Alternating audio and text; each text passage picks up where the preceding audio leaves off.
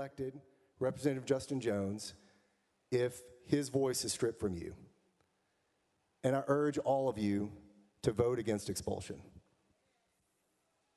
Representative Garrett. Thank you, Mr. Speaker. I've only got a few questions in the time that I have, and I appreciate your candor and I appreciate your responses. And again, I would ask that hopefully you can respond specifically to my question.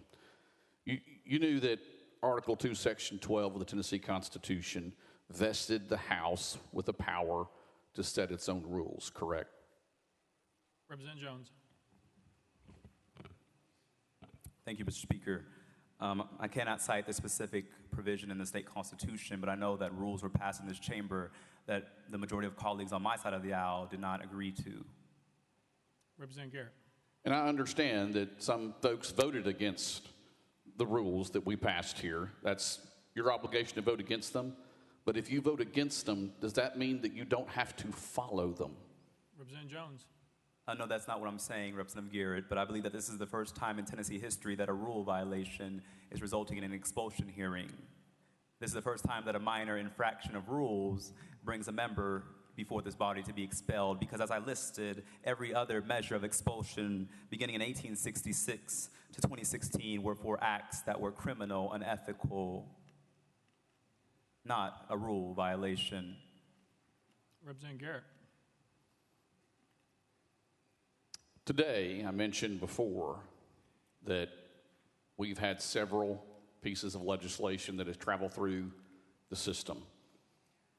Everyone was able to speak on it. Everyone's district's voice that wanted to speak was heard today. In a week ago, that stopped. This is just not about one specific instance or one specific rule that may be broken. The rules here are for order.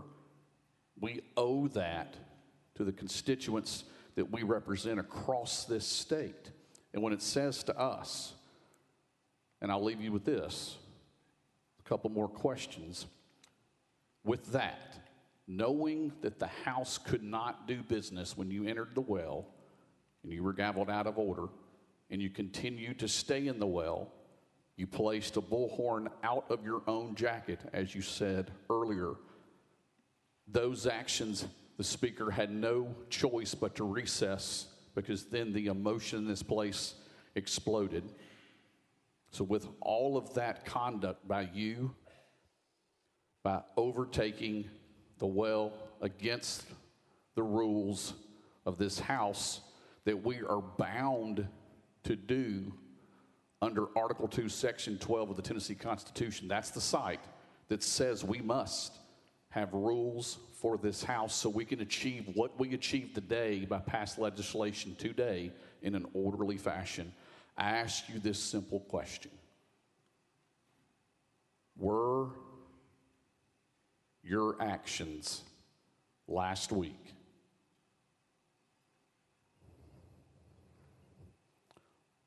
as you define them, were they disorderly and disruptive to this House chamber? Representative Jones.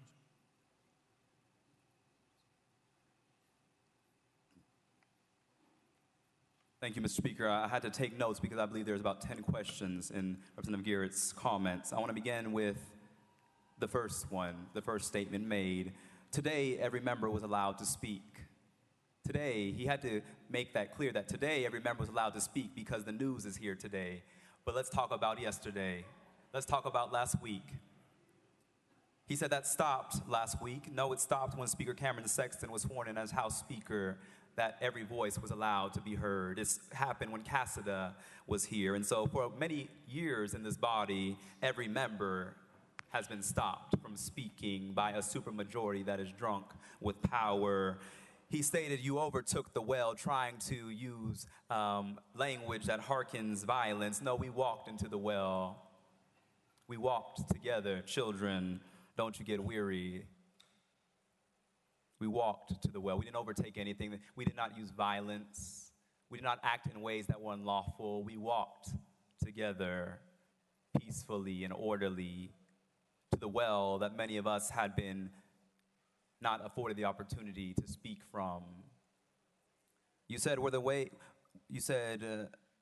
was your actions disorderly and disruptive? I think the honest answer is that I believe that my presence here as one of the youngest black lawmakers who speaks for my district is disruptive to the status quo. I believe that's what is disruptive, that when I'm in committee and you seek to pass agendas that harm my community, I say objection, point of order, I don't agree, my constituents deserve a voice. That is disruptive and to the status quo, because you would have us bow down. But Meshach, Shadrach, and Abednego said, we shall not bow. And that is what I say to you, Representative Garrett, that we shall not bow. That is what I say to the House Speaker, that we shall not bow. Because what is disorderly is a body that has used voter suppression and rigged maps to take control of our state. What is disorderly is a body that silenced the voices of Nashville at the congressional level, at the city council level, now trying to remove us at the legislative level. That is disorderly to democracy. That is disruptive to what we have an obligation to uphold. And so that is my response. Yeah, Representative Love yep, all right. Thank you, Mr. Speaker. Members, a few years ago, we made the Bible the state book. And there is this common thread in there about grace. Grace. It's not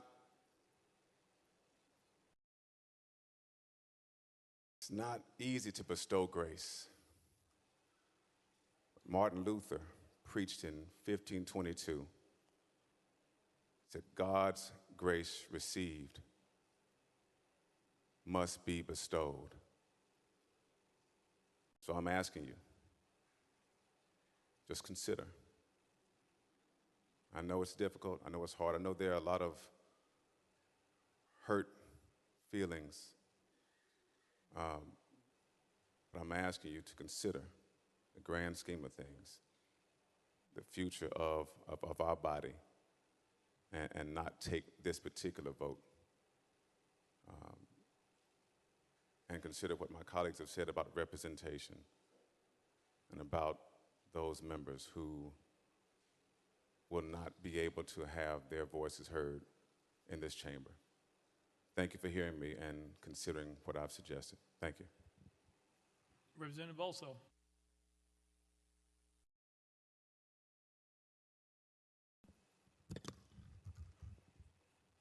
Thank you. Mr. Speaker, I have one question for the representative, but before I ask it, I want to say a couple of things.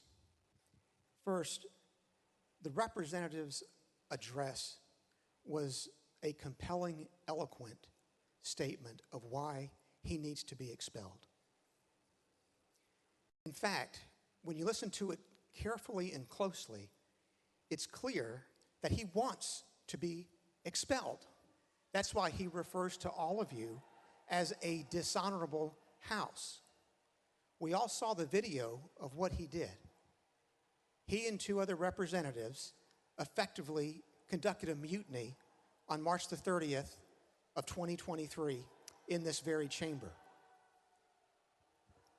Recall that in his opening statement, he called his actions honorable.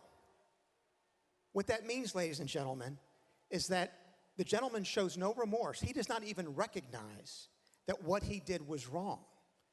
So not to expel him would simply invite him and his colleagues to continue to engage in mutiny on the House floor, a mutiny which to this body and to this state has been unknown in its 227-year history since we adopted our Constitution in 1796. In passing for the moment the fact that he does not even consider what he did on March 30 wrong, look at the disrespect with which he has conducted himself today. He called our speaker a liar. He pointed derisively at our speaker. He insulted each and every one of you, effectively convicting you of being beholden to interest groups rather than voting your conscience. And then the one that I really do not understand is he said that if you vote to expel him, which is actually what he wants, you will be undoing the will of 200,000 Tennesseans. But we know that's not true, don't we, ladies and gentlemen? We know it because we can read our Constitution. This resolution opens with a recitation of the provisions of Section 12 of Article 2 of our Constitution. It's just one sentence, but it says three things. It says each house, the House and the Senate, has the power to determine its own rules. And then second, it provides that each chamber, the House and the Senate, has the power to punish for disorderly behavior. And then third, it says with the concurrence of 2/3 of the body can expel the member for disorderly behavior. It says those three things. So what we've got, ladies and gentlemen, is a case that clearly falls within the confines of Section 12 of Article 2. Was the representative's conduct on March the 30th, quote, disorderly behavior, close quote? You bet it was. It's as severe a violation of our Constitution and our rules that a member can be guilty of on the House floor. There is a basis, a strong factual basis, to vote for expulsion. But what does expulsion mean? Does it mean a death penalty, as we've heard? No, not at all, because Section 12 goes on and says that a representative cannot be expelled a second time for the same offense. So this is not a death penalty. If, in fact, this body votes to expel the representative, which is what he wants, apparently, he cannot be expelled a second time. In other words, whether or not he comes back is going to be determined locally by the authorities in Davidson County and the voters in Davidson County. This is not a death penalty. Section 12 explicitly recognizes that he might come back. It says you can't be expelled a second time for the same offense. So effectively what we're doing today, ladies and gentlemen, is we are upholding our Constitution. We are protecting the integrity of this body. Let's vote to expel him. That will send the case back to the voters in Davidson County. And if after looking at his conduct, they find he should come back, we will welcome him as a representative. Representative Jones. Thank you, Mr. Speaker. I didn't hear a question, but while my colleague's statement was eloquent, what he was essentially saying was that Justin is an uppity Negro. How dare he point at the speaker and call a lie a lie? How dare he act like he's your equal? How dare he come before this body and not bow down? That's what Representative Bulso was saying, and that's what he told me on the elevator 2 days ago when he tried to incite violence against me and got in my face and said, "You are a damn disgrace." And I said, "Representative Bulso, hold on, let me pull up my phone. Can you say that again?" And he cowered and chose not to repeat it because he did not want the world to see what a disgrace he is for Williamson County voters. What we are doing today is not respecting the Constitution, but I'm not surprised because time after time again, this body chooses to burn the Constitution. In fact, we've passed more lawsuits than legitimate laws. When I hear Representative Bulso's statement, it reminds me there are people in this chamber whose real offense is not what we did, that in breaking the quorum, we asserted our humanity, we asserted the voices and humanity of our district, we asserted our dignity as equal members of this body who you would rather have silenced, who you would rather have not hear, who you would rather have back somewhere else instead of up here as your equal. And that, sir, is disheartening. Because I know that not every member of the other side of the aisle feels like you do, Representative Bolso. But throughout this session, I have seen the passion with which you have to attack marginalized communities, and it has disheartened me to see that someone like that sits in this chamber. Someone who has made it his mission to target the vulnerable. It hurts to see that. And so I did say that what the speaker did was lie when he went on national television and told the national news that the kids outside, the children who were pleading for their lives, calling for an end to mass shootings, he said they were insurrectionists. He said that they tried to rush the chamber. He said that what we did was violent, and that was a lie, as the video showed you. Thank you for the evidence. Play that on Fox News next time, and not the edited video that the speaker chose to retweet and tag Donald Trump and tag all these conservative pundits. That is what the speaker did a few days ago, and that is dishonorable. It is beneath the dignity of the office of House Speaker to have the speaker targeting and trying to incite violence against members of this body. But his words have consequences. As one of our community members had his house shot, his words have consequences. As youth who participated in the protests asked me, is it safe to come to the next protest after the speaker called us insurrectionists? Mothers saying, is it going to be safe for my children? Or was the speaker giving a dog whistle to the Proud Boys and other groups to show up? That is dishonorable.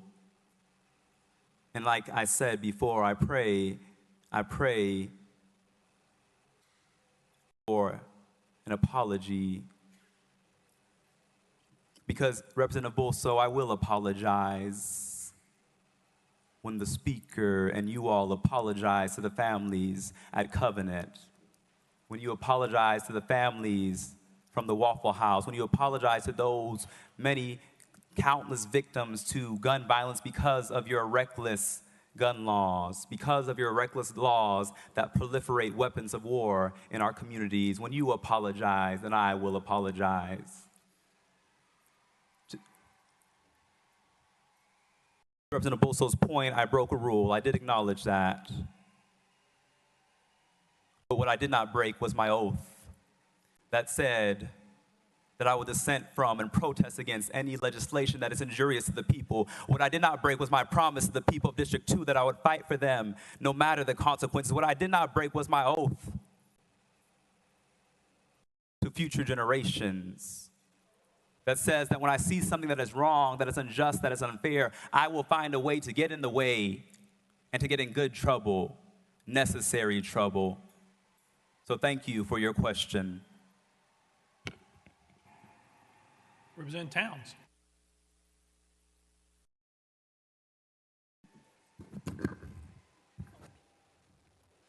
Thank you, Mr. Speaker. Members, what I see today is really a spirit of anger on this House floor. People are angry.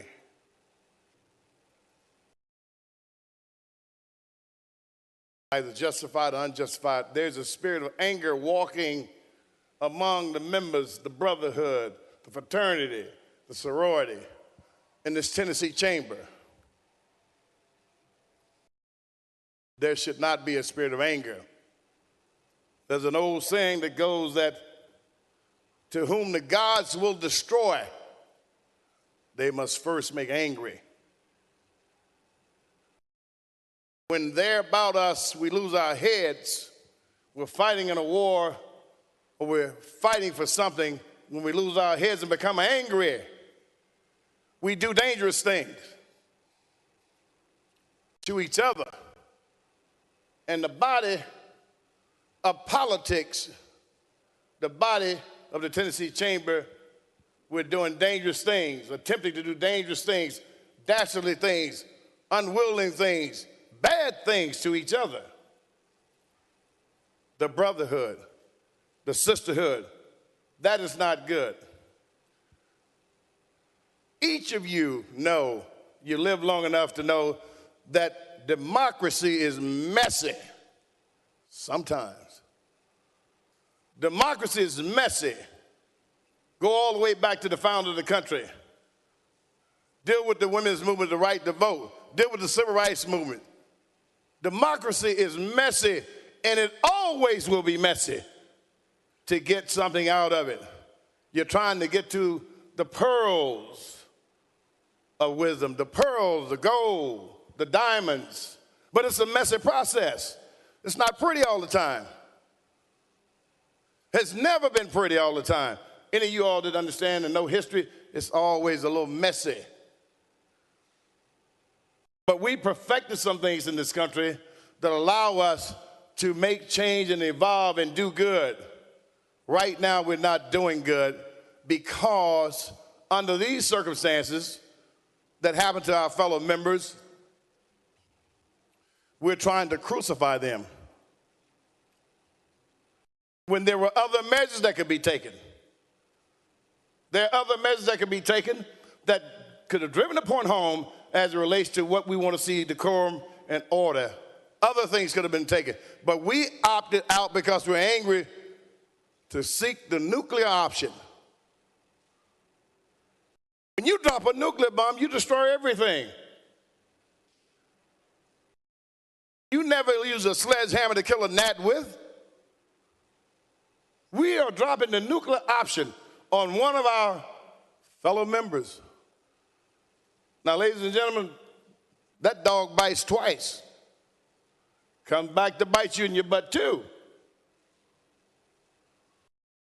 We should not go to the extreme of expelling our members for fighting for what many of the citizens want to happen, whether you agree with it or not. Is there a right way to do things? Of course there is. Many of y'all probably secretly admire the courage of our young members and glory. You probably admire the courage. How many of y'all can remember how you acted when you were 20 years old, 25 years old? If there's a video camera around, I bet you don't want to see that. Our conduct. Some of us are older and we did not have everything that we did on tape today. So you make allowances for our young people to grow and to become, because regardless, at some point, they're going to have to run this country. I'm encouraging some compassion. Don't vote for this expulsion of any of our members. I didn't vote for the Jeremy Dermer expulsion. I thought it was wrong. It was wrong then, and it's wrong today. They should not be expelled for fighting for something that many of the citizens of the state of Tennessee want. Let's think deeply, let's think caringly, and let's show we have the ability to lead with a good heart. Mr. Speaker, thank you.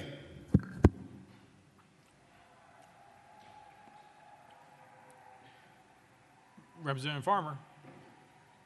Pass. Representative Hardaway.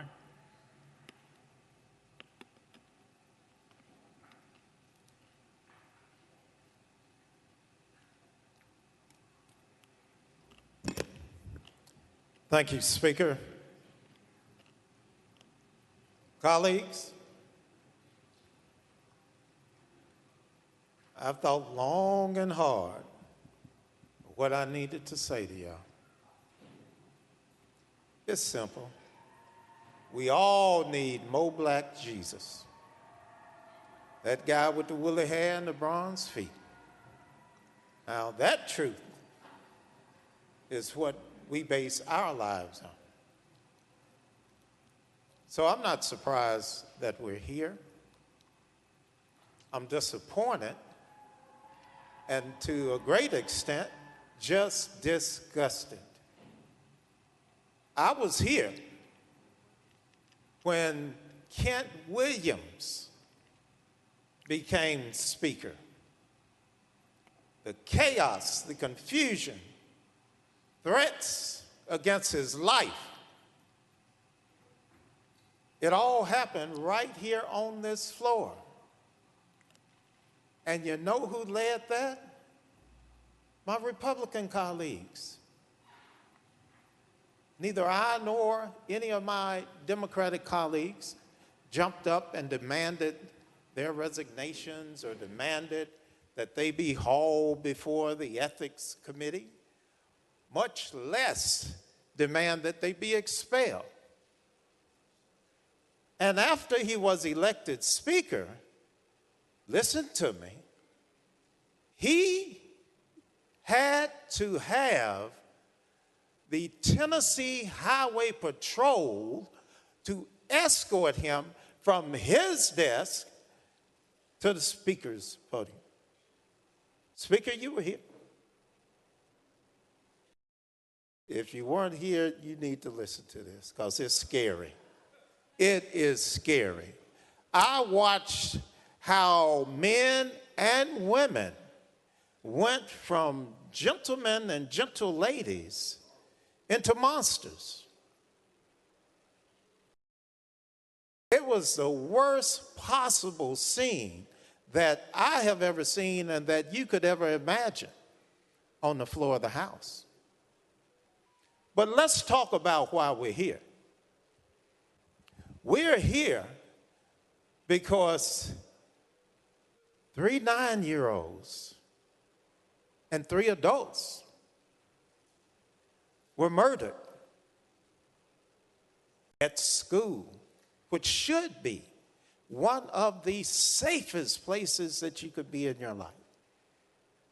I can't imagine the trauma that these young folks will have to live with for the rest of their lives. I can't imagine the trauma that their parents will have to experience every time they leave the house going to where? School. And it's something that we could have acted on last session, session before that, the session before that, and we chose not to. These young folks came in, refused to be a prisoner of procrastination, and demanded justice. That's why we're here.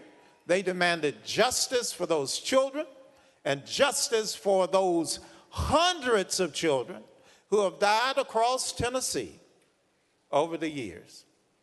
I'm happy that we've started to move on legislation that will help to mitigate the problem so that our classrooms and our playgrounds don't become killing fields in Tennessee.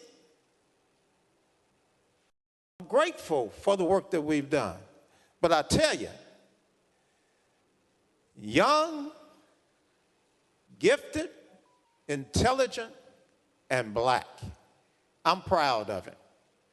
He broke rules. He did not break the law.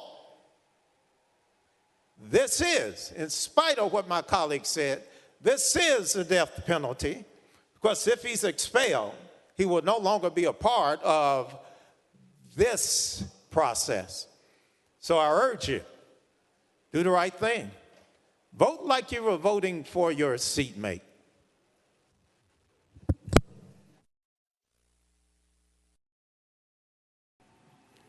Representative, thank you. Representative Gant, you got your pass. All right. Representative Mitchell. Thank you, Mr. Speaker.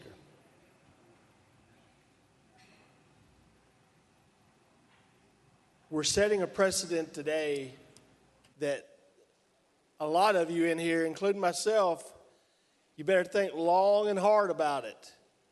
You know, there's been many of us in here, and you know who you are, there's rules that are broken. I mean, there's been many a time we've had debate on this floor. I've gotten hot. Another member's gotten hot. I know of 2 instances of 2 people in pretty high-level positions on the other side have come back here to my desk and threatened bodily harm. Do I say we ought to jump up and throw them out of here for that? No, in the moment, they lost their temper. They lost their composure because they believed what they believed. They were willing to fight for what they believed in. You got to admire that. So I'm sorry if you're sitting in here and you're not willing to fight for what you believe in.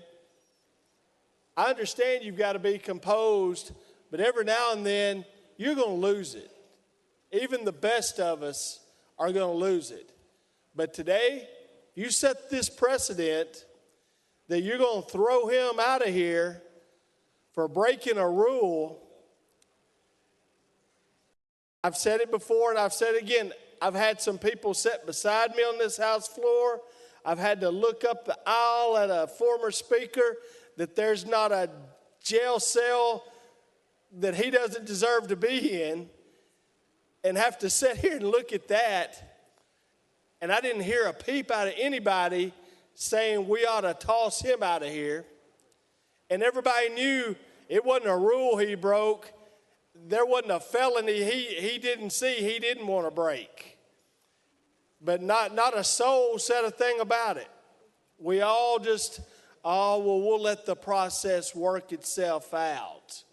You know, I had somebody sit beside me, multiple teenage girls say things that should make us all cringe about that member. No one wanted to do anything about that. But we're going to throw a young man out today who had the audacity to fight for what he believes in. I hope you have the audacity to fight for what you believe in. If not, there's the door. You shouldn't be here. If you're not willing to do what it takes to make change, to make this state better, to make your community better, you're probably in the wrong place. But do people lose their composure sometimes? Yes, they do. Guilty as charged right here. I'll be the last one to throw that rock. But if you're going to set this precedent, you better think long and hard about it. And you better hold up to that standard. You better not look at beside the name and see if it's a D or an R beside the name. You better look and say, they broke a rule. You know, somebody may have been videotaping on the House floor. You can hear the speaker say recess in the video, you know. So, I mean, if you're going to set that precedent, you know, you may want to go watch that video. So, don't look if a D or an R is beside their name. You're going to set the precedent. Let's live by it. Just think about that, folks. Have a little grace. And look in yourself and say, well, I fight for what I believe in. Thank you.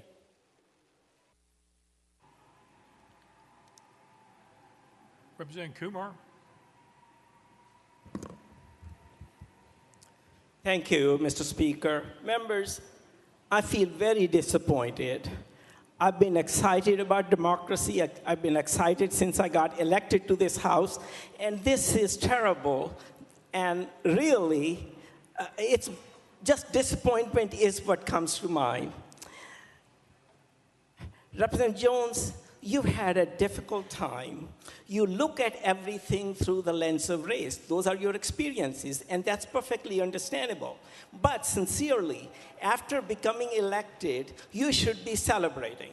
You really should be. You should join the House, become one of us, make the transformation from being a person who, yes, we've known you demonstrating a lot, mobilizing the community, but make the transformation to be a representative who represents. You claim that you have 78,000 people to represent. You claim that you have 78,000 people to represent. But, sir, you have not done that. You have mainly interrupted the proceedings, You have attacked fellow representatives. You have attacked the chairman almost in all committees. That is not representing your people. That is not going to bring credit to the people that you claim to represent.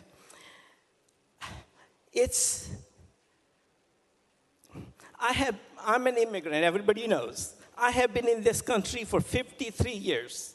And when it was 50 years, you recognized me for that. It was a celebration in my mind and for my family. In those 53 years in America, I have never encountered a racial slur. I'm really not aware that any of that applies to me. I live a good life. Yet, you on tape call me a brown face.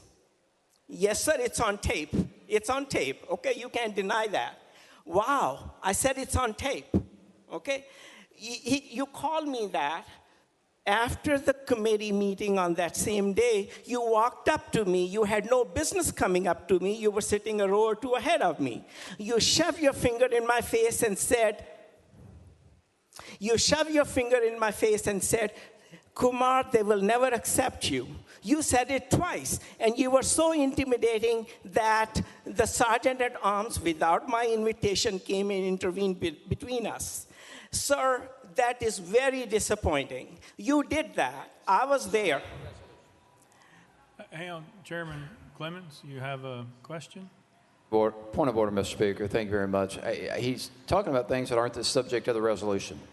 Well, I don't know that he's even telling the truth, but he's definitely not talking about anything that's subject of the resolution. Well, the events that took place on this floor. Chairman Clemens, I'd be careful about the language that you use because that would impugn his reputation, which we had conversations about a few weeks ago. So I would be careful. You didn't go there, so I appreciate that. We have given latitude to the representative in the well who's made many accusations against me and other members of this House. I'll ask Chairman Kumar to stay on the topic of today, but I would advise you then that everybody in this chamber, including as the representative in the well, to stay on the topic and germane to the conversation. Representative Kumar. Thank you, Mr. Speaker. I wrap it up by saying that it is disappointing that you have insulted this body.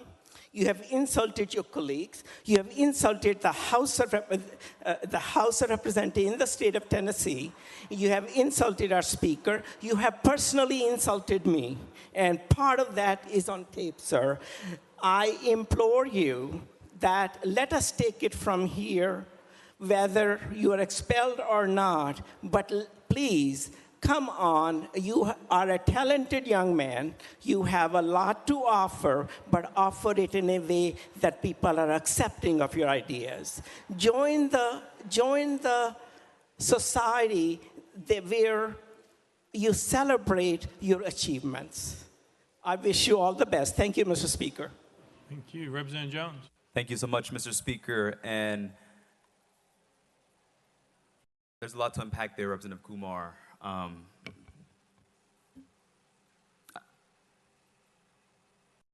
don't even know where to start, to be honest. I mean, it's sad what you just stated to me, and that's what this is really about. He said, you see everything under the lens of race. When you join this body, you should just become one of us. Just assimilate. That's very disappointing to hear, my friend. And what I told you was what you just exhibited. As the only member of their caucus who is not of the Caucasian persuasion, I said that you put a brown face on white supremacy. That's what I stated. All right, Representative Jones, Chairman Clemens, you know that that's out of line if you're moving down Chairman Kumar. We've asked people to stay on germane. I asked to stay on germane. He made his he made a statement right there. I got it. We're not going down there. You got your response. You have it. Chairman Clemens. Thank you, Mr. Speaker. I think he has an opportunity and the right to defend himself from allegations that were asserted on the floor. I think if the record needs to be corrected, he has every right in this hearing to correct the record and state the facts. So Thank I you, just Mr. want, for the record, you're okay with going off of the resolution and not saying germane? Because I ruled him out of order and made him go to a different direction based on your point of order. Chairman Clemens? I appreciate that, Mr. Speaker. Of course, he continued to speak. And once the toothpaste comes out of the tube on an allegation like that, I think it's right to correct the record, if only briefly. And I know my colleague will stay on the resolution from here on. But I think those types of allegations deserve a response. Thank you. Representative Jones? Thank you, Mr. Speaker.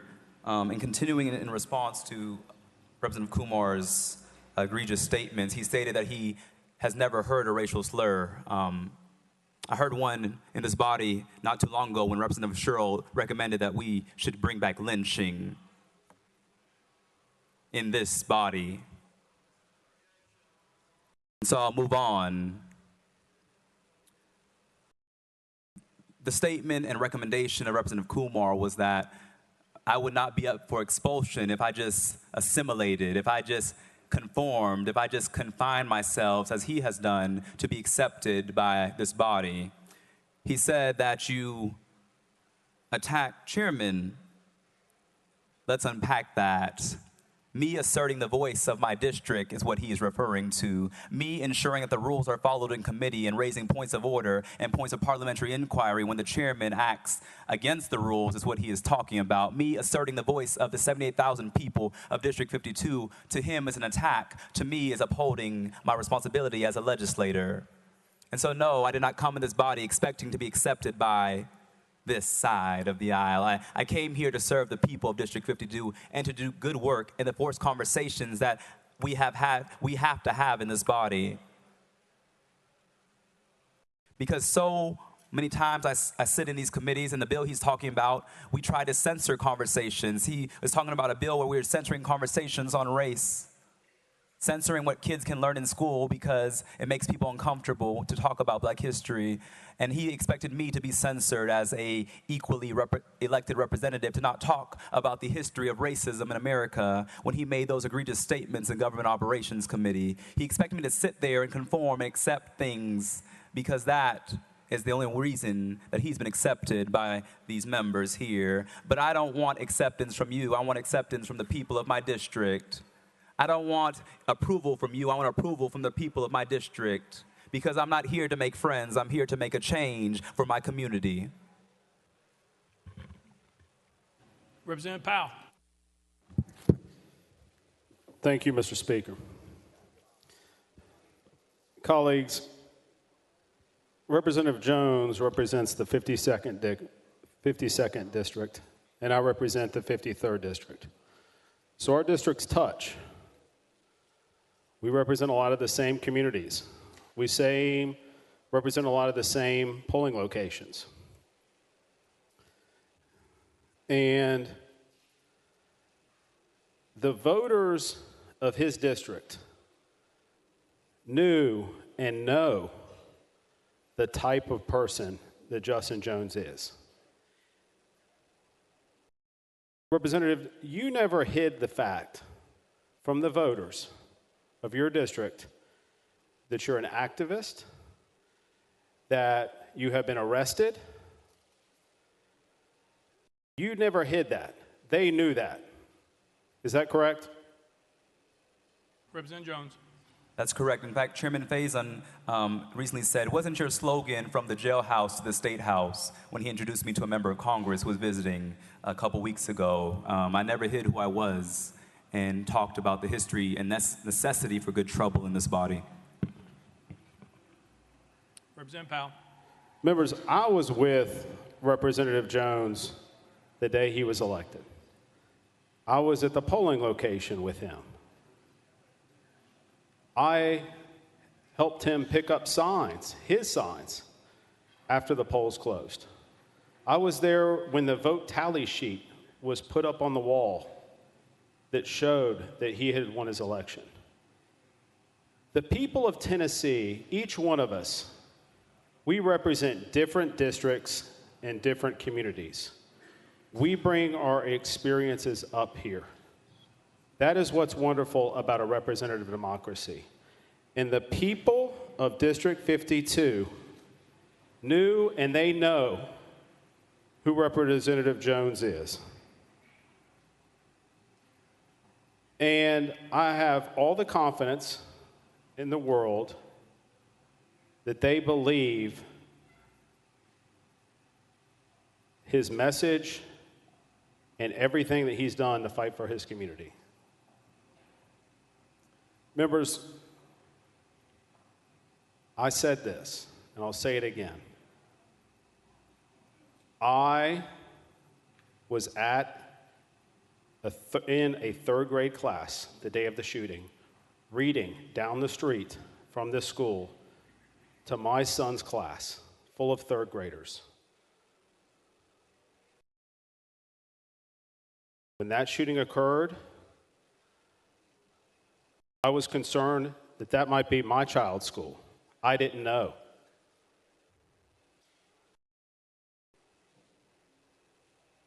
I have spent every day, and I said, this is a very difficult time.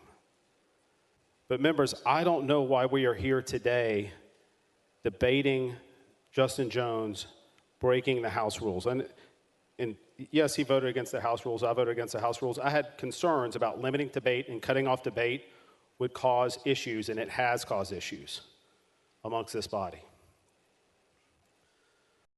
But we are spending now unprecedented amount of times on this floor dealing with this issue. I had to leave here Monday night after this resolution was introduced and go to my son's Little League field and see red ribbons surrounding the outfield in memory of William Kinney, who was murdered. And I'm outraged, and we should all be outraged. We need to do something, and expelling Justin Jones is not the answer. It's a threat to democracy. It jeopardizes future generations that are outside watching us now. The people know who Justin Jones is. I'm proud of the type of person that Justin Jones is. We represent similar communities, and we're angry. And we have different ways of expressing ourselves. And I know we were shown a video, and it wasn't the official House video. I wonder where the official House video is. I'd like to see it, because it's germane to this debate. But expelling Justin Jones is not the answer, colleagues, and I urge you to please vote against expulsion. Thank you. Representative Jones, anything? Representative Keisling. Thank you, Mr. Speaker. I call for the previous question. Previous question been called. There's objection. We are on the board. Previous question's been called. We're on the board. All those in favor vote aye when the bell rings. Those opposed vote no. As every member voted, does any member wish to change their vote?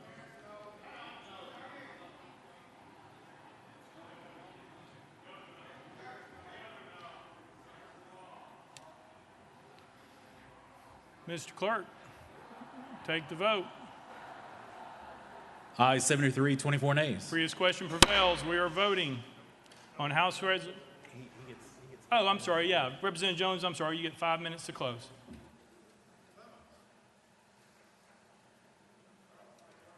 You have 5 minutes. Chairman Clemens. Thank you, Mr. Speaker. We are talking about nothing less than 75 people overruling the wishes of 78,000 people. And you're going to cut off debate? Give me a break. Is this a circus? You are talking about kicking somebody out of this body. Grow up. If you can't sit through a conversation or a debate on something no less than expelling a colleague, grow up.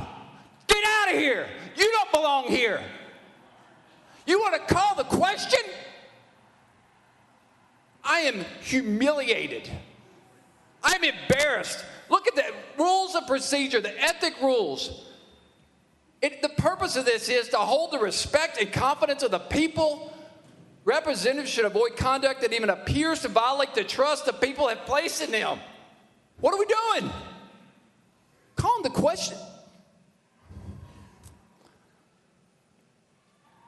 Ladies and gentlemen, point of order is, if you don't want to sit here and have this discussion, withdraw the resolution. Let's move on to the people's business and actually address the issue that created what made you uncomfortable. The loss of life, not just those 6 losses of lives. People in every community across this state that continue to be killed by gun violence. Hey, Chairman Clemens, it's a point of order. I understand you're upset by the call of the question. If somebody have a point of order where we are, not a speech on the floor, but we're at a point of order if that's where you're wanting to go. The question's been called. It was put on the board as objection. The rule prevailed to take the vote. If there's a question about point of order, we'll be happy to take it. Anybody? Leader Camper? No? Representative Hakeem? Thank you, Mr. Speaker. There were a number of us who had their names on the list to speak. And I think it would be totally disrespectful not to allow us an opportunity to make necessary comments. One of the problems that we have is that the cutting off of debate. I mean, that's what we're here for. We talk about it being messy. We're talking about getting things done. We're talking about coming to a consensus. How can we do that if we don't hear the voices of more than ourselves, so to speak? All right. Yeah, is that a question for Mr. Clerk about calling the question? Okay, Mr. Clerk, can you read the rule, please? Mr. Speaker, previous questions shall only be admitted when demanded by 2/3 of the members present. Previous question's been called. Anybody can call it at any time, and we all know that that's a possibility. Leader Camper. Thank you, Mr. Speaker. Mr. Speaker, I move that we reconsider our actions on that. Is that appropriate? Or we ask that members reconsider their actions and withdraw your motion, allow us to continue the debate.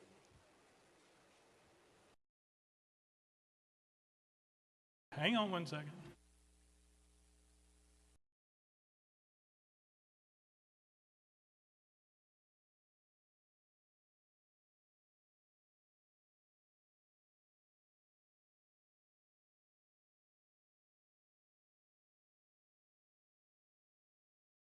Mr. Clerk. Mr. Speaker, this is from the rule. If the question prevails on the main motion, its effect shall be to preclude all future amendments and terminate all debate.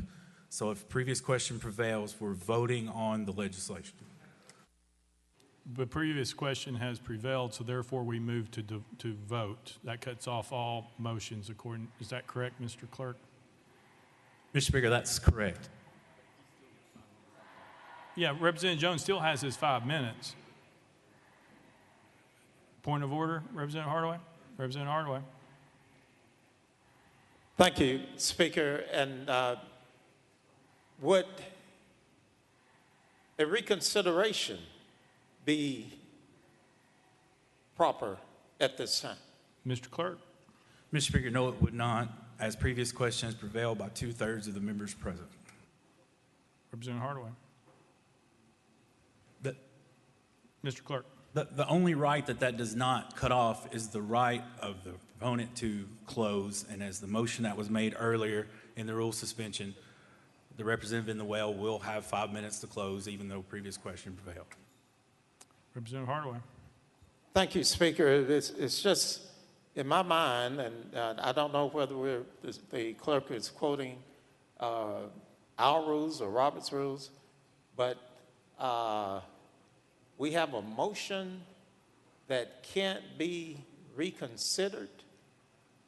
Mr. Clerk. An action, rather, that can't be reconsidered. Mr. Clerk.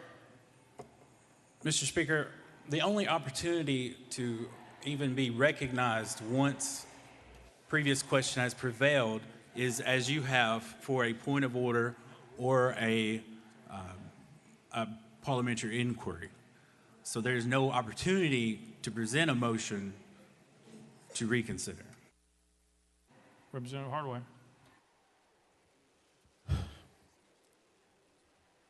Speaker, I disagree. However, we're going to move on. Representative Thompson. Thank you, Mr. Speaker.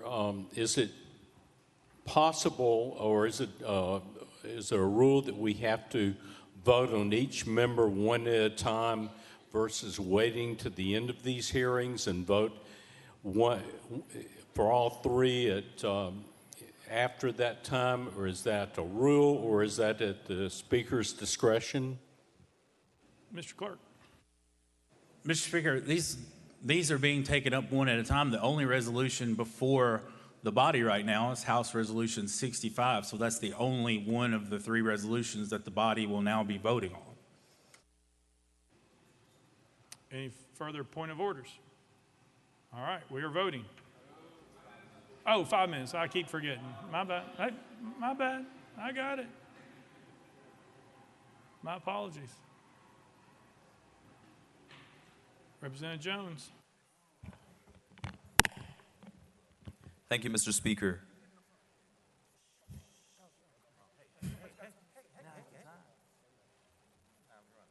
Thank you, Mr. Speaker. To my colleagues on the other side of the aisle, I want to say that you have the power, you have the votes to do what you're going to do today. But I want to let you know that when I came to this well, I was fighting for your children and grandchildren too.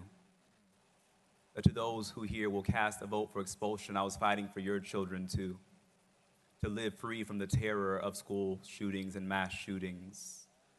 When I walked up to this well on last Thursday, I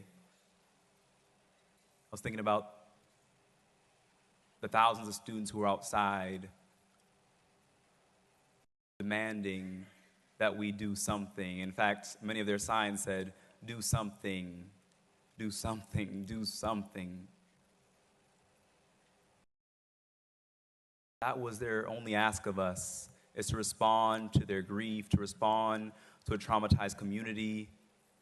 But in response to that, the first action of this body is to expel members for calling for common sense gun legislation. We were calling for a ban of assault weapons, and the response of this body is to assault democracy.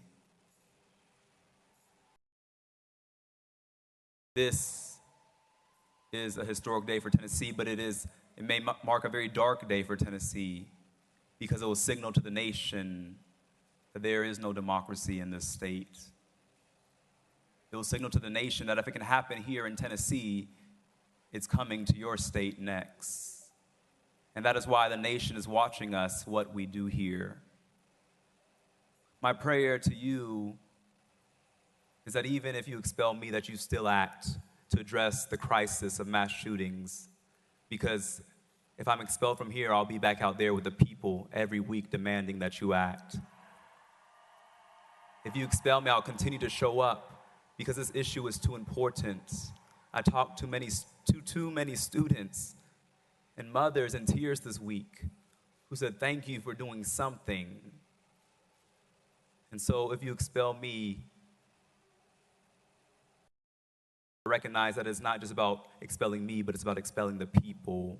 But your action will do the exact opposite. It will galvanize them to see what is happening in this state requires sustained action. And so I hope that my colleagues on the other side of the aisle, regardless of what you decide to do to me, because this is not about me, but this is about those young people who are asking us to use our position and to uphold our oath, to protest and dissent from any action or legislation that is injurious to the people. I pray that we uphold our oath on this floor because, colleagues, the world is watching.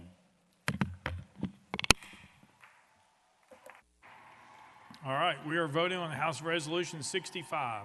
All those in favor, vote aye when the bell rings. Those opposed, vote no. Has every member voted? Does any member wish to change their vote?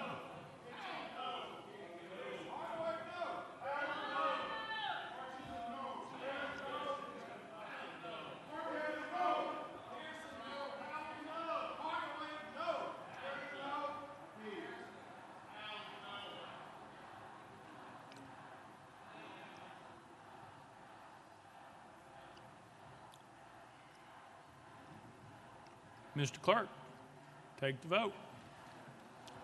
Aye, 72, 25 nays. Having received the concurrence of 2/3 of the members to which the House is entitled under Constitution of the State of Tennessee, House Resolution 65 is hereby adopted. Without objection, the motion to reconsider is tabled.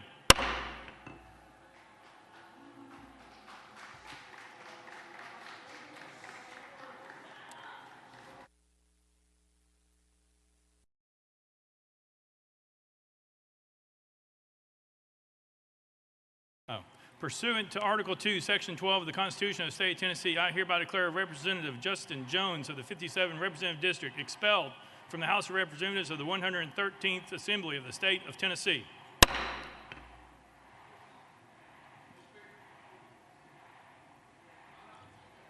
Chairman Clemens.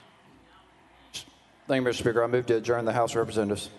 That's a proper motion, proper and second.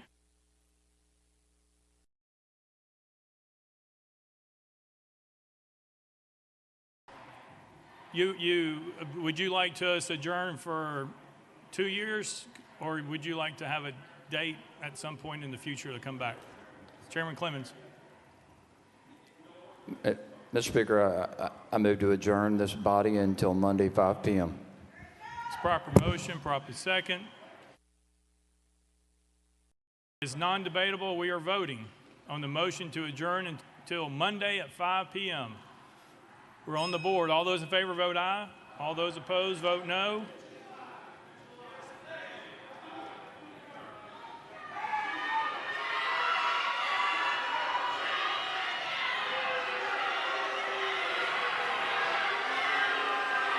Mr. Clerk, take the vote.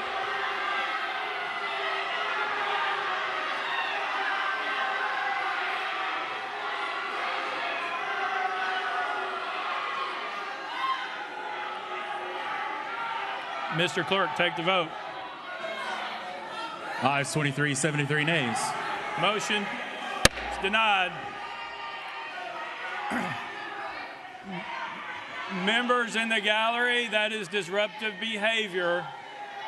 If it continues, we will have to clear the balcony except for the press. That's the one warning. Representative Bolso, you are recognized. Thank you, Mr. Speaker. I move adoption of H.R. number 64. Representative Bolso moves adoption of House Resolution 64, properly seconded. Representative Bolso, you're recognized. Thank you, Mr. Speaker. I request that the clerk read the resolution. Mr. Clerk, read the resolution. House Resolution 64 by Representative Bolso, a resolution to expel Gloria Johnson from her seat as a member of the House of Representatives of the 113th General Assembly of the State of Tennessee, elected by the 90th Representative District. Whereas Article 2, Section 12 of the Tennessee Constitution provides that each House may determine the rules of its proceedings, punish its members for disorderly behavior, and with the concurrence of 2/3 expel a member, but not a second time for the same offense, and shall have all the powers necessary for a branch of the legislature of a free state. And whereas all members of the House of Representatives must comply with permanent rules of order of Tennessee House of Representatives for the 113th General Assembly, including preserving order, adhering to decorum, speaking only with recognition, not crowding around the clerk's desk, avoiding personalities, and not using props or displaying political messages. And whereas during the House floor session, 19th Legislative Day on March 30th, 2023, Gloria Johnson of Knox County, along with Justin J. Pearson of Shelby County and Justin Jones of Davidson County, did knowingly and intentionally bring disorder and dishonor to the House of Representatives through their individual and collective actions. And whereas at approximately 10:49 a.m., Representative Johnson and her colleagues, having gathered at her desk, moved in unison to the well and began shouting without recognition. And whereas once gathered in the well and called out of order, Representative Johnson and her colleagues proceeded to disrupt proceedings of the House of Representatives from approximately 10:50 a.m. until approximately 11:42 a.m. And whereas during this time, Representative Johnson and her colleagues shouted, pounded the podium, led chants with citizens in the gallery, and generally engaged in disorderly and disruptive conduct. including refusing to leave the well, sitting on the podium, and utilizing a sign displaying a political message. And whereas during this time, Representative Pearson and Representative Jones used the bullhorn to amplify their protestations, and whereas these actions were done in open session in the presence of and witnessed by the members and staff of the House of Representatives, and whereas it appears to be satisfaction of this body that Representative Johnson's conduct on March 30th, 2023 constitutes disorderly behavior and justifies expulsion, and whereas such disorderly behavior on the part of Representative Johnson reflects adversely upon the integrity and dignity of the House of Representatives of the state of Tennessee, places a cloud upon the action of this honorable body, and is inconsistent with the duty of a member of this body, and whereas it is deemed in the best interest of the people of the state of Tennessee and this body for Representative Johnson to relinquish her seat as a member of the House of Representatives, and whereas Representative Johnson has been given advance notice of the contents of this resolution and has been afforded the opportunity to debate the resolution on the floor of this House prior to its passage, now therefore be it resolved by the House of Representatives of the 113th General Assembly of the state of Tennessee that pursuant to the authority under Article 2, Section 12 of the Tennessee Constitution, this body hereby expels Gloria Johnson from her seat as a member of the House of Representatives of the 113th General Assembly of the state of Tennessee, elected by the 90th Representative District for disorderly behavior occurring on March 30, 2023, and declares the 90th Representative District seat vacant. Be it further resolved that copies of this resolution be prepared and forwarded to Gloria Johnson, the legislative body of Knox County, the Honorable Bill Lee, Governor of the state of Tennessee, and the Honorable Trey Hargett, Secretary of State. Representative Johnson, you are recognized in the well with your attorneys. All three of you have 20 minutes for comments. Whoever wishes to go first, you're recognized. Mr. Wendell. Mr. Speaker and members, as a believer, I must recognize that today is Maundy Thursday, the day of betrayal. Let's go straight to the charging instrument. I'd like to direct each of your attention to the next to last paragraph on the first page of House Resolution 64. At approximately 10:49 a.m., Representative Johnson and her colleagues, having gathered at her desk, moved in unison and began shouting without recognition. I challenge the author of this document to come to this well and to tell Tennessee and America that that's a true statement. It is an absolute falsehood that has been perpetrated on this body. This woman did not shout, and that's the first particular that they charged her with. So if the author of this document can come up here, I'll yield the well. Please explain to this woman and to America why you committed a falsehood. Representative Wendell, you can't ask people that, but who else would like to talk? You have 20 minutes. Is that the end of the opening? Mr. Wendell. Let's move on to the second part of the bill of particulars. Top paragraph of page 2.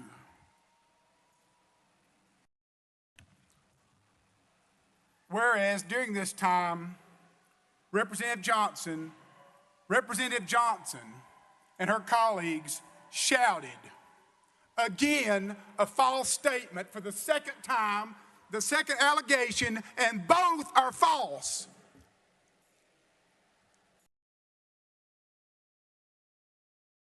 Please come up and face the people and explain why you perpetrated a fraud on this woman in the state of Tennessee. Where is the sponsor of this document? It's unconscionable. Whereas during this time, Representative Johnson pounded the podium. Show me where she pounded the podium. Another outright lie.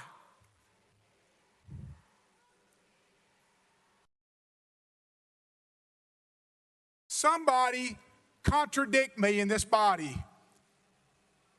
Please, somebody come up and set me straight that the first 3 comments about this woman are true, because it's an absolute falsehood. You just watched it on the video. Democracy is too precious for a supermajority to abuse it.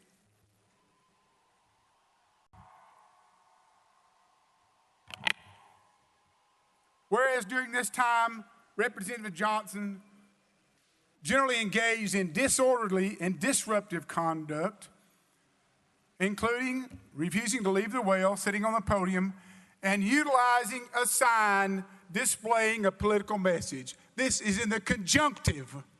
Again, an outright lie. She did not display a sign. Isn't it fitting these allegations are made during Holy Week?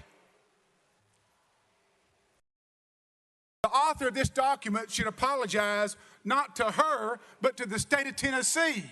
This is an outright fraud and an abomination in the United States of America. And not just Tennessee's watching, America's watching.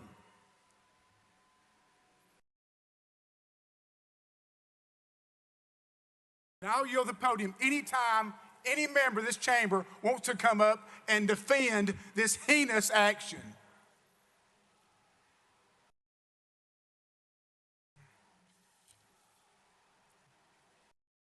This document is not only inaccurate, it's an outright distortion of her conduct. Any sessions court in the state of Tennessee in all 95 counties would dismiss this on a simple motion, but this body is going to take it seriously and try to oust somebody and subvert the will of the voters of Knoxville, Tennessee. I mean, do you know who Gloria Johnson is? Does anybody know her? I mean, who is Gloria Johnson? Is she the boogeyman? I mean, Gloria Johnson's a school teacher, a public school teacher, a special education school teacher. She's a sister, she's a daughter, she's an American, she's a Tennessean, she's a Farragut graduate, she's a graduate of the University of Tennessee, and a Girl Scout. Let me tell you what this lady is not. She's not a felon. She's not a misdemeanor. She's not a sex offender. She's not a target of a federal grand jury investigation. She's never had a single ethics violation, not one time in her service to Tennessee. She's simply put, she's never broken the public trust. Never, not one time. Many of you in this room, including me, do not agree with her political stances. Many of you don't. Some of you do, many don't. However, she doesn't work for you. She works for the people who live on Broadway, Nadine, Washington Avenue, and West Hills. Those are the people that sent her here, and the author of this document wants to take falsehoods and subvert the will of 70,000 voters.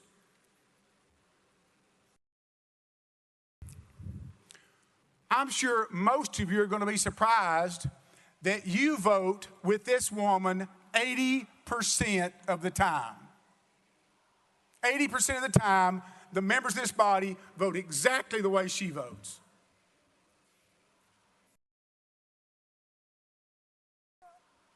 America was born to protest. Thank the good Lord it was. 1688, the Germantown Quaker protest. 1773, the Tea Party. 1791, the Whiskey Rebellion. 1863, the New York City draft riots. 1913, right here, women's suffrage.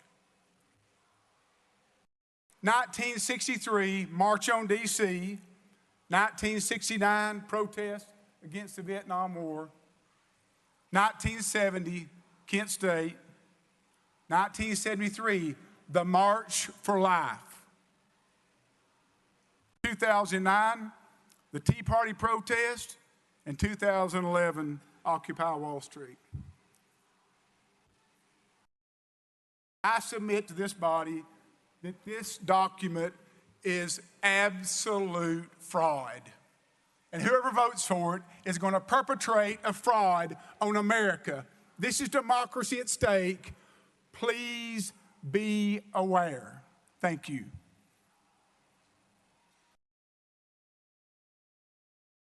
Mr. Speaker, members of the House,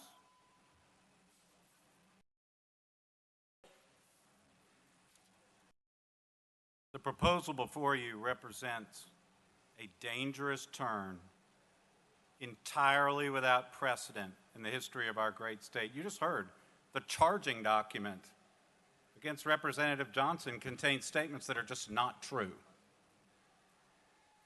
I would respectfully urge you to step back from this brink. President Reagan called democracy the most deeply honorable government ever devised by man.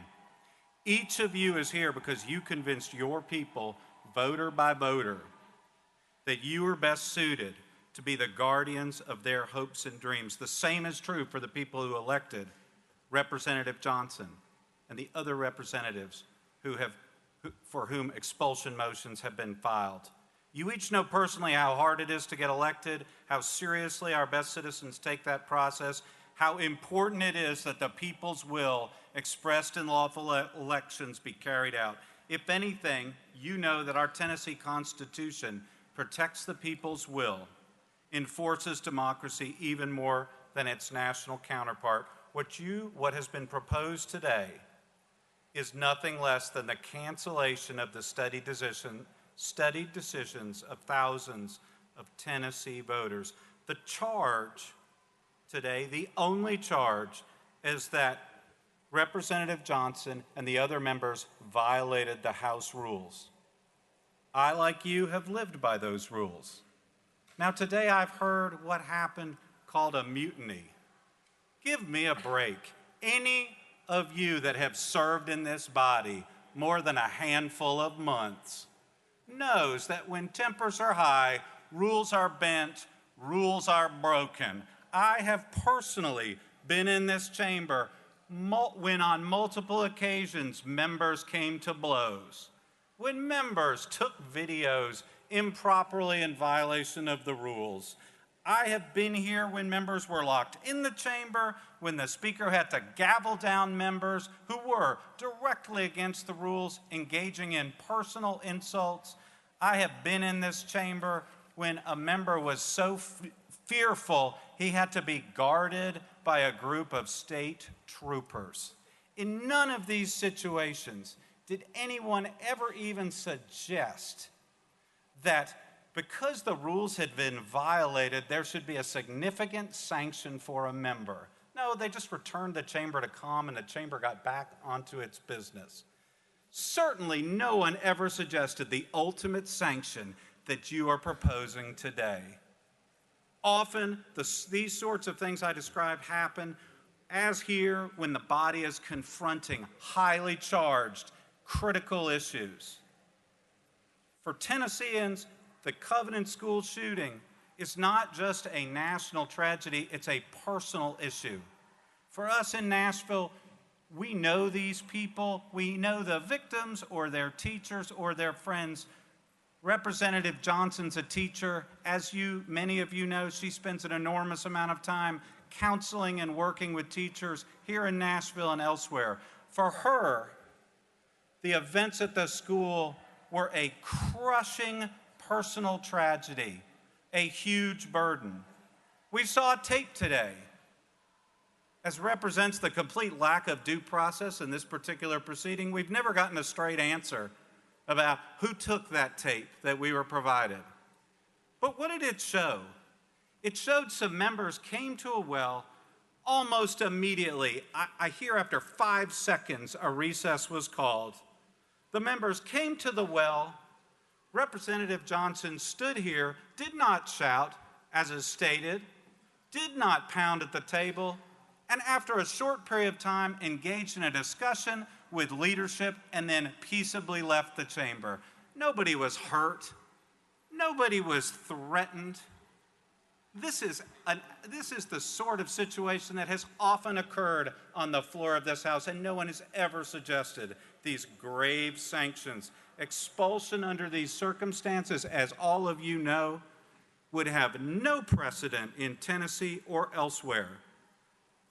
In Tennessee, the sanction of expulsion has been reserved always for the worst of the worst sort of behavior, for taking a bribe, for being involved in multiple incidents of sexual misconduct. In Tennessee, expulsion has always involved a lengthy process of investigation where witnesses were interviewed, where committees were formed to evaluate the charges. What's happening here, both procedurally and given the accusations, has no precedent whatsoever in the history of this state. And members, our historic treatment of expulsion reflects the treatment throughout the United States. I heard some members suggest that what we're doing is lawful, what you're doing is lawful, what you're doing is consistent with the law, with precedent. Completely not true.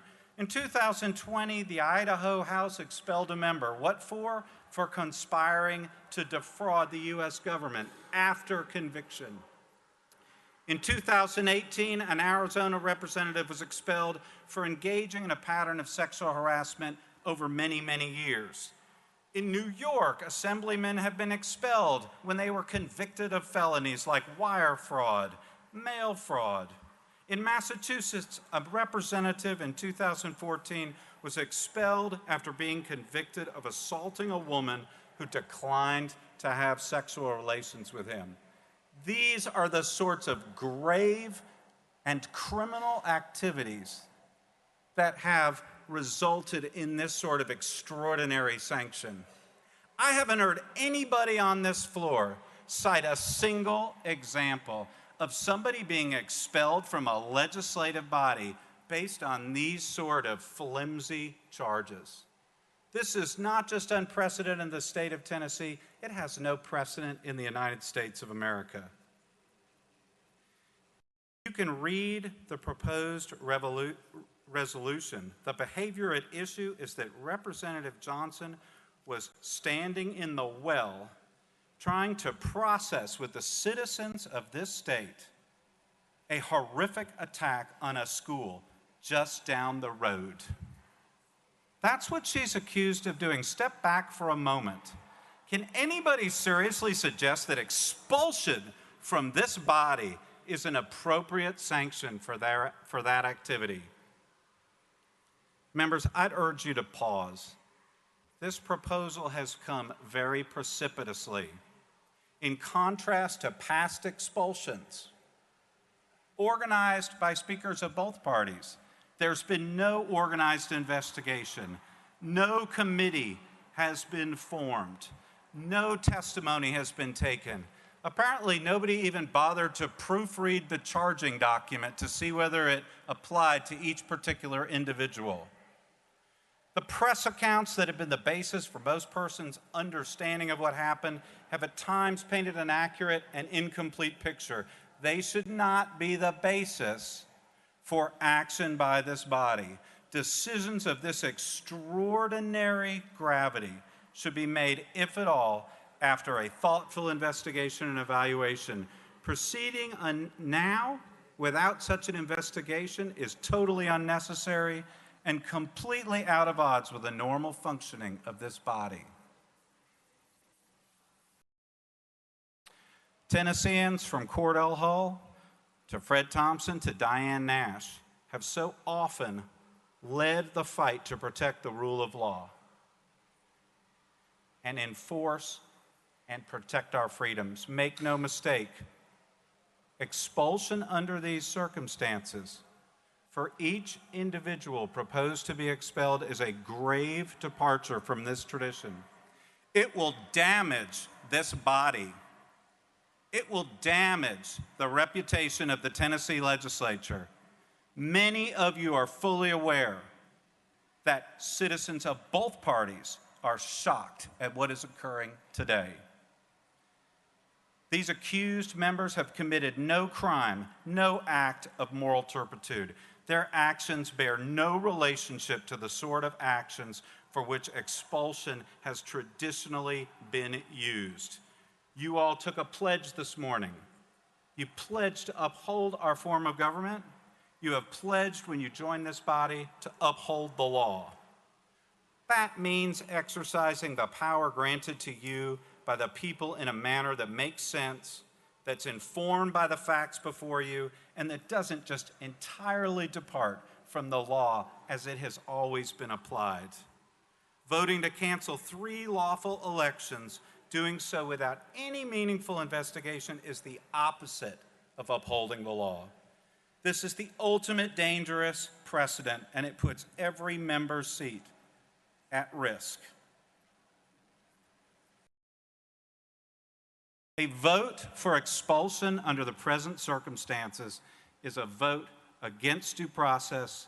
It's a vote against the longstanding traditions of this body, against the rule of law, against freedom of expression, and most importantly, entirely against the will of the people.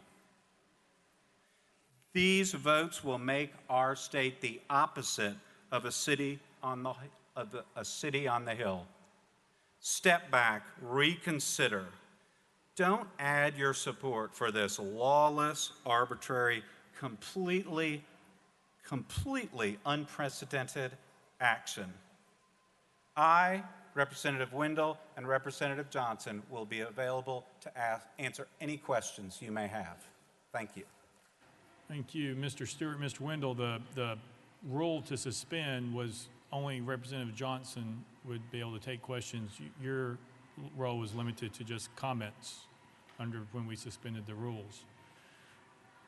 Representative Bolso, you're recognized. Thank you, Mr. Speaker. Representative, your attorneys have challenged the accuracy of the factual allegations in the resolution. So I'm going to spend my 5 minutes just walking through those allegations with you. Representative Wendell, but Representative Wendell, the rule, hang on, hey, stop the, Mr. Clerk, please stop the clock. Mr. Wendell, please, that is not appropriate. The suspension of the rules request, Mr. Clerk, can we just go back over what that was? Hang on, just 1 second, 1 second.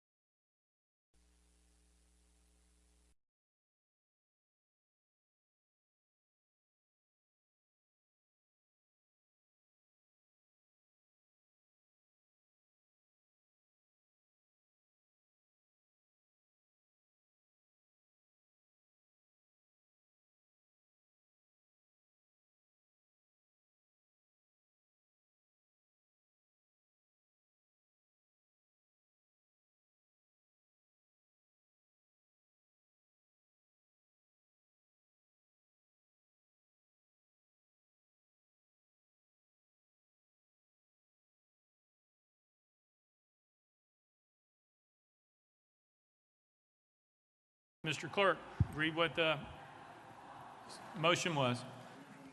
Mr. Speaker, this was the motion that was made and carried without objection by the body. Motion to suspend the rules to allow Representative Justin Jones, Representative Gloria Johnson, Representative Justin Pearson 20 minutes in such members' opening remarks on the resolution that contains their name in the caption, and that if requested, their attorneys be allowed to make remarks during that same 20 minutes, and that the members named be allowed 5 minutes in closing remarks. Mr. Clerk, can you explain when we voted on that? Can you tell us what the vote was? Mr. Speaker, that motion was carried without objection from the body. All right, Representative Parkinson. Thank you, Mr. Speaker, and I have a point of order here. In regards to whatever some of the line of questions are, is it possible under the rules that the attorney can answer some of these questions, because some of these questions are being pointed at the attorney's presentation, not the representative's presentation. Mr. Clerk. Mr. Speaker, pursuant to the motion that was carried and just made, the only thing that was suspended for the attorneys was for them to make remarks during the opening 20 minutes. That is not to say that the attorneys could not be in the well with Representative Johnson to advise her along the way. Representative Parkinson. Thank you, Mr. Speaker, but for clarity purposes, can the attorneys answer questions from the members? Mr. Clerk. Mr. Speaker, absent a further suspension of the rules, no, they cannot. Representative Parkinson. Thank you, Mr. Speaker. Representative Towns. Mr. Speaker,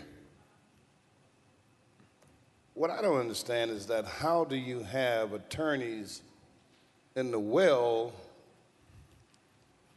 or in the court, as it's become today, that cannot respond for their client? Now, to me, that makes no sense anywhere you go. They're legal technicians, tacticians, and that's what she needs, and what any member who brought or felt the need to have an attorney need to have happen, is for that legal counsel to be able to articulate to whatever that particular issue is of the day. Now, had that been explained earlier, no one would vote for you to have an attorney here and your attorney not be able to say something in your behalf. That's insanity. That further looks like my hands are tied behind my back. I have legal counsel, but my legal counsel can't talk for me. That means I'm a man walking the gallows, and I know, because I cannot deal with the legal jargon and the legal interpretation. So there should be something that we can do at this point, Mr. Speaker.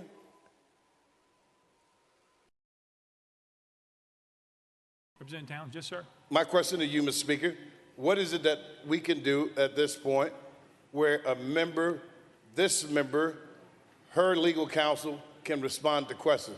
What is our parliamentary procedure? I know. Representative Towns. Yes, sir. I will let Mr. Clerk answer the procedure. What I can tell you is there was a motion made by Leader Lambert to suspend the rules. In that, he stated such of what the motion was very clearly. We put it before the body. We asked if there was any objections. There were no objections by anyone on the House floor. Therefore, it was approved by unanimous consent. That's where we're at. Mr. Clerk.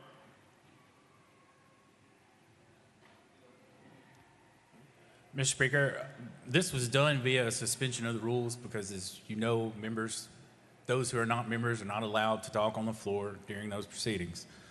It was for that limited purpose that the attorneys be able to speak during the 20 minutes of opening statements. It would take a subsequent suspension of the rules to allow the attorneys to speak in any other form. Representative Towns. So I'm hearing that it would take a subsequent suspension in order to allow the attorneys to speak on their behalf. Mr. Clerk. Mr. Speaker, that's correct. Representative Towns. Like to make that motion then.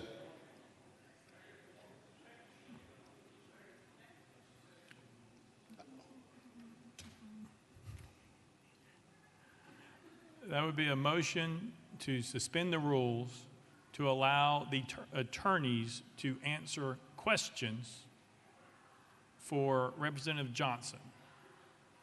That's a proper motion. It was properly seconded. Mr. Clerk. Let me get it right. And for the record, that motion has been reduced to writing and presented to the clerk's desk, stating, I move to suspend the rules to allow counsel to answer questions from the body. Representative Towns. As need be. Okay, we got it in right. That's fine, sir.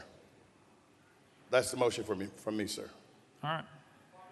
Leader Lambert. Mr. Chairman, on this suspension of the rules, if I could ask the clerk to remind the body as to what would be required for this motion to be successful. Majority or 2/3? I believe it's 2/3, but just wanted to double check. Mr. Clerk.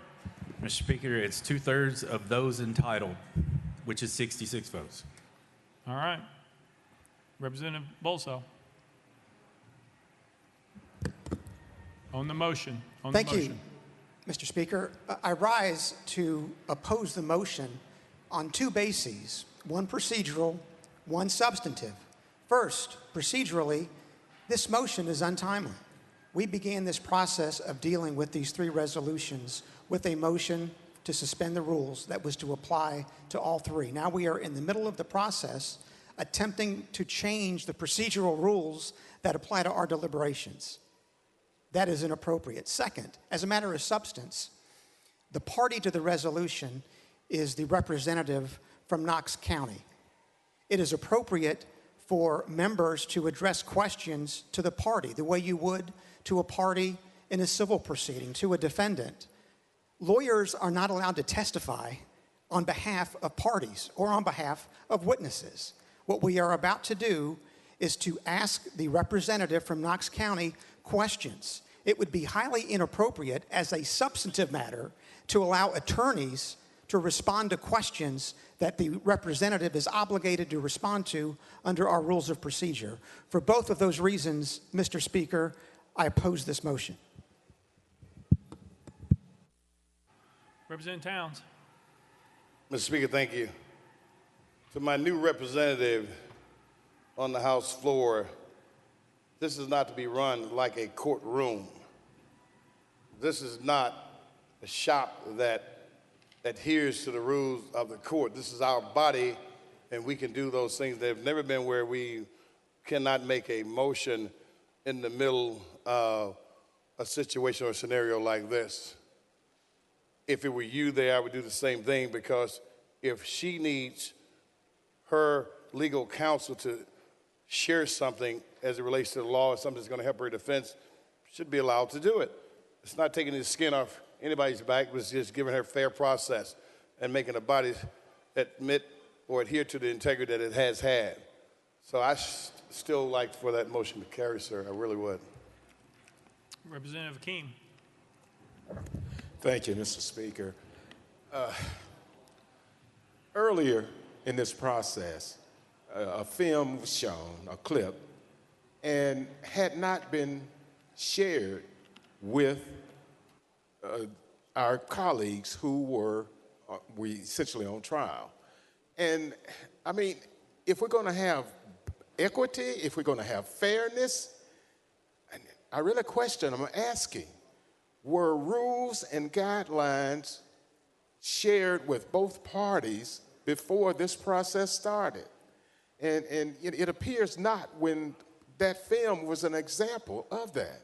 So I would ask some leeway, Mr. Speaker, for the attorneys to address those questions that may be appropriate. Thank you, sir. Chairman Clemens. Thank you, Mr. Speaker. I believe the motion was that the council can respond if asked a question or referred to by the body, not to answer for Representative Johnson. I know that Representative Johnson, under the rules, can seek counsel to answer a question and then respond herself. But the motion is, just to be clear, that if a question is posed to the council, they may respond.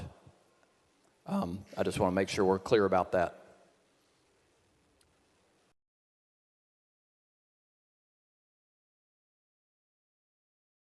Chairman Clemens, I understand.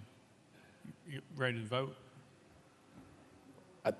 Yes, sir. Thank you, Mr. Speaker. I think there was the statement by the freshman representative was off point on that matter.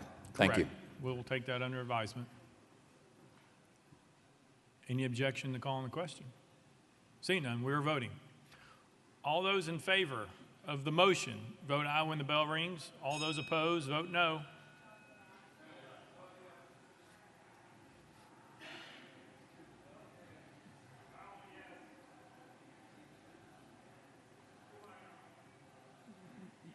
Mr. Clerk, take the vote. Ayes 21, 67 nays. Motion fails. Representative Bolso.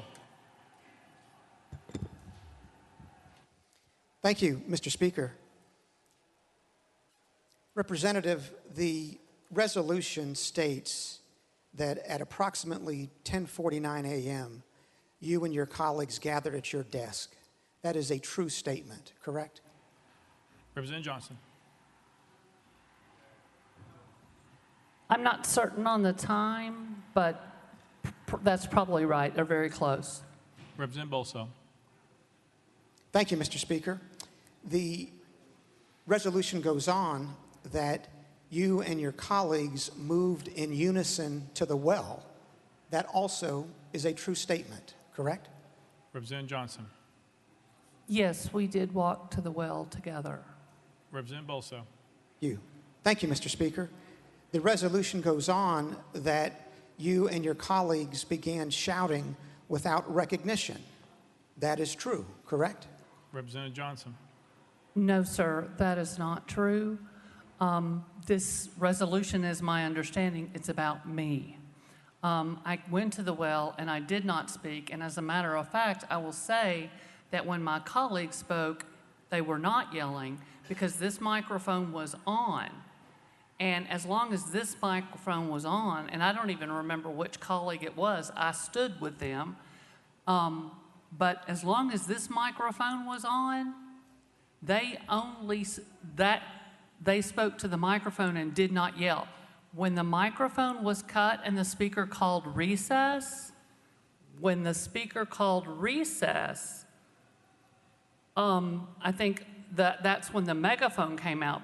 But I absolutely never yelled. This is about me as I understand it with this resolution. Representative Bolso. Thank you, Mr. Speaker. Well, let's just walk through it slowly.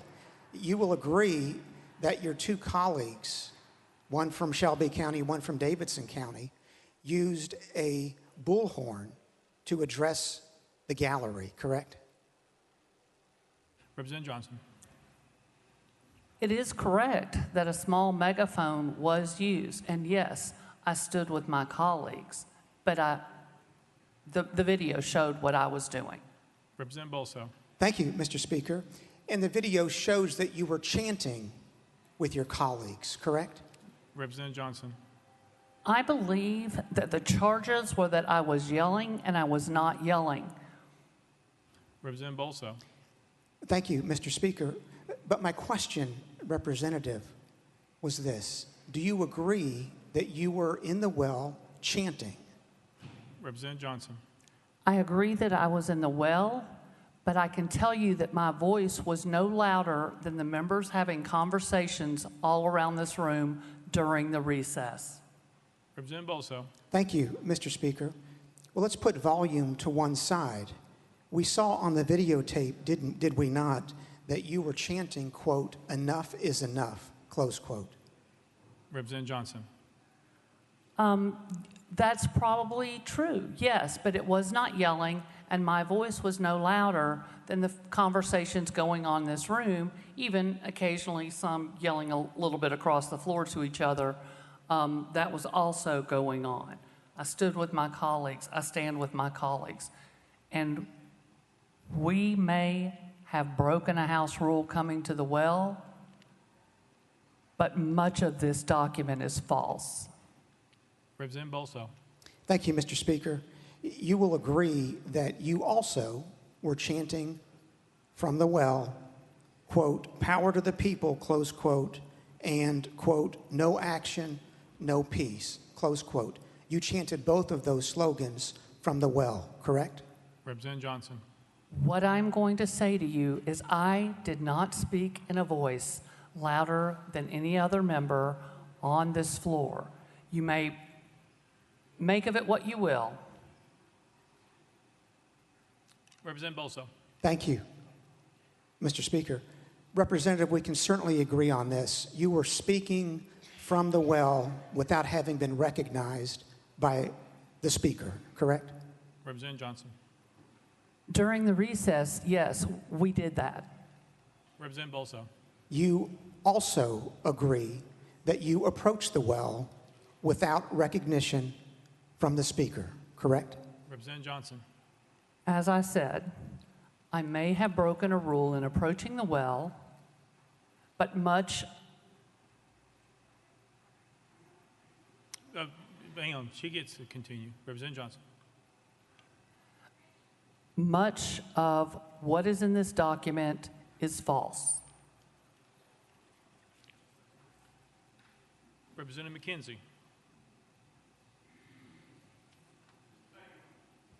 Thank you, Mr. Speaker, and it's a sad day that I rise, but I'm going to start out really trying to focus on the positive. I'm from Knox County, as is Representative Johnson. I may call her Gloria because we're friends, but for those of you all that don't know, and I like the fact that Representative from Williamson County brought it up, you know, her campaign tag is standing tall, and that's what she does. That's kind of who she is. She's not loud, she's not long, but she stands.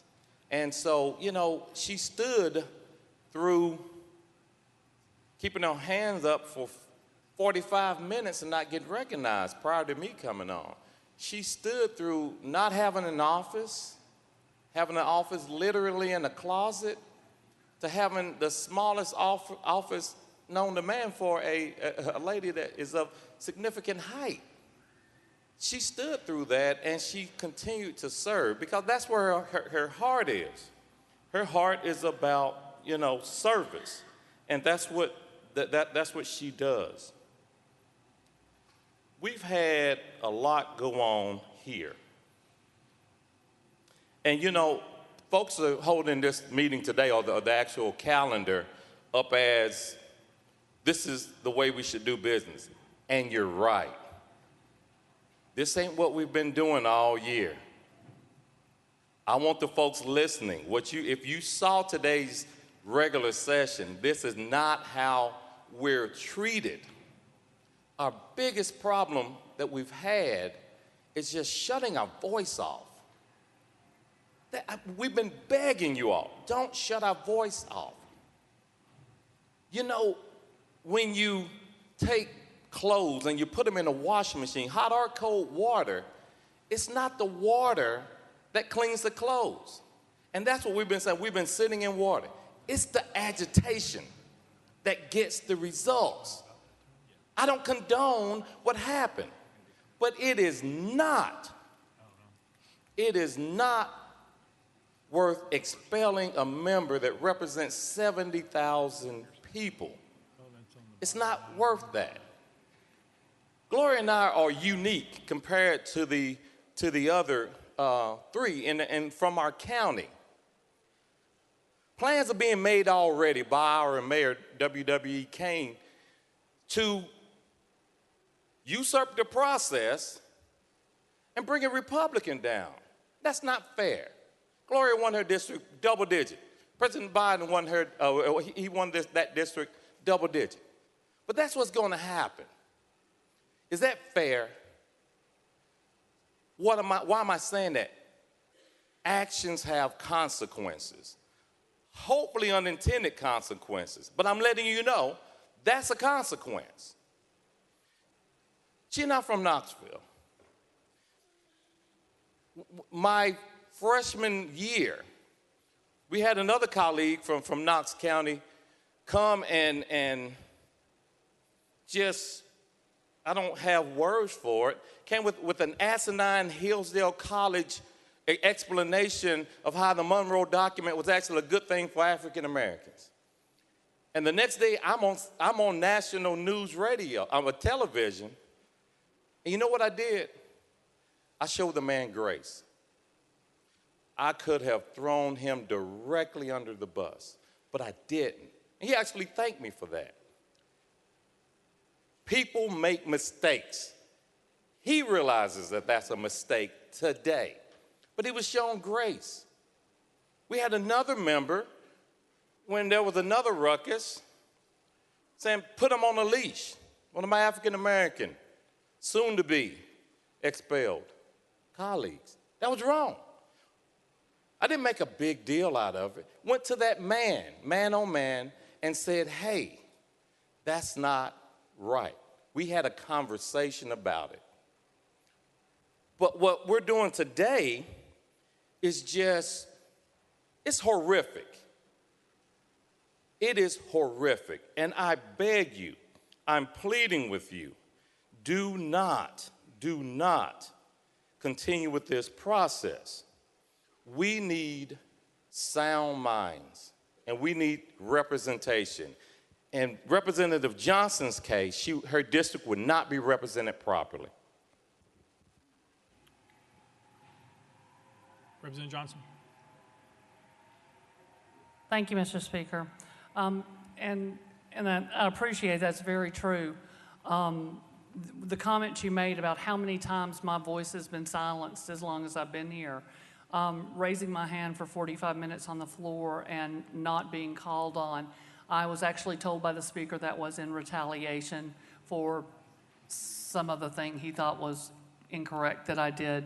And when I was the lone vote against a Republican speaker, I was moved to a closet-sized office and had to stay there for a year. It was during COVID. There was no room to social distance. I couldn't have someone in my office, couldn't close the door, had no work table for the people who came up from my district.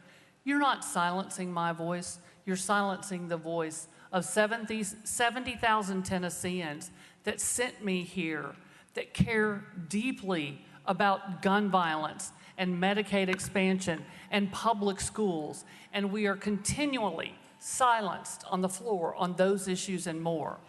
And today, my colleague is right. Today does not look anything like every other day in the legislature. With all of these cameras here across the country, we're all getting allowed to speak, and there's a little more debate on the issues, and this is great. If this is how we behaved every day, maybe my colleagues could have spoken from our desks on an issue that is so incredibly important. You all, I'm just going to bet none of you have been in a classroom waiting for your class to come in, preparing your classroom, when you see a door open up at the cafeteria, children running down the hall, running down the hill. I had an outdoor classroom, screaming, crying, in terror. Kids I didn't even know also ran into my classroom because that's who I was. People in the school who I didn't have in class came to me for comfort. And I stood there trying to figure out what happened because they couldn't even articulate it for quite a bit of time, and found out that one of our students was shot and killed in the cafeteria while everyone was there, including the police, including the principals, including our other security. And I spent that day comforting those children, waiting for their parents to come and pick them up. And when my kids all got picked up, I went up to the circle and stood there, I don't even remember how many hours that day, until every child, we connected every child with every parent. And you're just in shock, you're moving in shock. The trauma on those faces, you will never, ever forget. I don't want to forget it. And if I'm not allowed to speak that issue, that is why I walked up to this well, to stand with my other colleagues who were tired of having their voices cut off when we are trying to speak about violence in our classrooms, violence in our churches, violence in our restaurants and our grocery stores. I have to raise the voice of the people in my district. And I did what I felt those folks wanted me to do. It's not a secret. My folks sent me here because they know I'm a fighter. They know I will fight for them. My friends in school all call me Little Miss Law and Order because I'm a rule follower. And I know that rules sometimes have to be broken, and sometimes you have to get in good trouble, as another one of my colleagues said. And I felt that this issue was in my heart. It was compelling me to come forward and address this issue. And I stood with my colleagues, and they are great. at making people understand and making people listen. And I stood with them, and they were a voice for me. And I stood with them because we all feel our voices are being silenced, and something had to be said.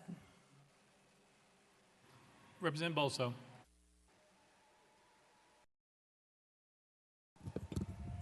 Thank you, Mr. Speaker. You stated just a few minutes ago, Representative, that the facts set out in the resolution were false. Let me just explore that with you a little more, if I could. The resolution goes on and says that once you and your colleagues gathered in the well, that you were called out of order. That is a true statement, correct? Representative Johnson. I remember, I guess they gavelled out of order. I don't remember. I remember the mic being cut. That's the thing that I remember most. Representative Bolso. Thank you, Mr. Speaker. Well, if in fact the videotape shows that you got to the well and were gavelled out of order by the Speaker, you would not dispute that, correct? Representative Johnson. What is my crime, sir? What? You continue to ask this question. I think we've been through it over and over and over. I came to the well. I stood with my colleagues. I fought for my constituents in a quiet, non-desk pounding, whatever it said about holding up signs or whatever. But I came here and I stood because I did it for the kids in my district, for the kids in the state, for the kids in this community. And you are continually asking the same question. You're going to get the same answer. Representative Bolso. Thank you, Mr. Speaker. Representative, I'm simply exploring a claim you made here that the facts in this resolution are false. And my last question was simply whether, in fact, it was true that once you got to the well, the videotape shows that you were gavelled out of order. Now, if the videotape shows that, you do not dispute that, correct? Representative Johnson. I think I've answered that question. I've explained it over and over. You are beating a dead horse. What is my crime? Representative Bolso. Thank you, Mr. Speaker. And the resolution continues that after you were gavelled out of order, that you proceeded to disrupt the proceedings of the House of Representatives. That is a true statement, correct? Representative Johnson. Thank you, Mr. Speaker. No, it is not. We were in recess, and we stood up here for a few more minutes after recess, and then we went and left the floor. So during recess, we were standing up here. You are correct. But it was recess, and we weren't in session. Representative Bolso. Thank you, Mr. Speaker. Let me approach it this way. Representative, you agree that your conduct violated House rules, correct? Representative Johnson. I may have gone to the well without permission, but the charges in this statement are false. Representative Bolso. Thank you, Mr. Speaker. Isn't it simply a fact, Representative, that you did violate the House rules? Representative Johnson. Isn't it simply a fact that I answered that? I may have broken the rule when I went to the House floor, but most of the facts in this are not true. Representative Bolso. Thank you, Mr. Speaker. When you went to the well and spoke without recognition in violation of House rules, you expected to be disciplined. Isn't that true? Representative Johnson. Thank you, Mr. Speaker. I didn't speak when I went to the well. I'm not really sure what you're referring to. Representative Bolso. Thank you, Mr. Speaker. Isn't it true, Representative, that you expected to be disciplined for your conduct on March the 30th? Representative Johnson. I don't know. I knew that it was possible because I did understand the rule. However, I have seen far, far worse in this body.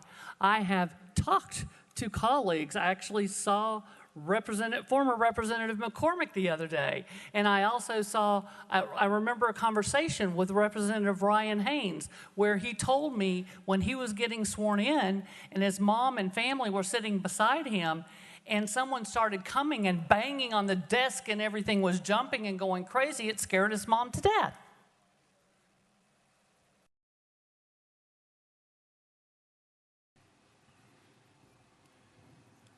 Representative King.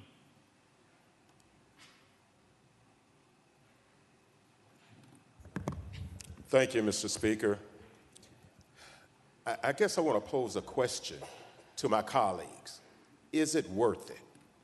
Is it worth it to have representatives come in here not knowing all of the information that is being proposed against them, and to have this procedure where we, in a sense, making it on the fly as to what is appropriate and what is inappropriate? Now, I'm asking, I keep hearing violating rules. I don't remember them hitting anybody or anything of that nature. But if we think about it, I believe at one time or another, we all have violated rules within this body. And asking my colleagues once again, what are we getting out of it? I mean, if we don't have our way, you're wrong. Think about it. We have to not just think about it, but look at it from the viewpoint of the perspective of a person who is not in agreement with you. If we're going to be fair and equitable, we need to see it from the eyes of the other person. My colleagues, 3 of them, were responding to the changes that many citizens feel that we need to consider, gun laws. And what I'm saying is that mothers, fathers, their children, suburbs, in the rural communities, and in the cities, I believe they are saying to this body, not just we want a change, there has to be a change if we're going to deal with the safety and security of the children of this state. And in my view, my colleagues were responding to that need. And what are we here for if we're not striving to respond to the needs of our people? And, you know, should we give consideration to closing our eyes and saying, if it's a person down the street from me who's been shot, is it a member of my family who's been shot? Would I react in the same manner that is being proposed right now? One of our colleagues, you've already removed from this body. So I'm saying that many of us in this body espouse to be children of God, our Lord and Savior, Jesus Christ. Now, I strive to say that's the head of my life. That is my leader. And you know, there's this little band that people used to have on their wrist. What would Jesus do? Are we doing that in which our Lord and Savior would do to that average person? We need each other. There are so many perils in this world, and we think we've got it made. We're in control. The world will bend to what it is we want it to be. That's not reality. And I would ask that we give consideration to what they were responding to, the concerns of children in letters that have been sent not only to myself but to others, afraid to go back to school. Parents afraid to leave their children at school. We are all in this together. And, you know, it's interesting that we have not found a way of sitting down, talking about the reality of coming together to make those necessary changes for our citizens.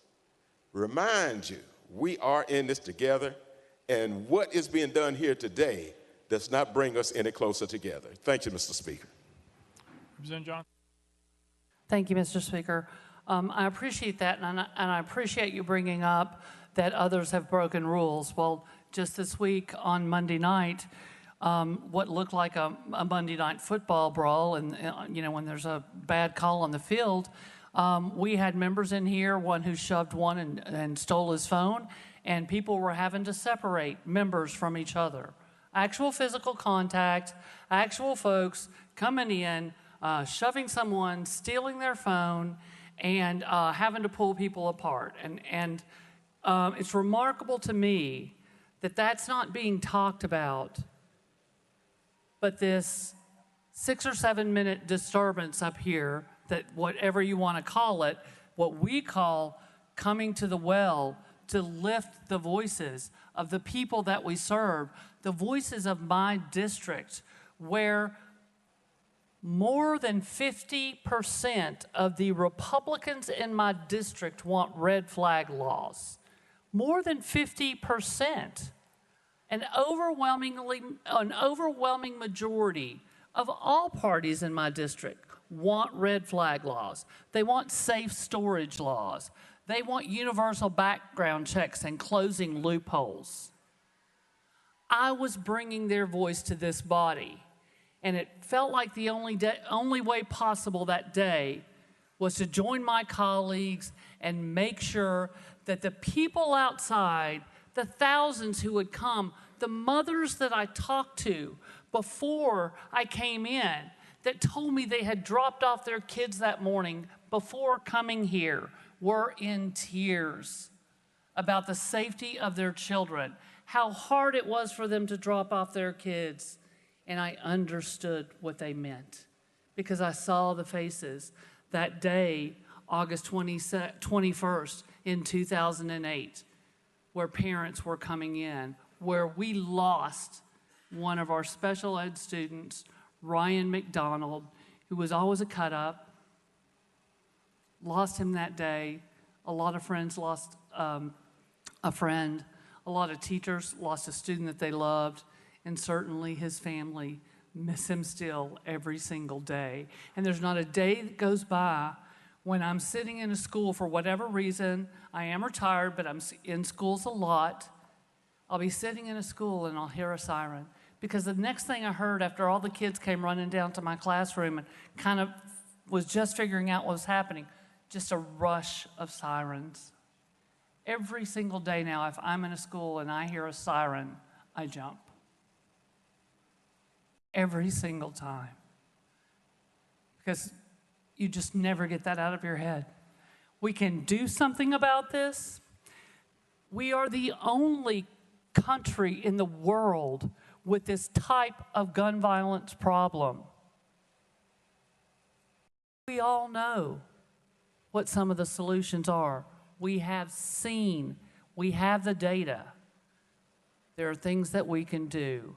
And my voters sent me here to speak specifically to that issue because that was one of the things that I heard on thousands of doorsteps for a year.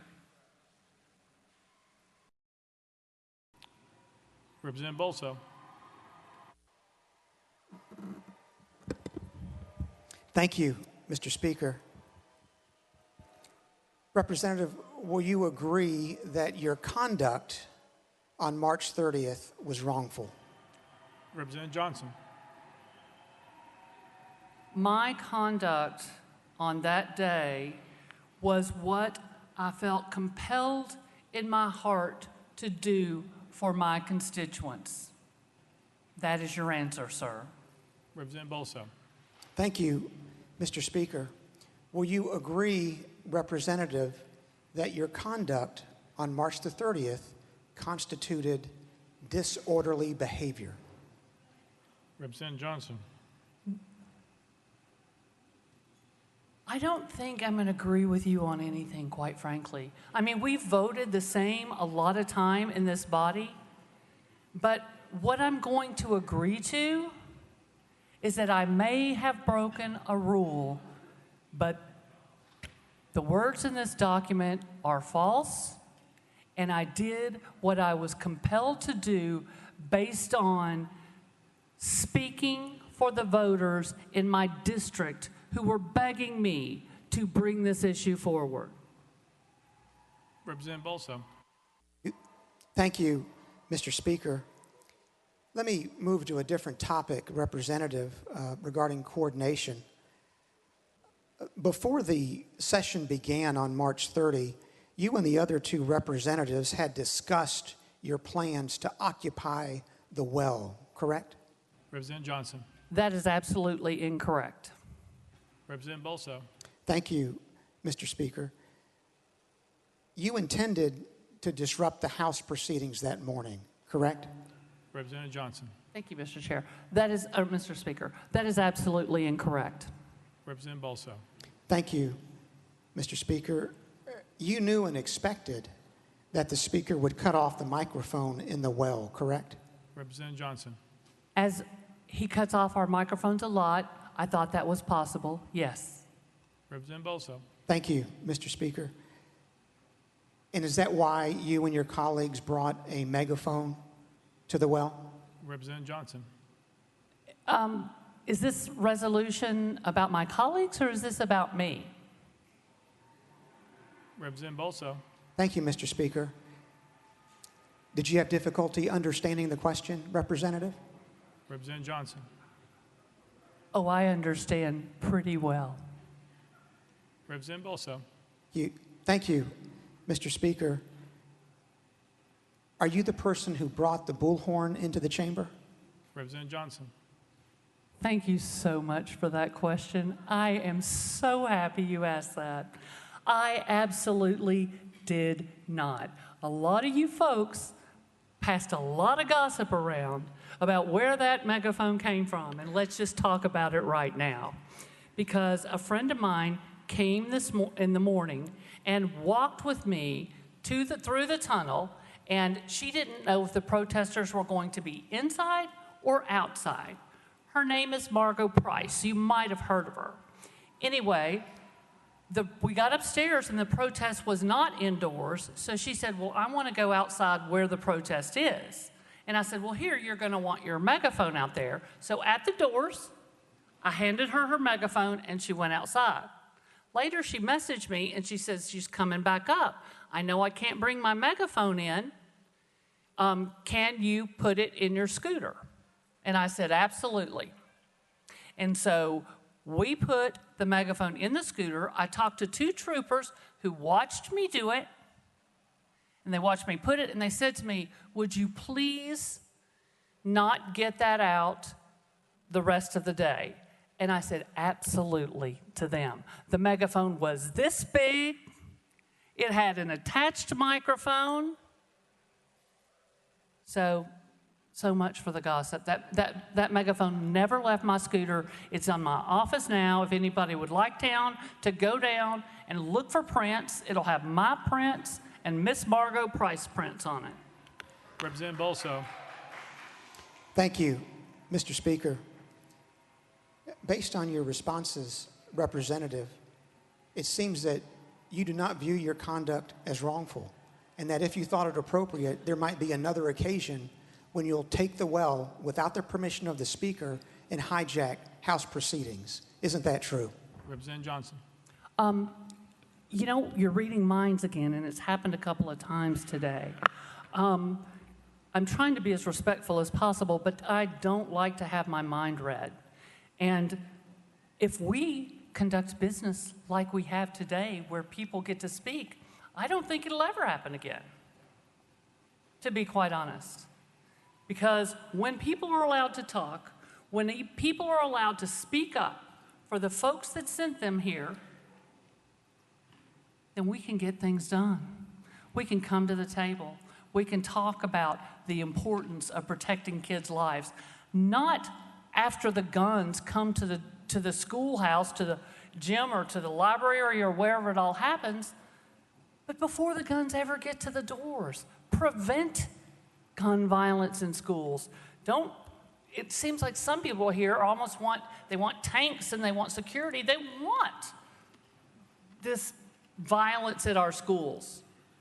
We need to make sure those guns don't get there. And that's what we need to be talking about.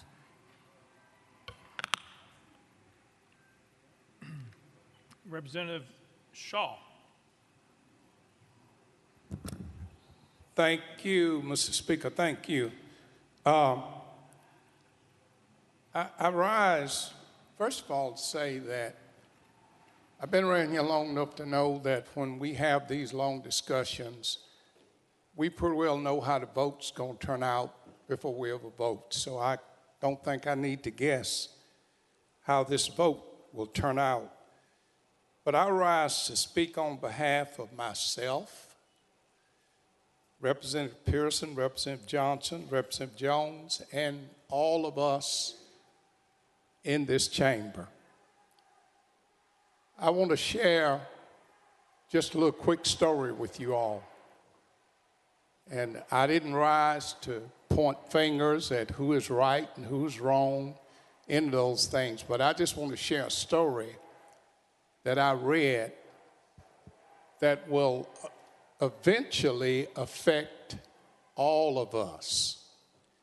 You may get it by the time you get home. It may be tomorrow, it may be next week, it might even be next year, next 2 years. But there's a story in the Bible about Jesus coming down from the mountain early in the morning. And when he arrives at the temple, and I'm sure many of you read this, these men said to him, "Master, we caught this woman in adultery in the very act. And we know what the law of Moses says. The law of Moses says, stone her, kill her. But what do you say?"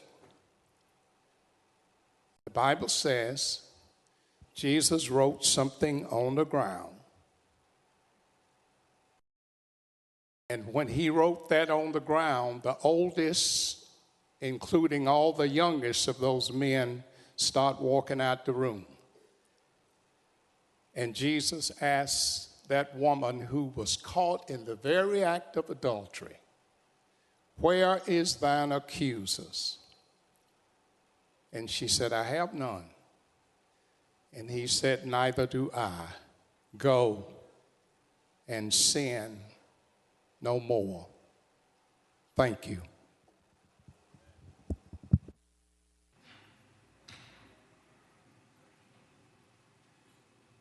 Representative Jernigan.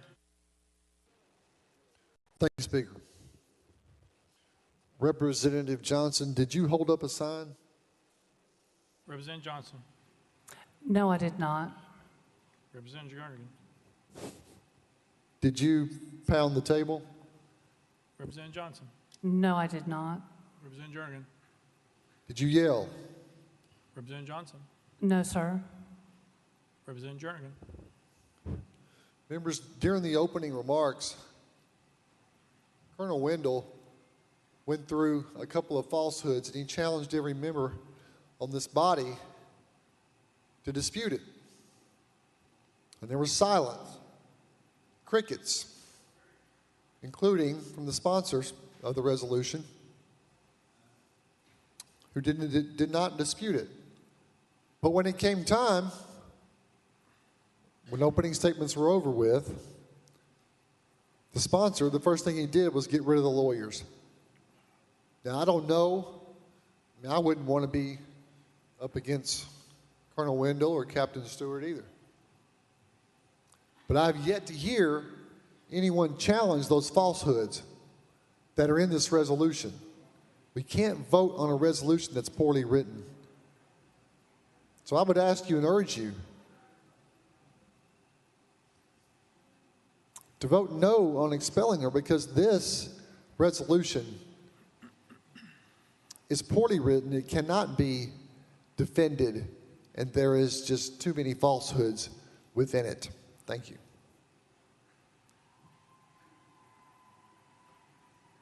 Representative Bolso.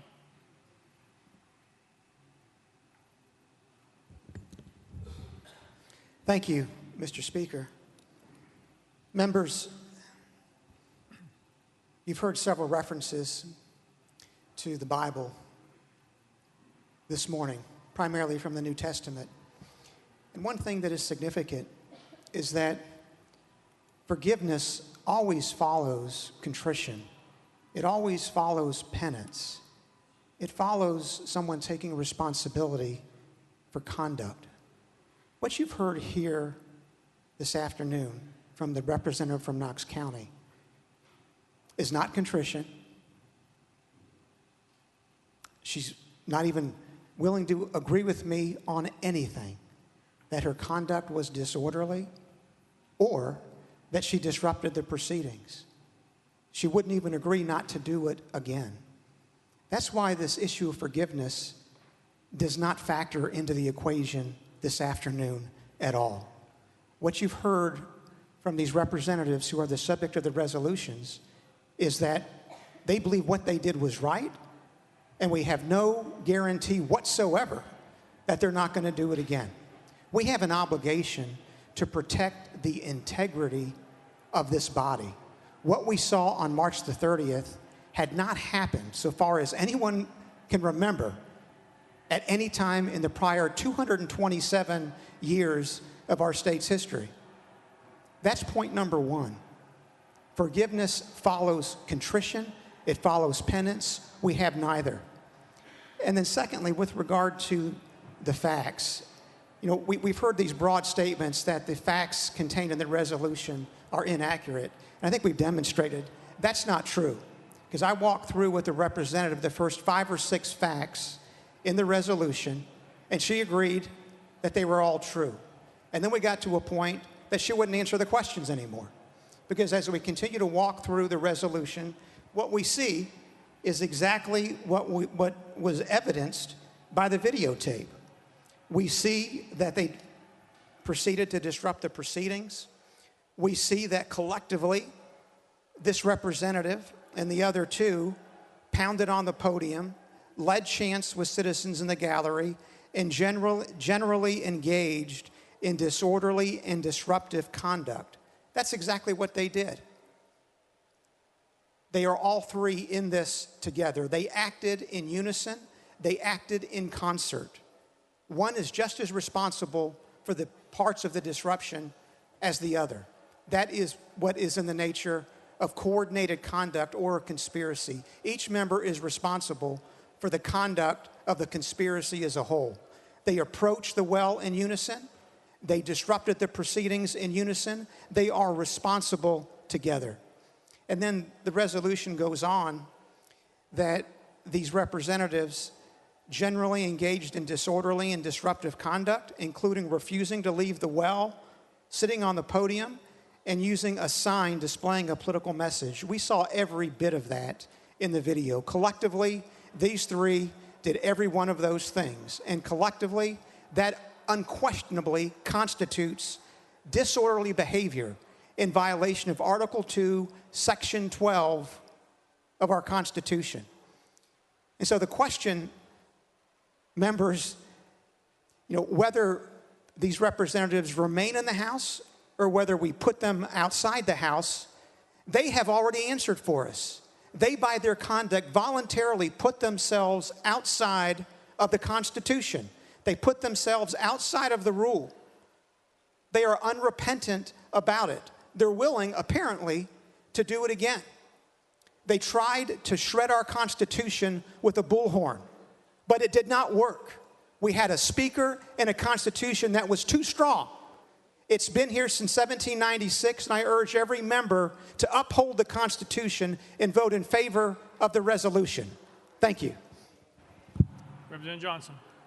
Thank you, Mr. Speaker. Again, my colleague for the, I'm not sure how many times, was reading my mind again, put words in my mouth and said things that I never said.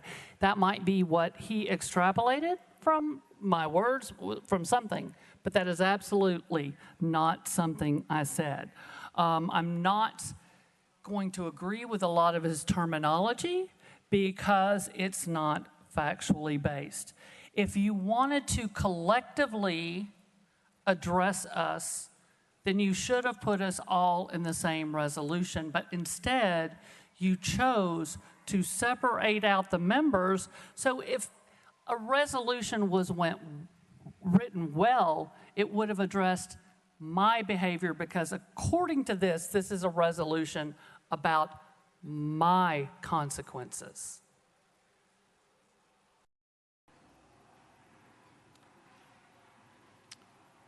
Representative Clemens.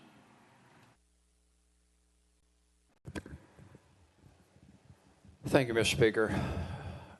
I certainly have empathy for my colleague from Williamson County, because I know what it's like to try a lawsuit with a witness who doesn't answer the way that you want them to answer a question.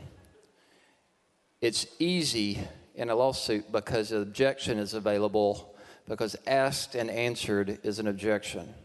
In here, unfortunately, in this body, we only have a limited time. But just because you ask the same question 15 times and don't get the answer you want doesn't mean the facts change.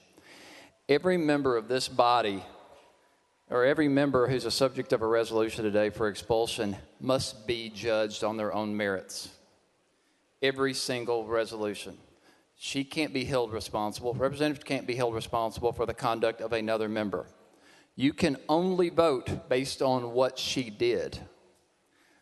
The record thus far simply proves that Representative Johnson walked from there to there. And you want to expel her for that?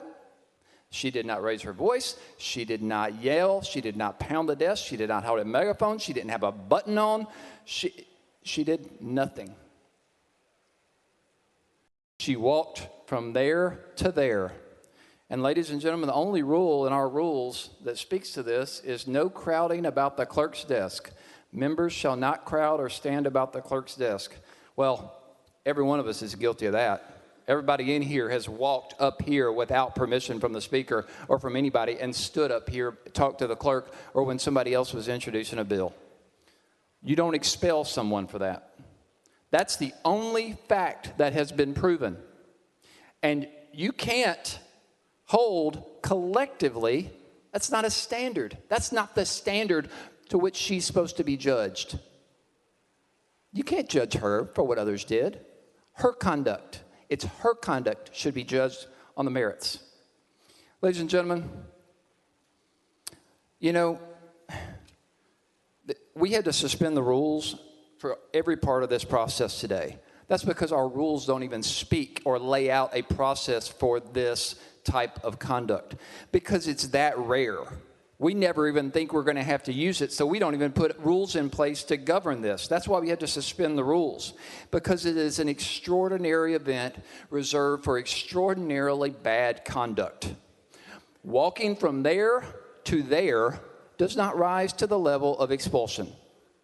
And that's the only fact that has been proven today. Now,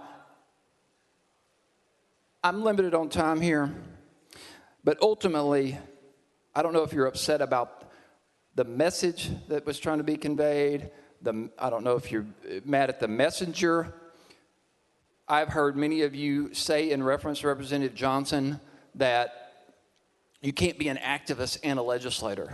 Well, guess what? That's not your decision to make. It's the people of Knox County's decision to make what type of legislator they want representing them. You don't get to make that decision. At the worst, you were inconvenienced for a few minutes on that day, and apparently that seems to be grounds for expulsion. This whole process is disrespectful of the rule of law. It's disrespectful of the victims of gun violence, who we should be discussing today rather than this nonsense. It's disrespectful of the cause of so many deaths across our community. We should be spending this time of legislation to protect our communities. But instead, you're asking to expel somebody for walking from there to there. Now, in this last minute I have, I want to tell you this. You may not agree with Representative Johnson. You may not get along with Representative Johnson. Trust me, Representative Johnson has given me the what's what more than any of you can ever dream of. And rightfully so. But let me tell you, I have 24 members, 23 now, and you were looking to expel one more, one of only 2 women in my caucus, a woman, a teacher, and a woman who has the biggest heart of anybody in this body. You are depriving this body of her perspective. She drove some of you to tears weeks ago, and that voice is necessary, and you want to silence it. Shame on you.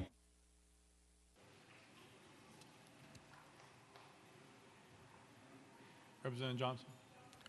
Thank you, Mr. Speaker. I think that one thing that we have to look at, I'm 60 years old, and my colleagues are much younger. The younger generation, I am so proud of. I love them, I love working with them, and I trust that they are going to make a change. And we're starting to see that change in this body, and I stand with them. We may not do things exactly the same. The younger generation is not going to do things the same way that all of us do, of 1 and 2 generations down the road. But they're strong, they're going to fight, they are smart, they are amazing speakers, and they connect with their voters. And they connect with their voters by speaking directly to them. And they did that during a recess. And I was there with them, and I stood with them because our hearts were the same. Our hearts were there for our constituents who cared deeply, for the children that begged us to do something to protect them. I was out there at 7 a.m., conversations all morning with moms and kids, people, staff at Covenant that I wasn't able to recognize on the floor that had reached out to me because I was a teacher. And we just have to do something. And as long as we are not allowed the voice to represent our districts on an issue so critically important that has impacted my life. I went to Denver, Colorado in 2001, the year after Columbine, to take a job at Dakota Ridge High School, which was about 2 miles away from Columbine. And some of the kids from Columbine who could not go back into that school went to Dakota Ridge. Some went to Chatfield, which was about 2 miles in another direction. I was at Dakota Ridge. When I got there, I saw the trauma that these kids had been through. I wrote a program. I wrote a grant for a program very similar to a program we had in Knoxville that addressed mental health. It did wonders. We had a counselor, we had a psychologist, and we were able to help those kids. And we are looking for solutions so that it never happens again. It should never, ever happen again for any parent, for any child, for any classroom. And many of my colleagues walk past those folks without ever making eye contact with them. I cried with them that morning. I told them that I understood. I told them we would lift their voices and try to get something of substance done, something that would keep the guns from never getting to the schoolhouse doors. And that is why I walked to the front with my colleagues who felt the same, because their generation is a generation that has come up in this gun violence. I'm going to stand with them. I've seen it. I've heard them. I've tried to work with them. We can do better. We are better than this, Tennessee. We are. We can acknowledge that there are things that we can do to get guns out of the hands of people who shouldn't have them. There's plenty of research out there. We can do that by having those discussions. But folks weren't even willing to recognize those folks, who they were, why they were here, and tell them, we see you, we hear you, and we care about making your communities and your schools safer.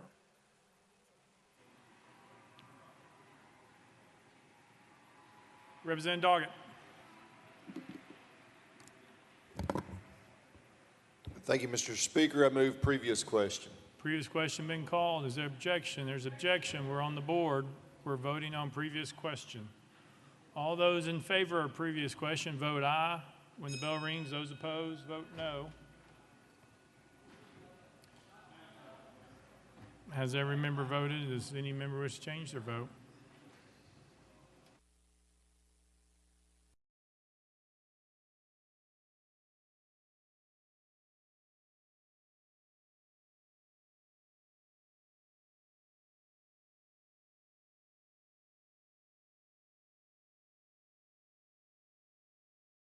Mr. Clerk, take the vote. Aye 71, 23 nays. Previous question prevails.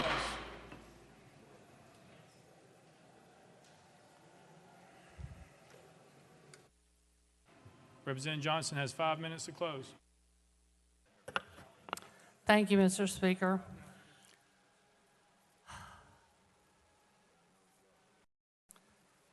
First, I want to say some names. Evelyn, Hallie, William, Cynthia, Catherine, Mike, Ryan McDonald. I've spent much of my life dedicated to helping children. Appreciate you guys. You just made me get teary-eyed. And I really want to thank you for standing with me, because I know you care about children. And I hear a lot of talk about caring about children, but I continue to hear no one having conversations about things that will prevent gun violence from coming to our doors. There are so many things we could do that would change the trajectory of where we're headed. More school shootings, more church shootings, more Waffle House shootings, all of these, theater shootings. It's happening everywhere, folks. There's one common denominator. It's the guns. It's the people that have the guns, because we are not doing anything to make sure that people who are not safe don't have guns. I'm a gun owner. I have a gun. I took a class so that I would know how to use that gun. I trained with my nephews, a Marine and an Air Force member. I shoot regularly because I think you have to be responsible. It's responsibly stored. It was my father's service revolver. It laid on his dresser every night when he came home, and we didn't touch it. And we knew not to touch it. But we grew up with that. But my father believed in things that we can do to prevent gun violence. My Marine nephew came home from losing his best friend in Afghanistan, went to live with his best friend's family because they were without their child in Massachusetts. And his business was manufacturing guns in Massachusetts. He told me about the restrictions that they had there. And he said, as a gun manufacturer, these are protecting us. These are protecting kids. I sat down with him for hours to talk about what things made sense to you guys as manufacturers, and what things did you think were a bridge too far. Not only did he talk to me about it, but he collectively got online with a lot of his colleagues in the same sort of business and sought agreement from all of them. This is the way we get to solutions.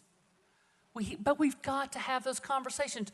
We have got to be allowed to stand up and speak for our constituents. And we have to welcome this younger generation who might do it a little bit differently, but they are fighting like hell for their constituents. And that's what they sent them here for. That's what they're doing. It's going to look different, you guys. The next generation always does. Respect the human dignity of every citizen in the state of Tennessee, and not just the ones that look like you, and not just the ones that agree with you. We've done so much damage up here to vulnerable communities this year, and now we're doing damage by not addressing the concerns of the families and the children.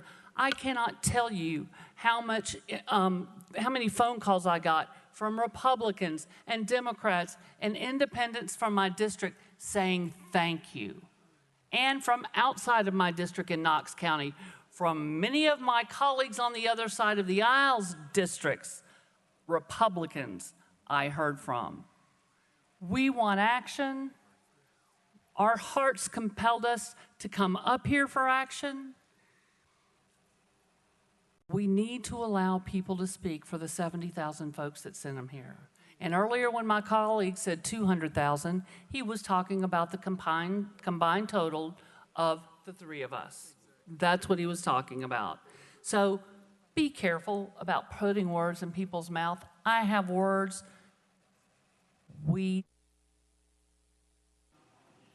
Thank you. We are voting on House Resolution 64. All those in favor vote aye when the bell rings. Those opposed vote no. Has every member voted? Does any member wish to change their vote?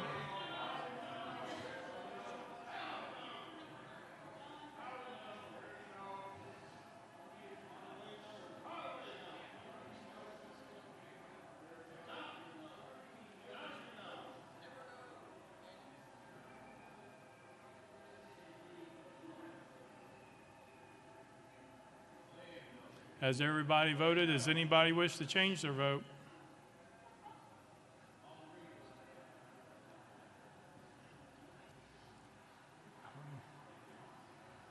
Mr. Clerk, take the vote. Aye, 65, 30 nays. House Resolution 64 fails.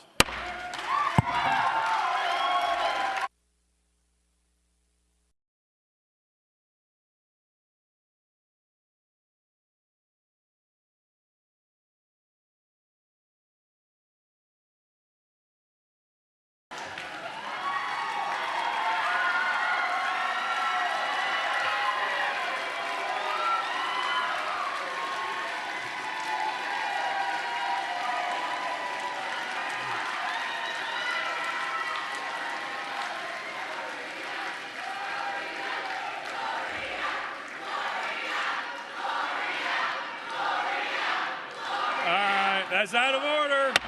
Out of order. Out of order. Representative Farmer, you are recognized in the well.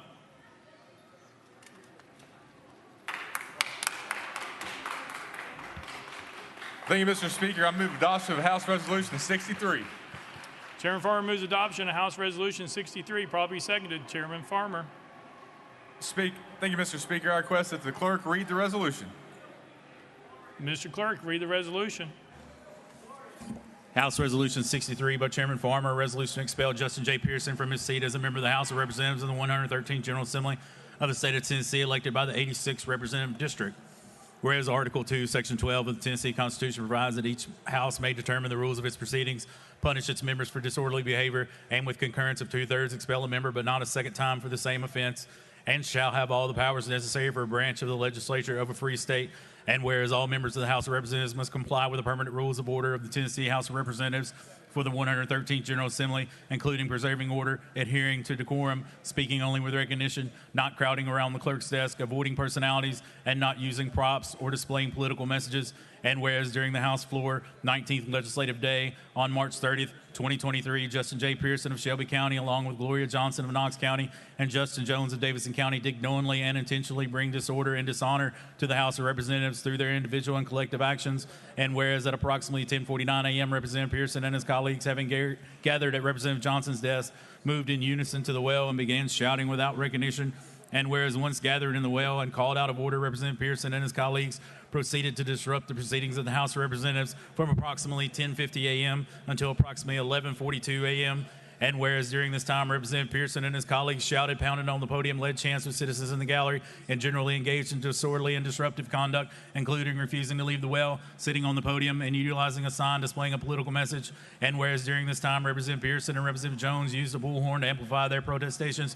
And whereas these actions are done in open session in presence of and witnessed by the members and staff of the House of Representatives, and whereas it appears to the satisfaction of this body that Representative Pearson's conduct on March 30, 2023 constitutes disorderly behavior and justifies expulsion, and whereas such disorderly behavior on part of Representative Pearson reflects adversely upon the integrity and dignity of the House of Representatives of the state of Tennessee, place a cloud upon the action of this honorable body, and is inconsistent with the duty of a member of this body, and where it is deemed in the best interest of the people of the state of Tennessee and this body for Representative Pearson to relinquish his seat as a member of the House of Representatives, and whereas Representative Pearson has been given advance notice of the contents of this resolution and has been afforded the opportunity to debate the resolution on the floor of this House prior to its passage, now therefore be it resolved by the House of Representatives 113th General Assembly of the State of Tennessee that pursuant to the authority under Article 2, Section 12 of the Tennessee Constitution, this body hereby expels Justin J. Pearson from his seat as a member of the House of Representatives of the 113th General Assembly of the State of Tennessee, elected by the 86th Representative District for his disorderly behavior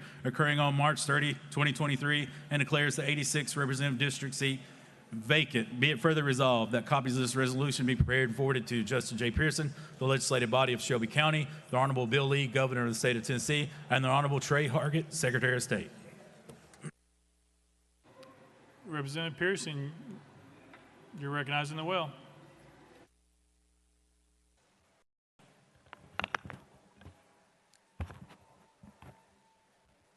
To God be the glory for the things that God has done and the things that God's still doing. It is indeed a sad day for us in the state of Tennessee with the loss of Representative Justin Jones from this body. It is a victory of this movement that still says it matters to end gun violence in the state of Tennessee. This movement that still says it is time for just action and just reforms in our state, and to still have Representative Gloria Johnson serving in this House. That's the power of justice. There's been a refrain and a song going around in this movement. Power to the people. Power to the people, power to the people, power to the people, Hosanna. The Lord is my light and my salvation. Whom shall I fear? The Lord is the stronghold of my life. Of whom shall I be afraid? When the wicked advance against me to devour me, it is my enemies and foes who will stumble and fall. Though an army besiege me, my heart will not fear. Though war break out against me, even then will I be confident. One thing I ask of the Lord, this only that I seek after, that I may dwell in the house of the Lord all the days of my life, to gaze upon the beauty of the Lord and to seek God in God's temple. For in the day of trouble, God will keep me safe in God's dwelling. God will hide me in the shelter of God's sacred tent and set me high upon a rock. Then my head will be exalted. Above the enemies who surround me at his sacred tent I'll sacrifice. With shouts of joy and thanksgiving I'll sing and make music to the Lord. Hear my voice when I call, Lord. Be merciful to me and answer me. My heart says of you, seek God's face. Your face, Lord, I will seek. Do not hide your face from me. Do not turn your servant away in anger. You have been my helper. Do not reject me or forsake me, God, my Savior. Though my father or mother or siblings or colleagues might forsake me, the Lord will receive me. Teach me your way, Lord. Lead me in a straight path because of my oppressors. Do not turn me over to the desires of my foes, for false witnesses rise up against me. Do not turn me over to the desires of my foes, for false witnesses rise up against me, spouting malicious accusations. I remain confident of this, that I will see the goodness of the Lord in the land of the living. Wait for the Lord. Be strong and take heart and wait for the Lord. I give thanksgivings to Dr. Kimberly Owens Pearson, Reverend Jason C. Pearson Sr., my fiance Oceanae, my brother Keyshawn, who stands in the gap for Jason II, Temperance, and Jalen, and to everyone in District 86 in Memphis and Millington of the community who is here demanding justice. We are here because of a tragedy. Covenant School shooting victims Catherine Kuntz, Mike Hill, Cynthia Peak, Evelyn Dehouse, Haley Scruggs, and William Kinney. We're here because of a tragedy, because we spoke up about the tragedy of gun violence that continues to perpetuate and persist in our state. We're here today witnessing injustice against the First Amendment. We spoke up for gun control and the end of gun violence. We're here today. We're being sought to be expelled from this, the people's house, for speaking up about the need for gun control because we broke some house rules. We're here today because of House Resolutions 63, 64, and 65. Rules, I will tell you that I was never told about. I learned about more rules in this House and our state constitution in the last 5 days than in my entire tenure. And as you have seen, and as we unfortunately have seen, the rules can be wielded to bend to the desires of a few, and it is not sacrosanct for the protection of everybody. I do, before I continue, have a few parliamentary inquiries. If you will indulge me. One, when is it that evidence can be presented into the record? Evidence for our exposure. As a point of order, you can stop the time. I got a few parliamentary inquiries before we keep going. This is part of your time because you're asking the clerk questions during your opening. Mr. Clerk. Okay. I'll retract those questions and then we'll ask them after. Thank you. It is said that I broke the Constitution. Article 2, Section 12, saying that each house has its own proceedings and you can punish members and things like that. Again, never informed about even these proceedings, denied due process, didn't know anything about this. I was never given an overview of these rules or informed the speaker, the chief clerk. Nobody reached out saying, hey, this is what you can expect. I've been serving officially District 86 for 10 days since our swearing in. I was sworn in the day of the Covenant shooting. And now being brought up against charges, if you will, that we broke the Constitution. Told in paragraph 2 that members of this assembly have permanent rules of order. Now, when did we sit down and we talk about these rules? I think they were voted on before I got here and was appointed by the Shelby County Election Commission. I was told that we were crowding around the clerk's desk, and I got to be honest with you, I just realized they're talking about this desk and not the one up there. It's a lot of things that are in these resolutions that seem to assume a lot of knowledge about what I am supposed to know or what we are supposed to know without real facts about what we have been provided information about. I'm told that I did knowingly and intentionally bring disorder and dishonor. Knowingly and intentionally bring disorder and dishonor. When we went up between bills, I walked to this hallowed house near this well, went up between bills after not being called on during welcoming and honoring to say we've got to listen to the people. We've got to do something. We've got to take action on gun violence. We've got to elevate this issue in order that we can create the necessary change that we need because we're exercising, and I exercise our First Amendment right.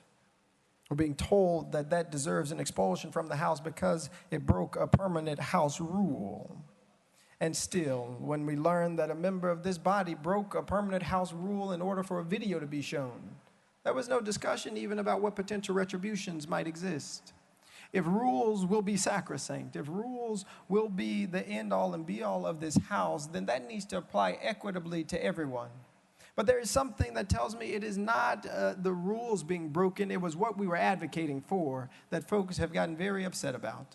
That we were advocating for people who have been murdered in our communities. We're advocating for people like my own classmate, Larry Thorne, who was slain by gun violence. We're advocating for people who are suffering in our communities. We're told in this resolution that I proceeded to disrupt the proceedings of the House of Representatives from approximately 1050 until approximately 1142. And my fiance, she's a lawyer to be, and I have to tell you, if you go back, and this is one of the questions that I have, and we can start working on pulling up, if you look at the video, at 10:50 a.m., this House is in recess. And the question that I'm pondering is it possible for House members to break permanent rules of order when the House is in recess? It's important that we unpack this. After SB 638 was passed at 10:49 a.m., I walked to the well. And the Speaker section immediately said, "You're out of order. I call for a 5-minute recess. Leadership, come up here." There was no disruption of any House proceedings or business. We were in a recess where members were relaxing, went for walks, left the chambers, ignoring the cries of people asking for gun reform, asking to end gun violence. I didn't disrupt proceedings between 10:50 to 11:42 because it wouldn't have been possible. We were in a recess.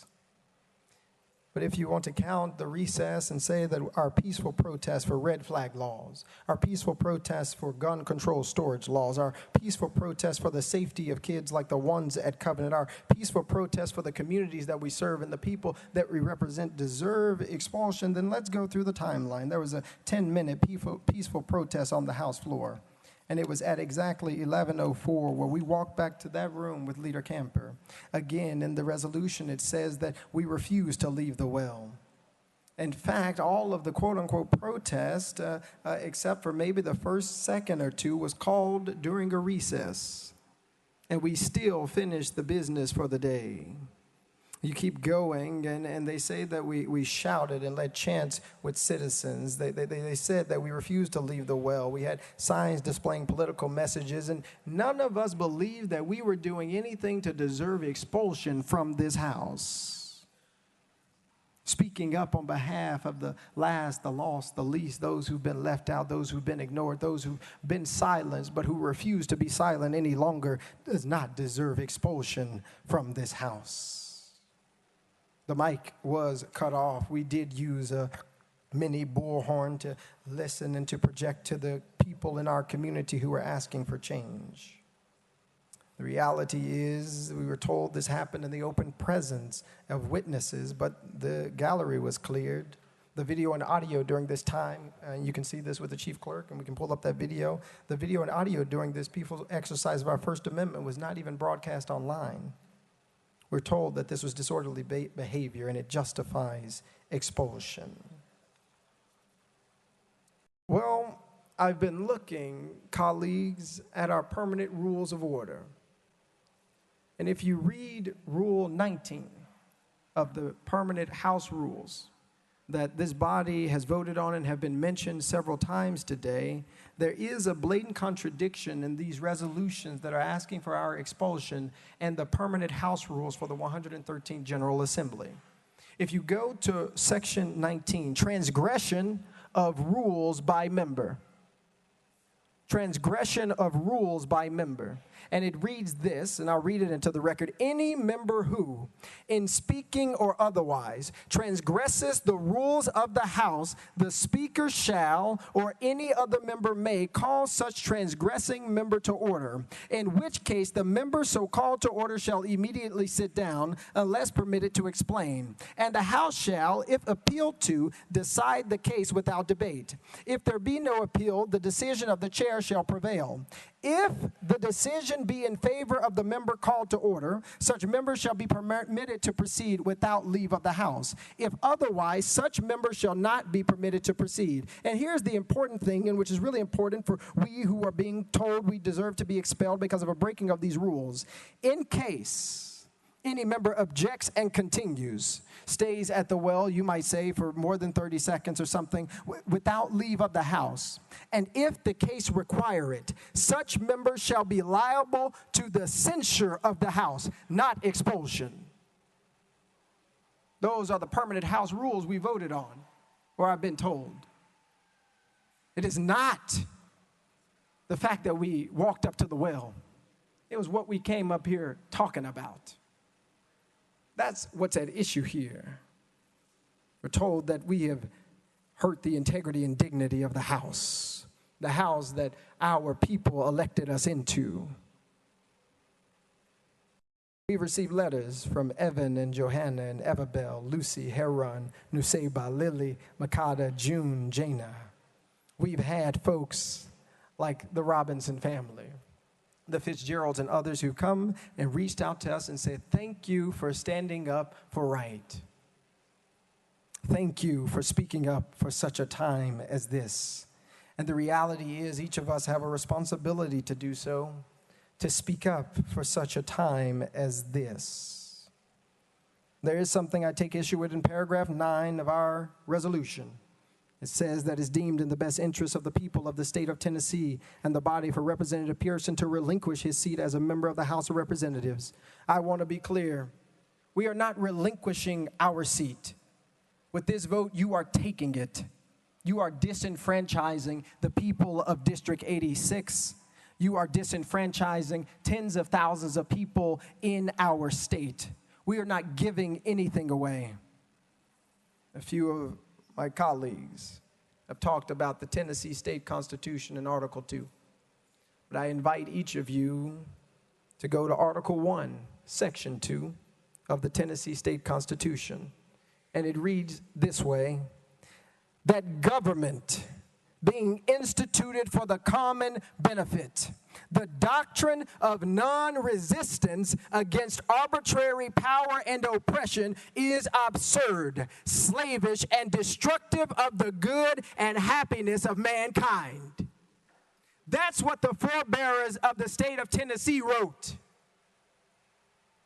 That's the Constitution you're talking about, where they said that to have non-resistance against arbitrary power, against house rules, not criminal acts, is oppression, is absurd, leads to the destruction of the good and happiness of mankind. We've heard from thousands of people asking that we do something about gun violence. We must answer them. Whether it be in Memphis or Millington, whether it's conversations with folks like Mama Easter Knox or Sarah Gladney, or thousands of people in this chamber, outside this chamber, and up top, who are saying, we've got to do something. We've got to do something. It is those who are demanding and should be telling us what's in the best interest of our people. And what is in the best interest of our people, from what we have heard, is the end of gun violence. What's in the best interest of our communities and of our people are folks who are willing to pass just legislation.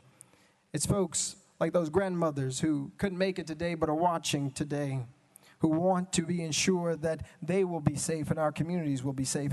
It's Jermaine, my intern who shadowed here at this Capitol, who said, I want to make sure that going to school isn't going to lead to my death. Our silence about gun violence is the antithesis of what is in the best interest of the people of the state of Tennessee.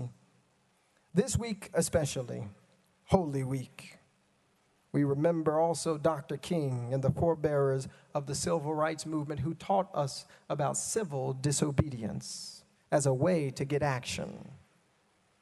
Dr. King taught us that sometimes there's a consciousness above rule, above what you might say is law, and that the true forms of protest is nonviolent disobedience.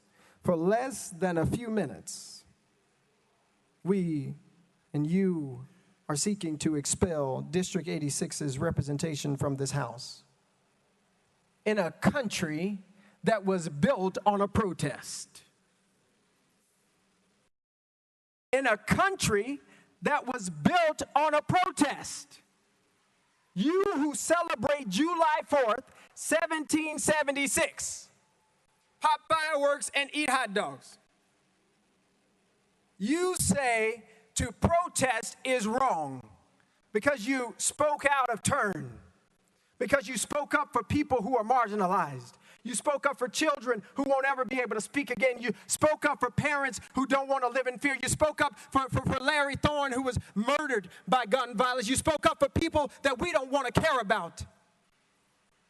In a country built on people who speak out of turn, who spoke out of turn, who fought out of turn to build a nation. I come from a long line of people who have resisted. I come from a long line of people who have fought injustice. I come from a long line of people who know what it means to face adversity in difficult days, who knows what it means to have words that mean something, that doesn't call peaceful protesters insurrectionists, doesn't call people who advocate for the end of gun violence the folks who would actually kill law enforcement officers. Talking about children and teens who are being persecuted by the words that we speak. And I must say to you, as I wrap up this portion, that we all have a responsibility. We all have an obligation to do what is just, to do what is right, and to do what is fair.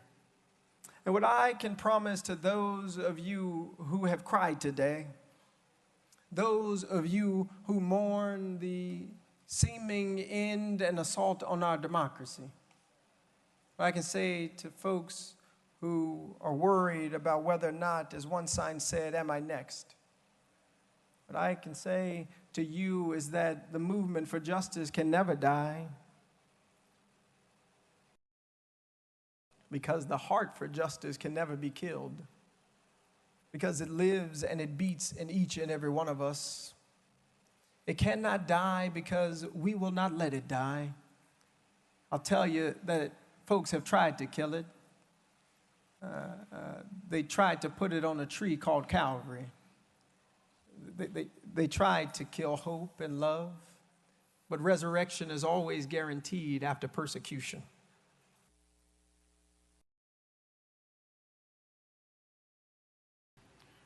Representative Farmer, you're recognized. Yeah, thank you, Mr. Speaker. Representative Pearson. Representative Pearson, right here. Do you know why you're standing in the well today? Representative Pearson. Yes, hold on one second.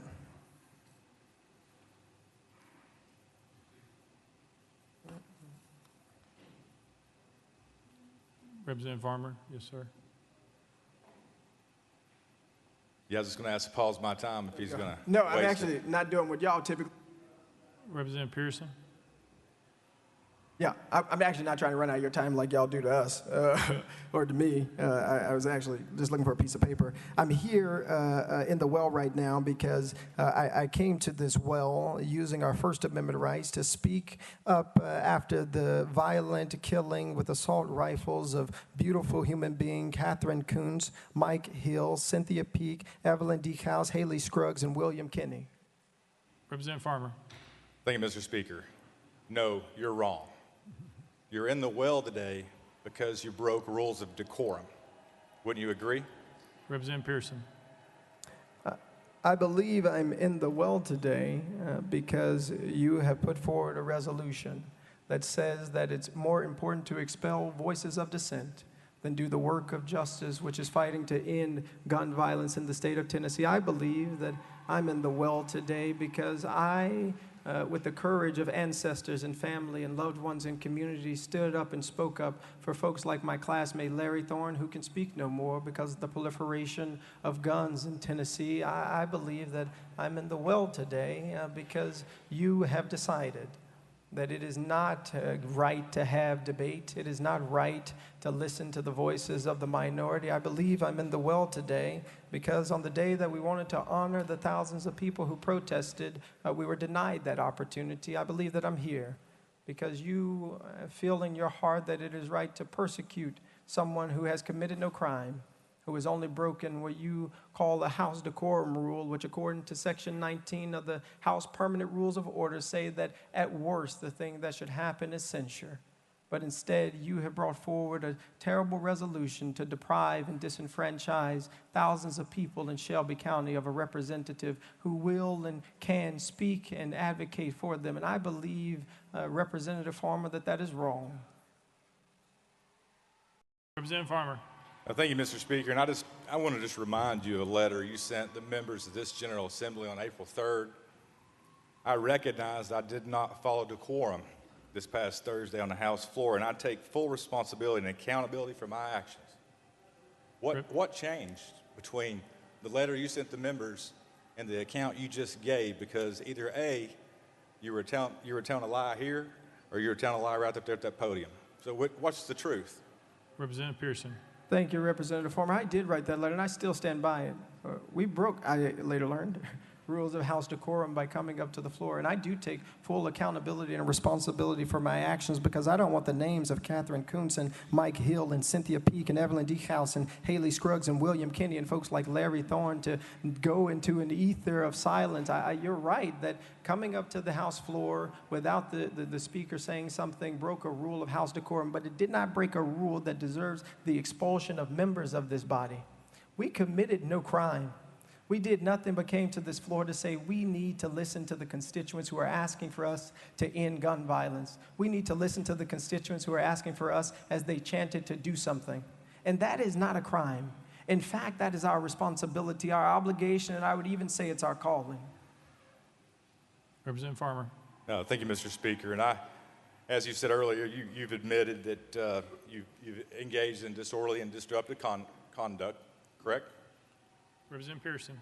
That's not correct. I believe the rule of House decorum that we broke was walking up to the well without the speaker's permission. But I think, and I'm going to ask that we do get the video of what happened on the House floor that day, because I believe you will see, as we saw on the video earlier, that most of the things that are in this resolution, which really make it challenging, I think most of the things that are in this resolution happened during recess.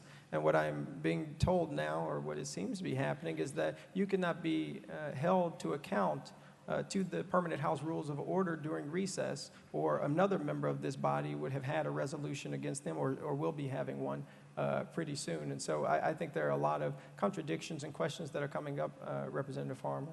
Representative Farmer. Thank you, Mr. Speaker. Representative Chisholm. Thank you, Mr. Speaker. Representative Pearson, what day were you officially sworn in?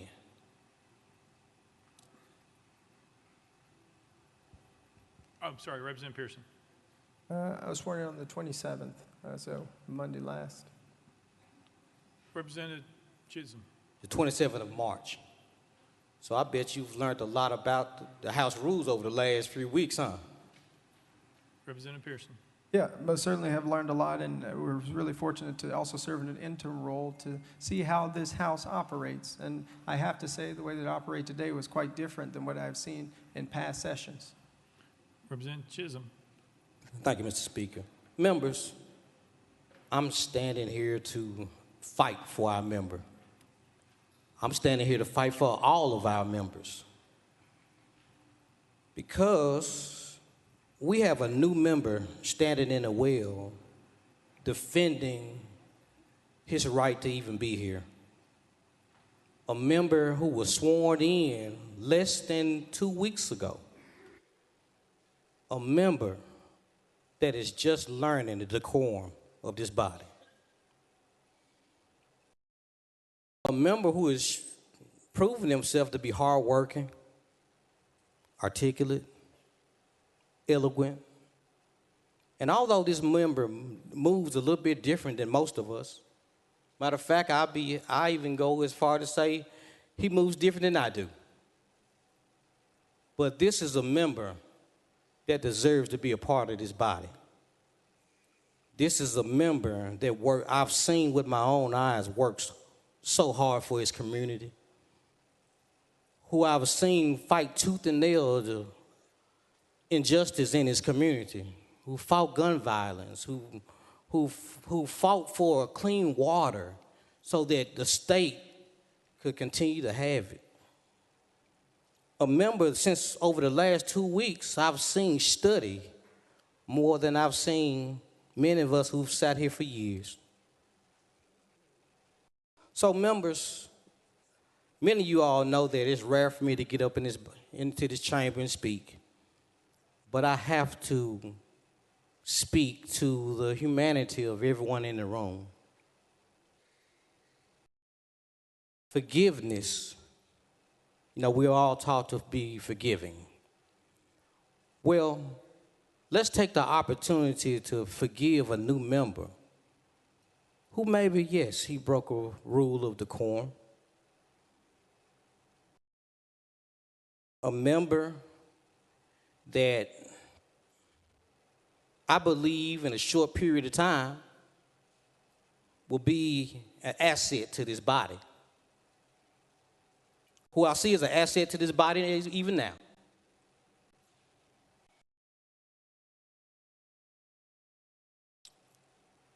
Members, it's been said many times that we've seen many members of this body violate rules, and are still here, who violated decorum in a much severe manner than a member that's standing in the podium, who are still here.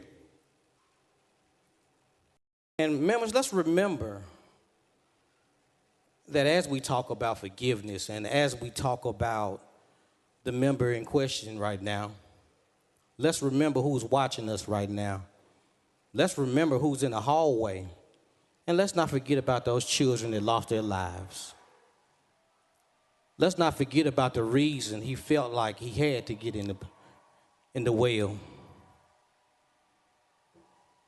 Because when a generation is penalized for telling the truth, we teach them how to lie. So, members, let's be careful what we're teaching, not only the people who are here at the state capitol right now, not only the people of Tennessee, but remember, please remember, there are people all over the world who are trying to find examples of Tennessee that they can copy and use for themselves.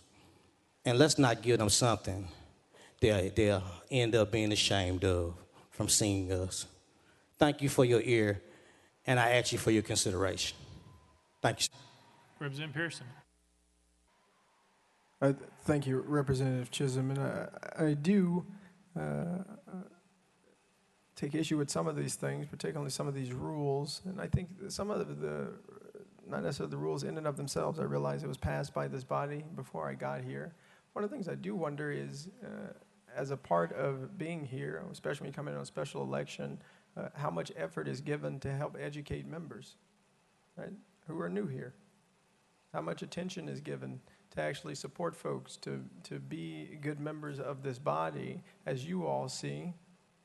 But there's also a need when you get new folk, when you get people who are different than the status quo, when you get people who don't particularly think or see or speak the same ways that you do, how might you change too? Because this is not just about a young generation needing to conform to this body's principalities and the ways that it operates.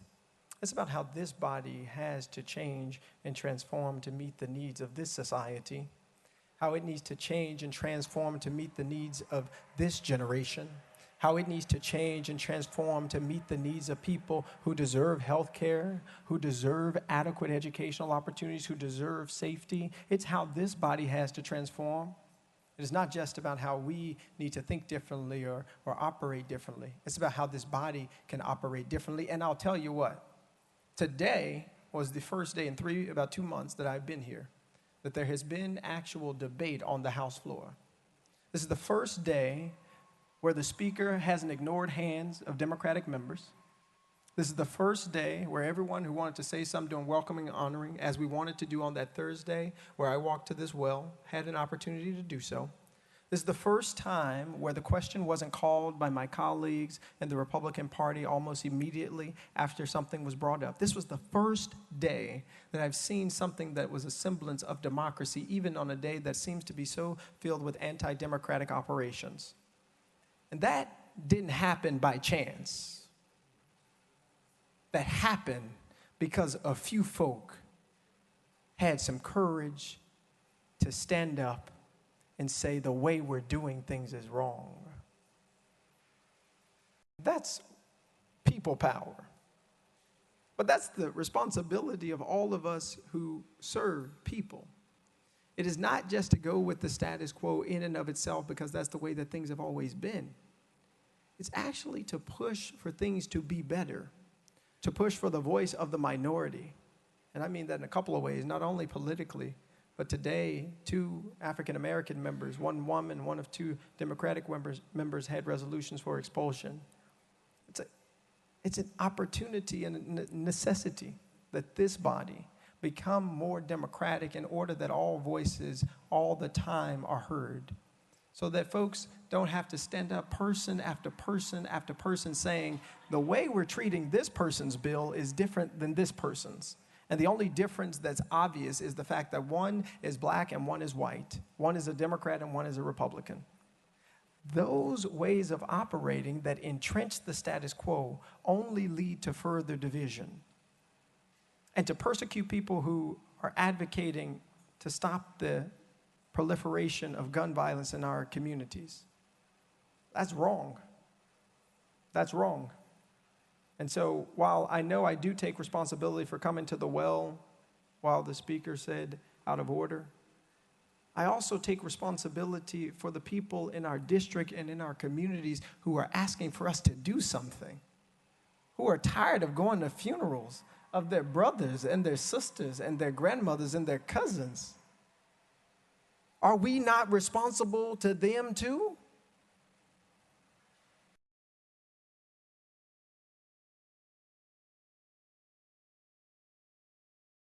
Take any other questions? Representative Farmer. Thank you, Mr. Speaker. You know, as I'm listening, I'm thinking to myself, you don't understand. You don't truly understand why you're standing there today. You don't truly understand why I authored that resolution. And it wasn't an easy thing for me to do. But I'm hearing you blame this on your youth. But just because you don't get your way and you grab a couple friends doesn't mean you can come to the well while we're conducting business in session. Other members are waiting to have their bills to be heard. They have constituents too, 60, 70,000 times another 80, millions of people. Just because you don't get your way, you can't come to the well, bring your friends, and throw a temper tantrum with an adolescent bullhorn. It doesn't give you the right to enrage folks that are here to watch this body conduct business and talk about things you know good and well that we've worked very hard to protect our children here in the state of Tennessee. Very hard. You know what? And what you could do, you could file a piece of legislation that maybe you'd do that instead of sitting back and criticizing folks that's worked really hard for the past decade to do so. That might be a place to start. But certainly don't start by commandeering the well while we're conducting business here in this Tennessee General Assembly. That's why you're standing there, because of that temper tantrum that day, for that yearning to have attention. That's what you wanted. Well, you're getting it now. So I just advise you, if you want to conduct business in this house, file a bill. Be recognized, stand there and present it, and pass it. All you got to do is pass the bill. Representative Pearson. Now, you all heard that.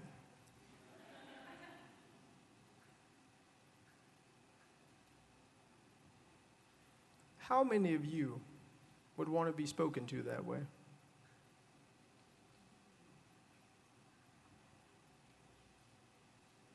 How many of you would want to be spoken to that way?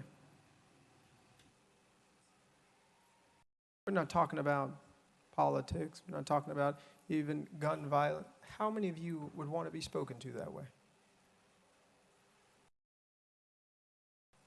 The reason that I believe the sponsor of this legislation, of this resolution, spoke that way is because he's comfortable doing it. Because there's a decorum that allows it. There's a decorum that allows you to belittle people. We didn't belittle nobody. What we said was that we cannot be beholden to gun lobbyists, to the NRA. We can't be beholden to organizations that don't want to see us make progress on gun violence. We can't be beholden to folks who don't want to see us help save our communities and protect them. But there's something else I think that the sponsor of this resolution has alluded to, and there were a few things here that you said that I want to address. He called a peaceful protest a temper tantrum. Is what's happening outside these doors by Tennesseans who want to see change a temper tantrum? It's Sarah, whose son Noah was at the Covenant School. He survived. He's 5 years old. And she showed up here demanding that we do something about gun violence. Is that a temper tantrum? Is elevating our voices for justice or change a temper tantrum? There's something in the decorum of this body that makes it okay to say that folks who are exercising their First Amendment rights to speak up for the hundreds of thousands of people collectively that we represent, there's something in the decorum of this body that says it's okay to call that a temper tantrum, to call people we disagree with on the issues, to say that all they want is attention. But I'll tell you what, I don't personally want attention. What I want is attention on the issue of gun violence. But instead, we're here with a resolution you put up talking about expelling me for advocating for ending gun violence in the state of Tennessee. I'd much rather be talking with you about legislation to protect Shelby County and to protect our communities than talking about why we don't deserve to have our representation lost because we came to the well of this house saying we've got to do something. That's what I would like to be doing. And so you brought attention or tried to bring attention to me, but I want to turn the attention to the people. The people who will never be able to throw a temper tantrum for gun violence. You know, the Larry Thorns, the Catherine Kuntzes, the Mike Hills, the Cynthia Peaks, the Evelyn Decaus, the Haley Scruggs, the William Kennedys, who will never have a chance to throw what you call a temper tantrum for justice, for gun reform, for the ending of gun violence. They'll never have a chance because we haven't taken our oath seriously. Because we don't take people who we disagree with seriously. We tell them, you just are throwing a temper tantrum. And again, these are the same folks who live in one of the greatest democracies, as we've been told, in the United States of America. A place and an institution, in fact, I would argue, that was built on protest. An institution that was built on people throwing temper tantrums against injustice and what they viewed as injustice. It isn't a temper tantrum to say that kids should actually go to schools that are safe. Neighborhoods shouldn't have to have thousands of police officers to be safe.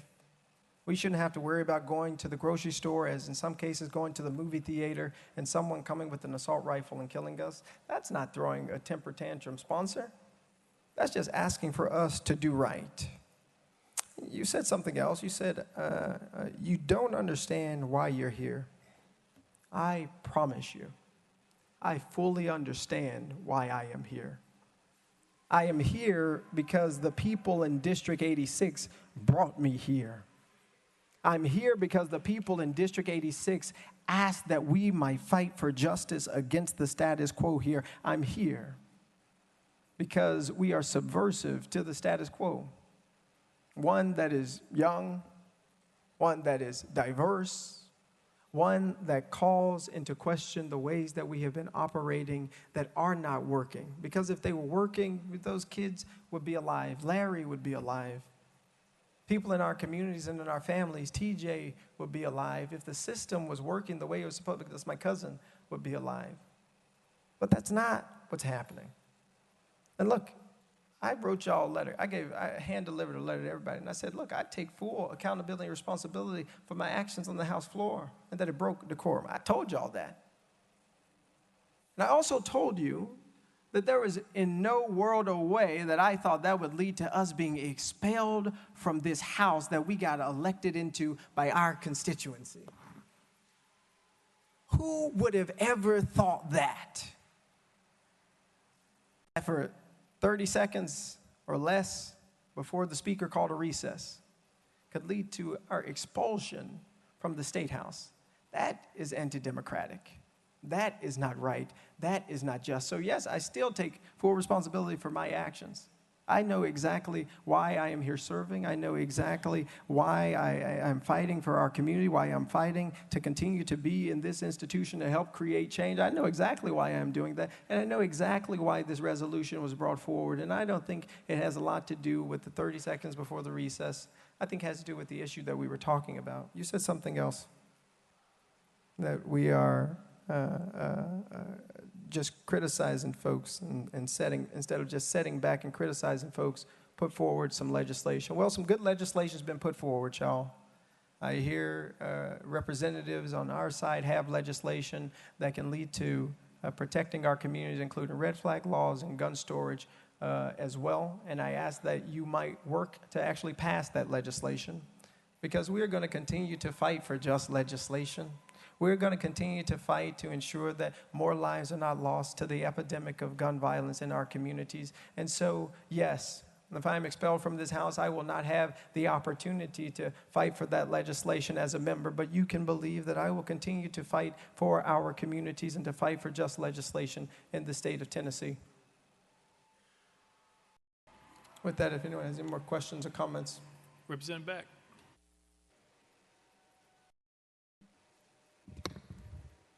Thank you, Mr. Speaker. I've been trying to get the podium all day, but I've been cut off, and I know that's part of our democracy. But I wanted to just talk to y'all real quick about when I wasn't here. We've had 3 cases now, 4 of people being expelled from the House. The only one that I've been at was Jeremy Durham up until Representative Jones earlier. But Jeremy Durham, about half of y'all were here then. I kept hearing that Jeremy Durham did not have his due process. Do you remember that, the ones who were here?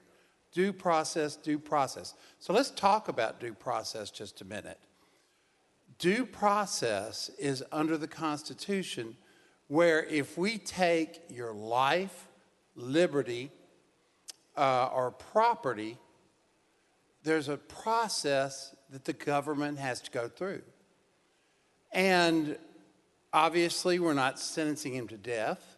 Obviously, we're not taking his liberty by sending him to jail. But we are taking his property. His job is his property. His elected position in this House is his property. And because of that, and we are a government entity, he deserves, Representative Pearson deserves, and all 3 of them deserve due process under the Constitution. We've heard a lot about the Constitution today, but this is rock solid due process.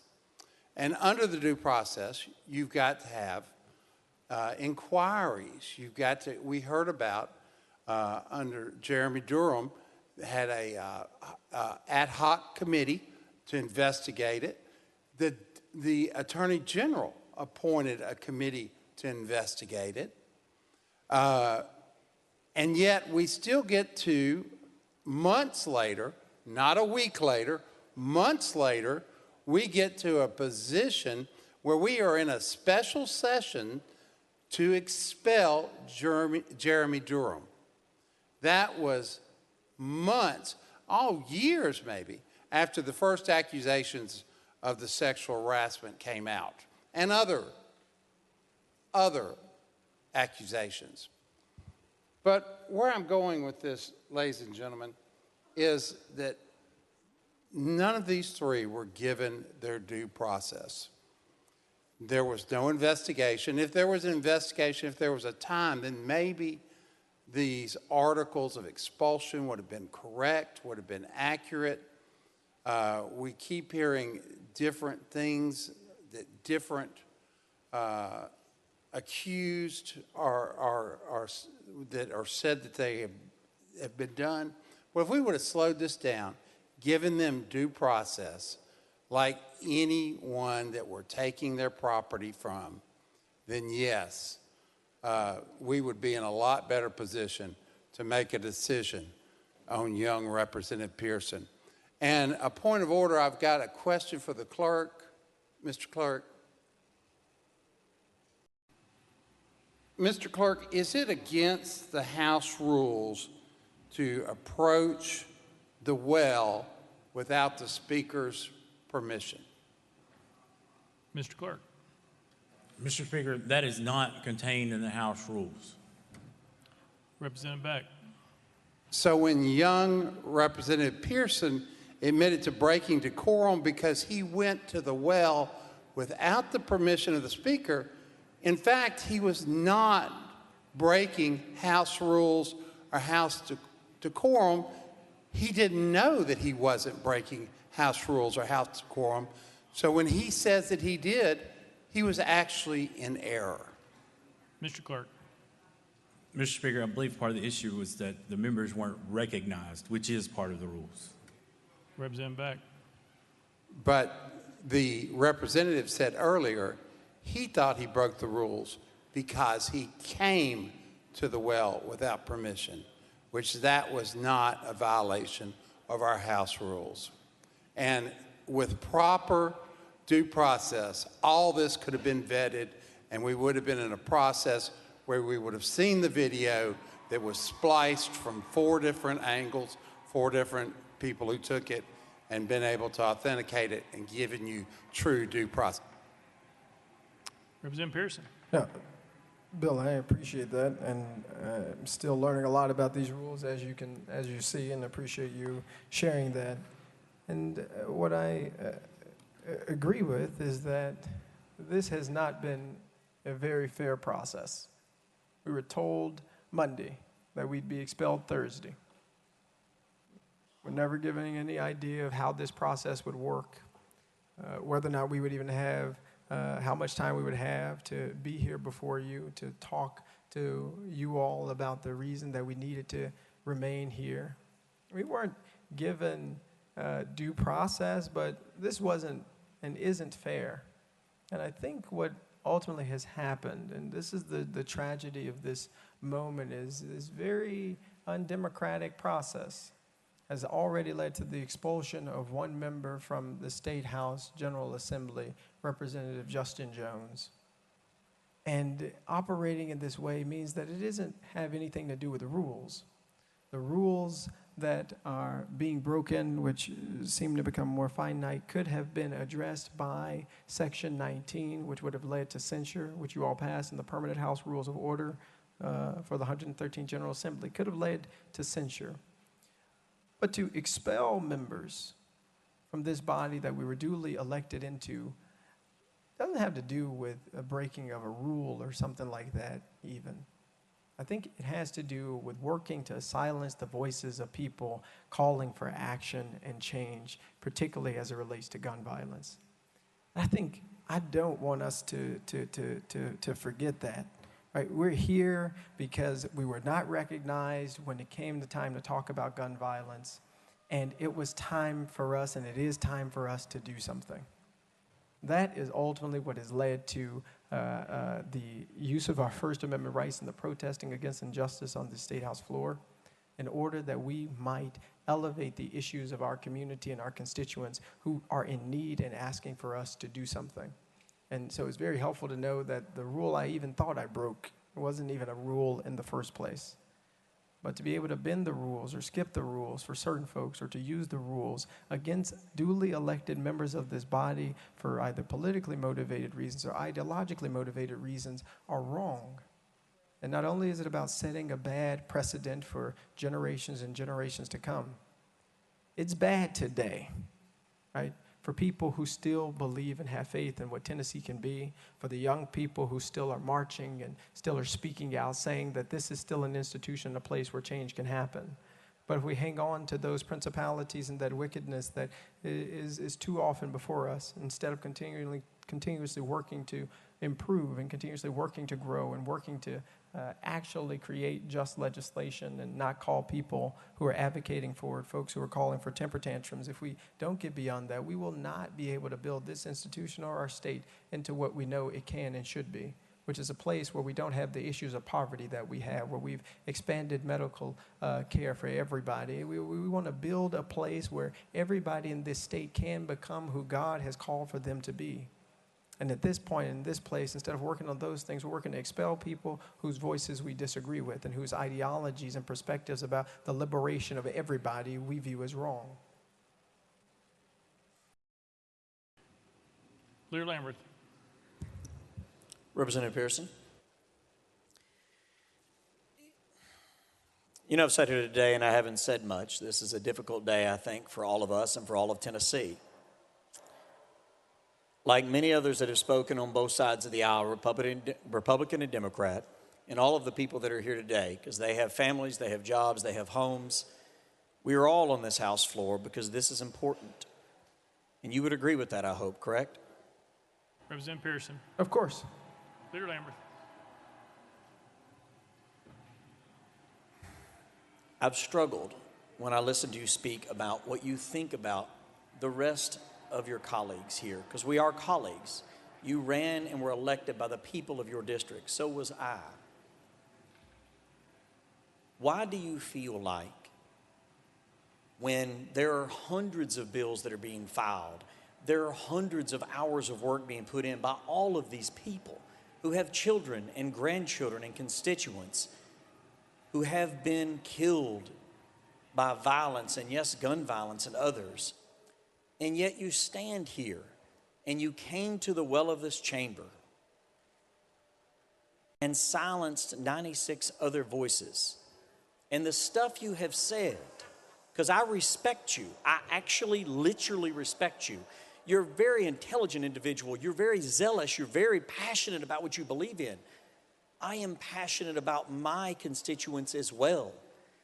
I don't want any child anywhere in this state to be in danger. You've heard me say those words, but you don't seem like you believe that any of us care about our constituents as much as you care about yours. Though many people in this body have served their communities for decades, both Republican and Democrat. When you step into the well with a bullhorn and are yelling and screaming and are sharing with the people of this state that you believe that none of us care, and you shut down the ability of even a response, surely you can at least admit that that is an egregious thing to shut out other voices, because only together with everybody's thoughts at the table, everybody's voice at the table, can we possibly solve the problems that plague our day. Every single voice is important. Yours, mine, everyone's. Does it not matter to you that in doing so, you shut down every other voice and elevated yourself even above the very families who were going through hell because their loved ones were killed? And it appeared to us as if in that broach of protocol, it's not about the rules. It's about that you elevated yourself above the very dead bodies that had not been put in the ground yet. How can you not get that? We all of us, want to make sure that there's no more children killed. Surely you get that, but I'm going to give you an opportunity to respond. I understand that your voice matters. I would ask that you explain to this body why you feel like ours do not. Because on almost every single bill you've spoken, and I think your questions have been illuminated in certain issues that I might not have thought about because I haven't walked in your shoes and you haven't walked in mine. But those rules are there so that we can have this back and forth instead of people just shouting at each other in which nothing gets resolved. I wanted to share that because I wanted to hear your thoughts on how coming to the House floor with a bullhorn and drowning out the voice of my constituents is helpful in this exchange, because this is the way that I know how to resolve things, to talk about them and share ideas and share our differences in a way that comes to better results. What are your thoughts on that? Representative Pearson. Leader Lambert, you're wrong. I don't think that one person's voice is more important than anybody's, especially the 96 or so other folks. But what about the thousands of people who were here that Thursday who you never recognized? What about the thousands of people here who your colleagues never made eye contact with or smirked at and gave a thumbs up or laughed at? What about the thousands of people who came here saying, we need to end gun violence and we need you to do something, and they were called insurrectionists by the Speaker of this House? What about the thousands of people who marched the streets of Nashville and came up to this Capitol asking that we do something, but instead of getting just legislation that might protect our schools, we're saying put more guns in schools? I have to tell you, Leader Lambert, I'm shocked that you would say that you care so much about debate in this moment. I am, because I've seen and talked with a young person today who said they came to you and they were talking with you, and there was another representative, Representative Jones, there, and he was trying to speak with you, and you yelled at him, "I've heard enough from you, young man." You said that to another equal member of this body. And so it is hard for me to now listen to you, a person who has yet to put forward legislation that I believe or that I think has had the true input of other members of this House and other members of this body's input that could actually help protect and save our communities. I haven't heard you talk about the red flag gun laws that you're ready to propose. I haven't heard you talk about the gun storage bills that you're ready to propose. I haven't heard you talking about those things or putting resources or money towards our communities that are suffering from gun violence. I haven't heard you do those things just yet. And so it is very difficult for me to stand here now for you to think that I am trying to elevate myself above the people who were killed at Covenant or my own people, like Dr. Yvonne Nelson or Larry Thorne or T.J. Crutcher. It's really difficult for you to look me in the eye and tell me that I'm putting myself above people who have been killed by gun violence, who I know personally and who I don't know personally but advocate for. When in this House, on that day when we returned, instead of putting forward just legislation, we moved on as business as usual. We had only one representative to speak about the shooting at Covenant, and we moved on. So don't tell me, sir, that debate is so important to us when you didn't stand up and tell the Speaker, we need to make sure that all members can speak now. Go ahead, Leader Lambert. Leader Lambert, the first 5 ran out. That was his 5. We'll put you back on the list and come back to you. I'm sorry. Sorry. No, we don't. We'll come right back. It's fine. We'll be back in 5 minutes or less, potentially.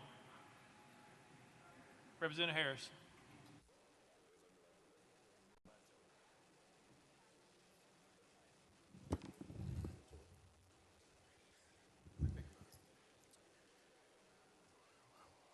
When I look at you, I see myself. If I'm unable to see you as my brother, then it is my vision that is blurred. I don't want to talk to the members about this. I just want to talk to you directly as another young brother in this legislature. I remember when I first got here, I think that I would walk by people, even now I still do, and one thing every member is going to be able to say is that I speak to every single person. I'm going to say, hey, how are you? How's it going? I'm going to speak to every single person. Everybody doesn't speak back. So we're going to talk about silence. On these committees that we serve on, I understand where you're coming from on this because a lot of times there is a lot of silence. You can ask to speak on something and it's going to be silenced. I served on a committee last year that the speaker can actually attest to. I I asked the speaker to be removed from the committee because a rule was put in place that we had to provide the questions ahead of time because we were being silenced. I look back at a few weeks ago, I was in a committee, and the chairman, who I have the utmost respect for, heard me ask for a question and ignored me, silenced. It happens so often here. We have to find our place. So whereas you decided to go to the well to speak on behalf of people, thousands of people, because we had been silenced for so long, that buildup happens. I was talking to a member on yesterday about today's proceedings, and they said, well, I respect you. I respect you highly. I think of you greatly now. When I first got here, people had an opinion of who I was before they had even gotten to know who I was. You got here a week and a half ago. They haven't had an opportunity to get to know who you are. They've already made their decision. And that's okay. We'll see you back. What I want you to know, though, is that as you do it, do everything in love. When I leave out of this place, I'll be here for some time. I mean, if you look around this room, a lot of these members may retire, be dead and gone, but rules and stuff will still change, and you'll be here. We have an obligation to serve and represent people, every single one of us. And while things may not pan out the way you want it to right now, just know it really did work out. And I say that because if you watched an hour or so ago, it didn't really work out. And so we're here now. People are looking, paying attention to every single thing we do, respectfully.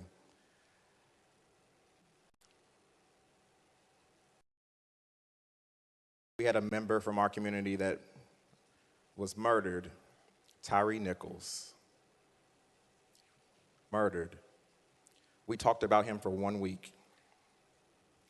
We had 6 individuals killed recently, 3 children, 3 adults. And we would have talked about them for 1 week had you not done what you did last Thursday. You allowed for more voices to be heard. Now, while I may have done things a little different, you made a difference that everybody's going to remember. And I promise you, those young people, the people that's going to pass away in the future, things that may happen in the future, they're going to get heard. And when you go back home, just know you did a great job. Matthew 25:21 says, "Well done, my good and faithful servant." It has been a joy to work with you, no matter what happens here today. Representative Pearson. Thank you, Representative Harris. And indeed, we are in a movement rooted in love. The movement for justice, the movement to end gun violence, the movement to end poverty, to ensure every kid gets good education, the movement to ensure everybody has access to health care. It's rooted in love because it's rooted in the belief that every person has value. And I know that's countercultural or that's subversive to some people's way of thinking, but it is rooted in love. And that is how we can, and that is the way we must operate. But I want to speak to this because I don't know what's going to happen. But I'll promise you that it's all right with me. What I will say is that those silences that my colleague is talking about, it's an institutional problem. And I see a lot of chairmen here talking and a lot of other leaders here of the party that's in positions of power right now. And I'm really speaking to the chair folk. Y'all have a responsibility to make sure your committees still are democratic. I've watched the committee hearings, and oftentimes, you get folks calling the question before any other colleague gets to ask any question, even when they have valid points. You get folks, I came up here last year fighting for this environmental justice legislation. We had 6 people who were supposed to speak on the committee, and it turned into miraculously just 2. Upholding the ideal that all of us want for democracy, the idea that folks died for and that they fought for and that they cried for and that they gave their lives for. Folk like my granddaddy who fought in World War II in Vietnam, folk who have given and sacrificed for this country. The responsibility to hold together this democracy does not just fall on the hands of the people who are being persecuted. It's actually the people who are in positions of power. Because when you don't, you abuse the power. And this resolution sponsored, this is, in my eyes and many folks' eyes, an abuse of power. But I would say to you, no matter what happens, I'm all right.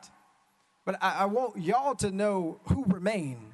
That each of you have an obligation to stop turning the people's house into your own club. That the folks who sit in committees with you, who got elected just like you, who swore the same oath that you swore, they deserve a voice in these committee rooms, and we deserve a voice on this House floor.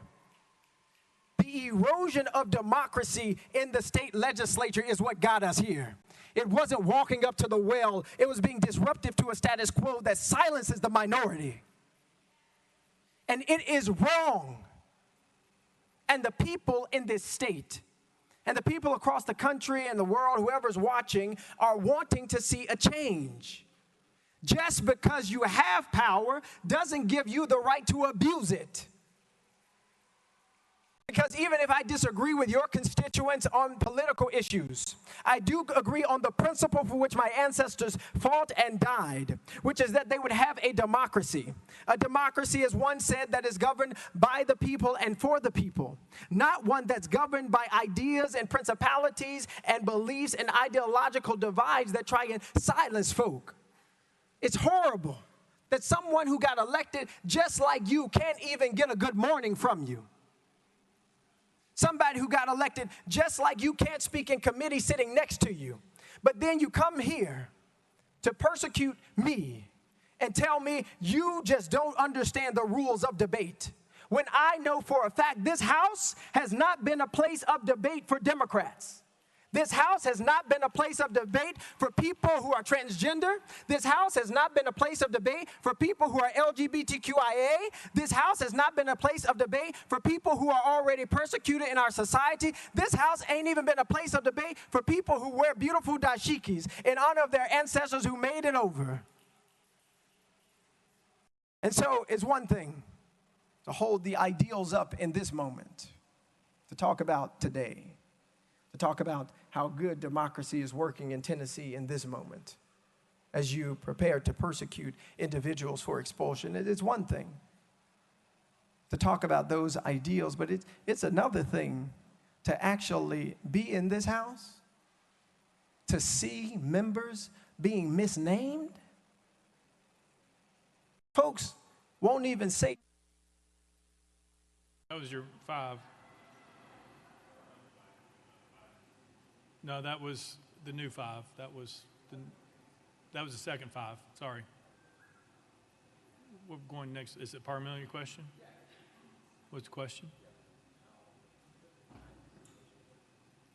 Mr. Clerk.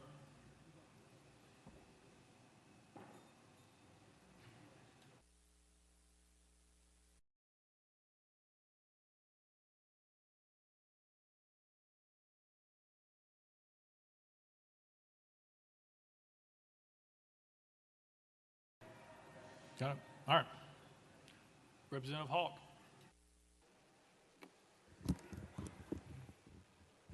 Thank you, Mr. Speaker. I didn't plan to speak today. We're talking about the committee system, and we're talking about floor actions like this is something new. supermajority that we've heard about through conversations today, that's what's new. The Democratic Party had control of both bodies of the legislature for 140 years. And early on, I couldn't get a bill heard. I couldn't get recognized in committee. I had a challenging time ever having a conversation on the floor about a concern that I have. There were certain people who were able to pass bills. There are certain people who were able to talk on bills. So it's not something that's new.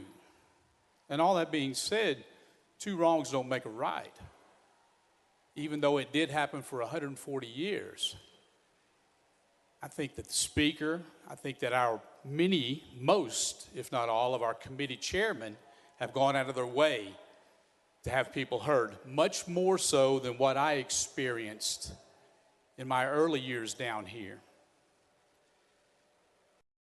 I heard an interesting reaction from the crowd a few moments ago as someone was talking about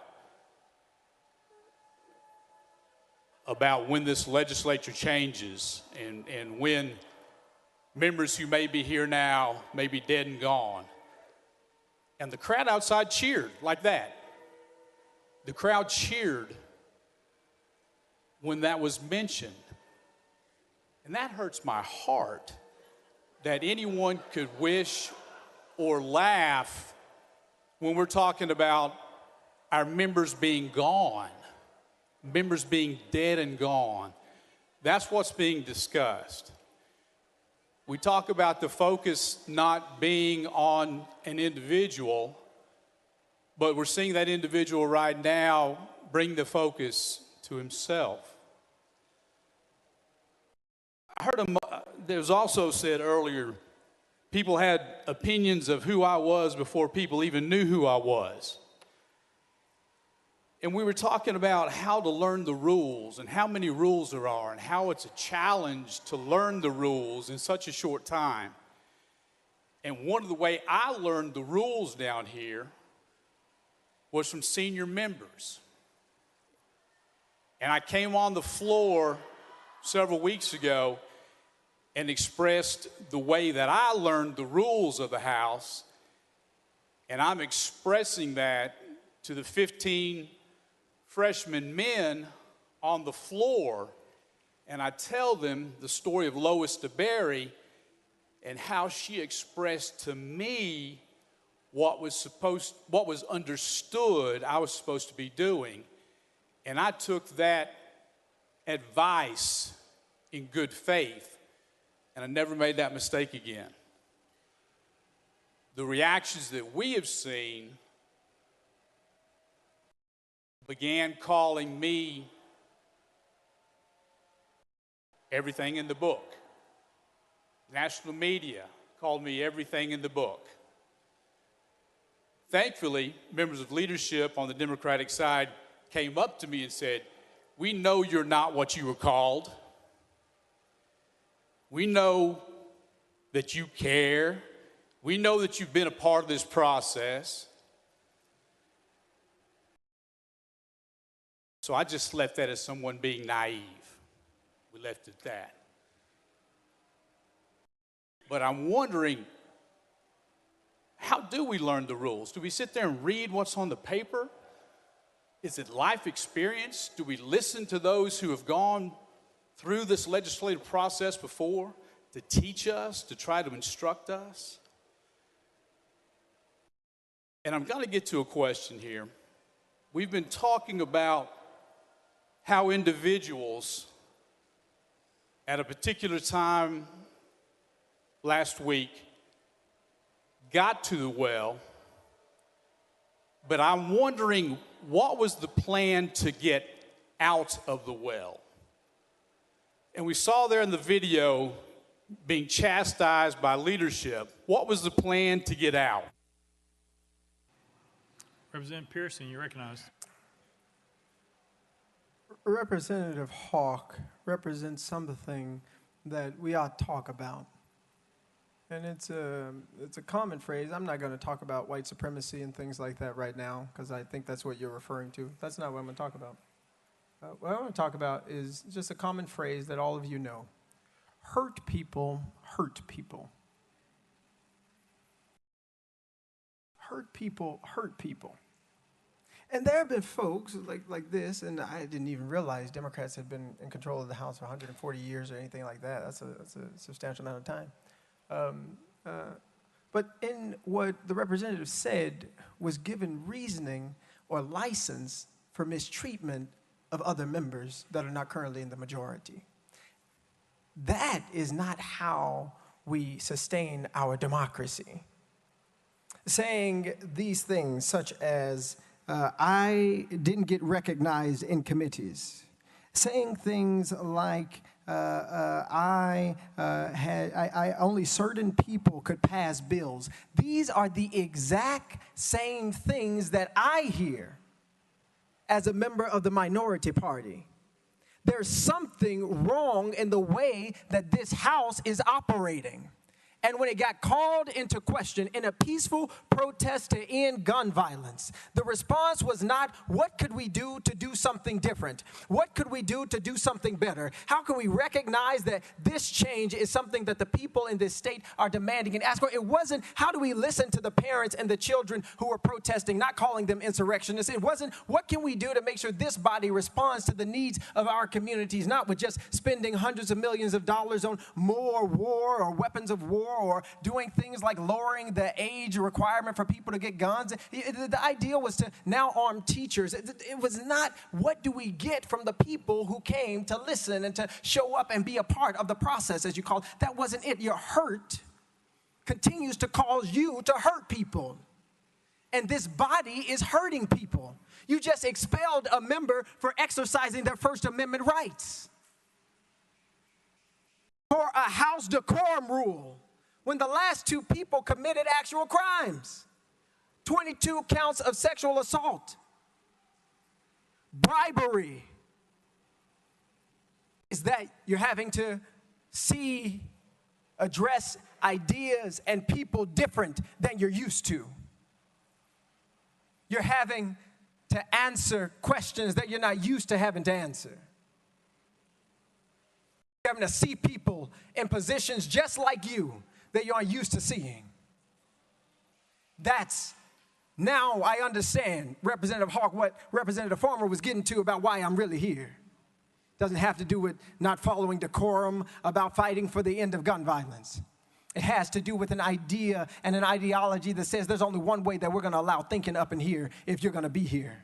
It's only one way that you're going to be if you're going to be in this house. But the news for you and for every member in this legislative body is that this country is changing in magnificent ways. That the diversity of the state of Tennessee is changing in magnificent ways. That the voices and the people who are protesting aren't just black folk and ain't just white folk, ain't just rich folk or poor folk.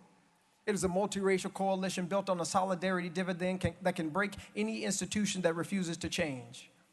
And so, because we need not cling to hurt, I suggest that this institution choose to change. Change the way that it is operating in order for justice to be possible here, for everybody's voice to be treated equitably here. I will say this. Lois DeBerry, Speaker Pro Tem, why was she never the Speaker of this House? She deserved to be Speaker of this House. And the reality is, the reason that she was saying things about decorum and things like that was because she understood that the institution that she was a part of, the institution as the second black woman, I believe, to ever be elected in the Tennessee State Legislature, the way she had to present herself, the things she had to do and say, and the way she had to look was so important because black folk wouldn't get respected otherwise, because white folks wouldn't respect them. They'd call them boy, they'd call them girl, instead of chairperson or Speaker Pro Tem. All right. Representative Towns.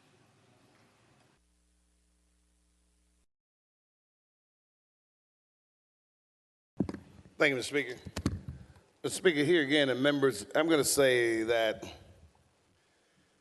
this House right now should be in mourning. We really should be in mourning after the incident at Covenant with the 6 beautiful souls that untimely transitioned. That's what we still should be doing, watching the flags fly at half-mast. Because I know that particular day, everybody was hurting, and a lot of us are still hurting. Hearts broken. A heartache is a hell of a thing. Our hearts were cracked and broken, and you can't put it back together again. We're supposed to be in mourning. This house ought to be in mourning. It has not healed, hadn't had time to heal. It takes time to heal a broken heart. But we've been deflected on trumped up charges for one of our members, 2 of our members, 3 of our members, which is subconsciously denying us the ability to heal and plan and progress our way through this melee of madness, of death and destruction in our communities. We should be in mourning. And in our anger, we're lashing out at our members, at the brothering, if you will, on this House floor. We're lashing out.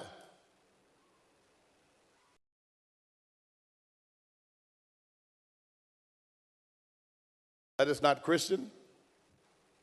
That is not kindness. That is not brotherly. And that's not something that we should act that way towards our colleagues. As I've shared with you, none of our members should be expelled because there were other measures if there need to be anything done in terms of discipline. We had other measures.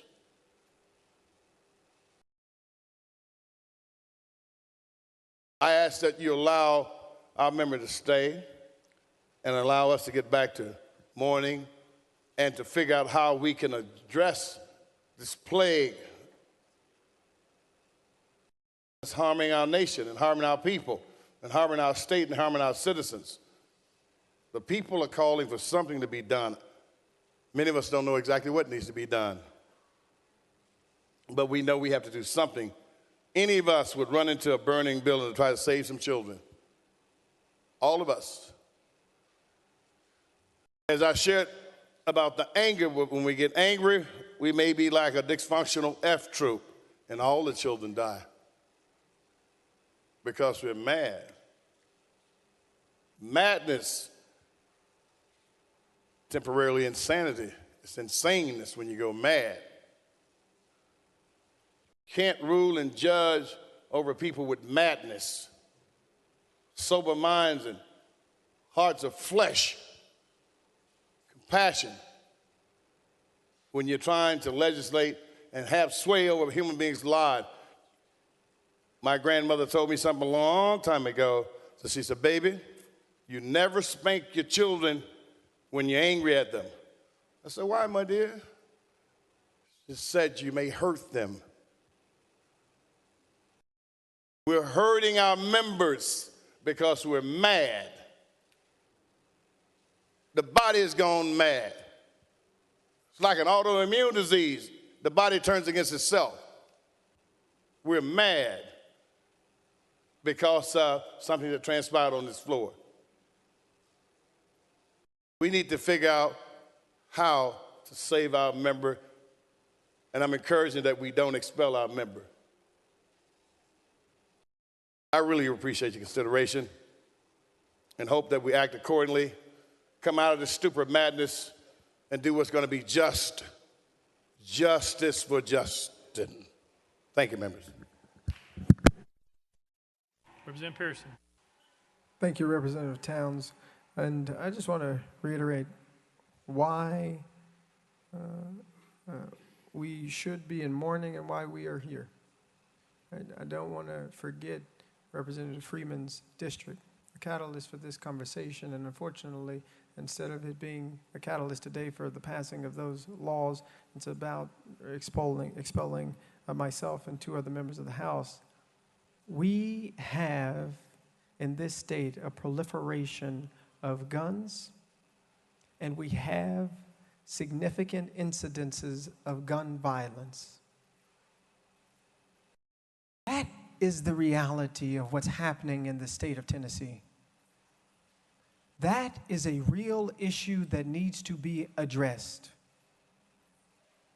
And this expulsion and other conversations that take away from the real calls for change that are coming out of the halls and coming out of the homes of people in all of our communities is detracting away from the calls and cries for justice that each of us need to be answering, that each of you need to be answering. And if your mind has not changed about how we get there since last Thursday, if your mind hasn't changed about how we make Tennessee a better, more safe place, if you're offering the same solutions or resolutions or ideas, then you are not listening to the people. You are not listening to the communities like Memphis and Shelby County that are suffering. You're not listening to the folks who are dealing with gun violence on every single day, every news cycle. All of us should be being transformed in the ways that we're thinking about solving this problem. But instead of being transformed to do something to solve it, we're silencing folks who said we've got to say something. The resolution isn't expulsion. The resolution is doing something to pass meaningful gun violence prevention. That's what we should be doing. That's what you should be doing. Saying, how do we prevent incidences like what's happening to folks like Larry, all the way to folks like at Covenant? How do we actually prevent this from happening by ensuring that this proliferation of gun violence ceases on our watch? That's what folks are calling for, asking for, and demanding. And that's what I will continue to call for and ask for and demand, because we can do it. It is possible for this legislative body to pass more just laws. Now, whether the will is there is up to each and every one of you. It's up to you to decide whether or not we need red flag laws. It's up to you to decide whether or not we're going to pass gun lock storage laws. It's up to you to decide whether or not we're going to stop folks who shouldn't have guns from having AR-15s that can send hundreds of rounds through people's schools and homes and bodies. These are decisions that can be made by we who have been elected, by you who have been elected. You know, I always got pretty frustrated when I saw the whole thoughts and prayers thing. You know, it always bothered me, because I always said, the people in power must do something. The people in power will do something, I thought, I believed, naively. And then I had the opportunity, because some folks at age 93 and 88 and 81 and 70 went to the polls to cast a ballot, not just for Justin, but for justice. I had the opportunity to come to that place,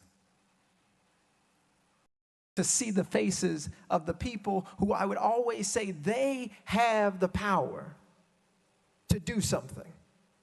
These folks, they're the ones who folks are always mad that they send thoughts and prayers at, because they've got power that they will to actually be able to change the situation. But instead of looking into these faces and seeing a dogged determination to change what is going on, I'm seeing a dogged determination to expel me and expel the voice of District 86 in this state house, because we know we need to have an end to gun violence. Because we're tired of having kids and adults and loved ones being killed by guns. So it's disappointing But that dogged determination does live in certain people, and that gives me hope.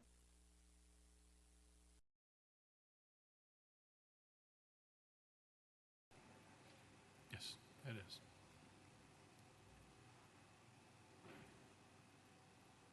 Representative Warner. Thank you, Mr. Speaker. I call for the question. Question's been called. There's objection. We're voting on previous question. All those in favor of previous question vote aye when the bell rings. All those opposed vote no. Has every member voted? Does any member wish to change their vote?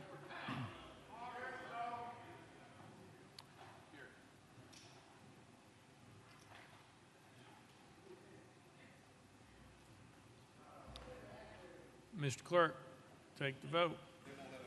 Ayes 73, 23 nays. Previous question prevails. Let the journal reflect Representative Terry is excused. Representative Pearson, you have 5 minutes to close. Okay, give me 1 second. Speaker, I just want to ask point of privilege. Speaker, point of personal privilege. Is it possible that Senator Ackberry could join us up here? Former State House Representative. Yeah, she can come. Thank you. Thank you. She's going to stand next to me. Leader Camper. Come on, Senator. All glory and honor to God, who makes all things possible, who takes the son of teenage parents Kimberly Owens Pearson and Jason C. Pearson and brings them to an institution built by enslaved people's hand. All glory and honor to God, who brings those who've been marginalized and excluded into this place and tells them that you still have a voice, that you still are somebody, and that the movement for love and justice cannot be stopped because we've still got a heartbeat, because we've still got a movement for love that needs us. We've still got people who are calling on us to act and to do something. To all you who still believe that the best days for democracy are ahead, for all of you who still believe that our better days in Tennessee are ahead, I want to tell you that I still believe with you. And how is it that even now amidst persecution, on this Holy Week, after my own brother Justin Jones, Representative Jones, gets expelled from the House, is it that we still have hope and faith and belief in the democracy of Tennessee, faith and hope in the belief in the democracy of the United States of America? How is it that you still have hope, you descendant of enslaved people? How is it that you still have hope? Well, it's because even from the bottom of slave ships, my people didn't quit. Even in cotton fields and rice fields, my people didn't quit.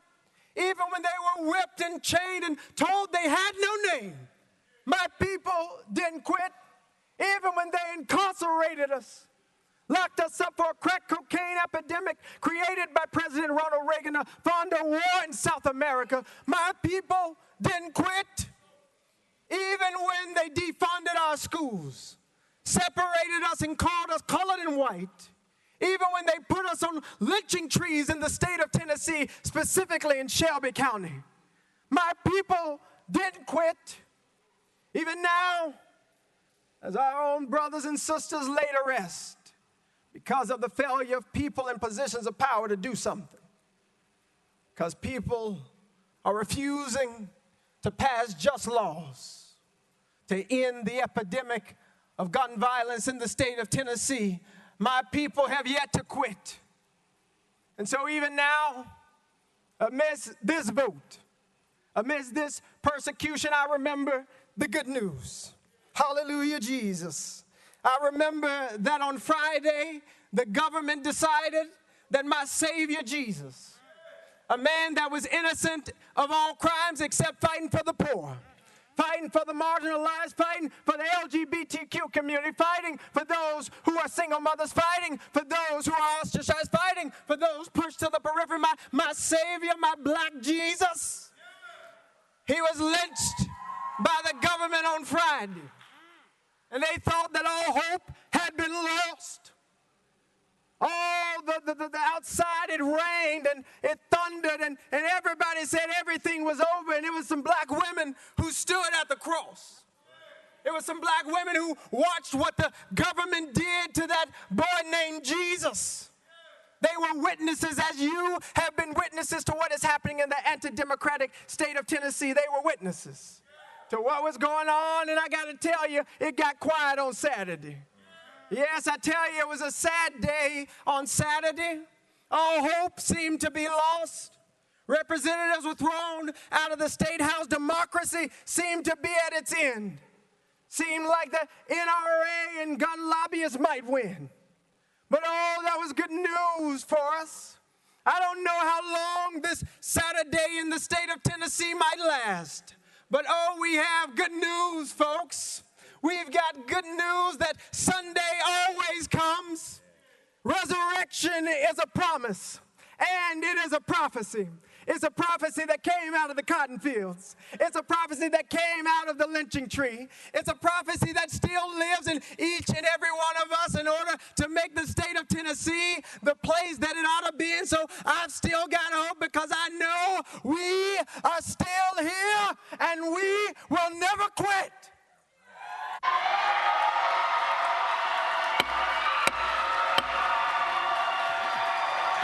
Out of order.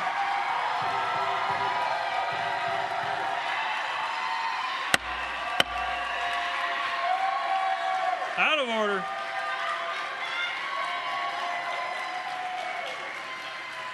We're voting on House Resolution 63. All those in favor, vote aye when the bell rings. Those opposed, vote no. Has every member voted? Does any member wish to change their vote?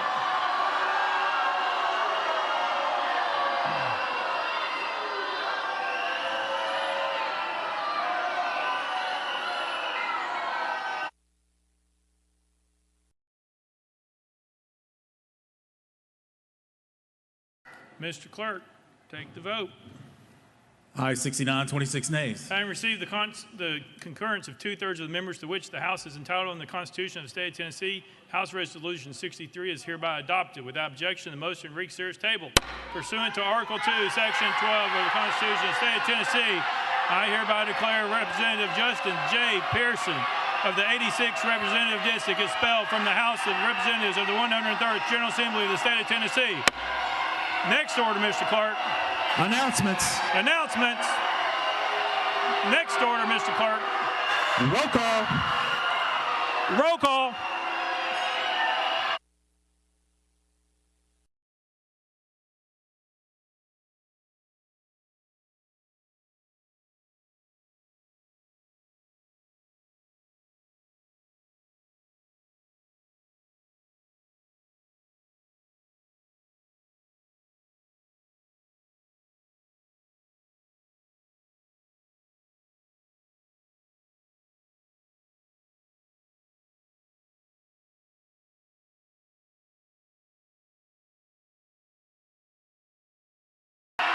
Take the roll, Mr. Clerk.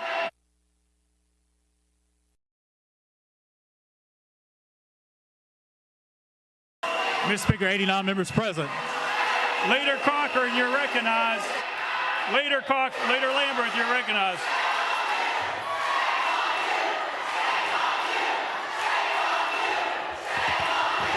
Thank you, Mr. Speaker. I move the House stand in recess until 5 p.m. on Monday, April 10th, 2023.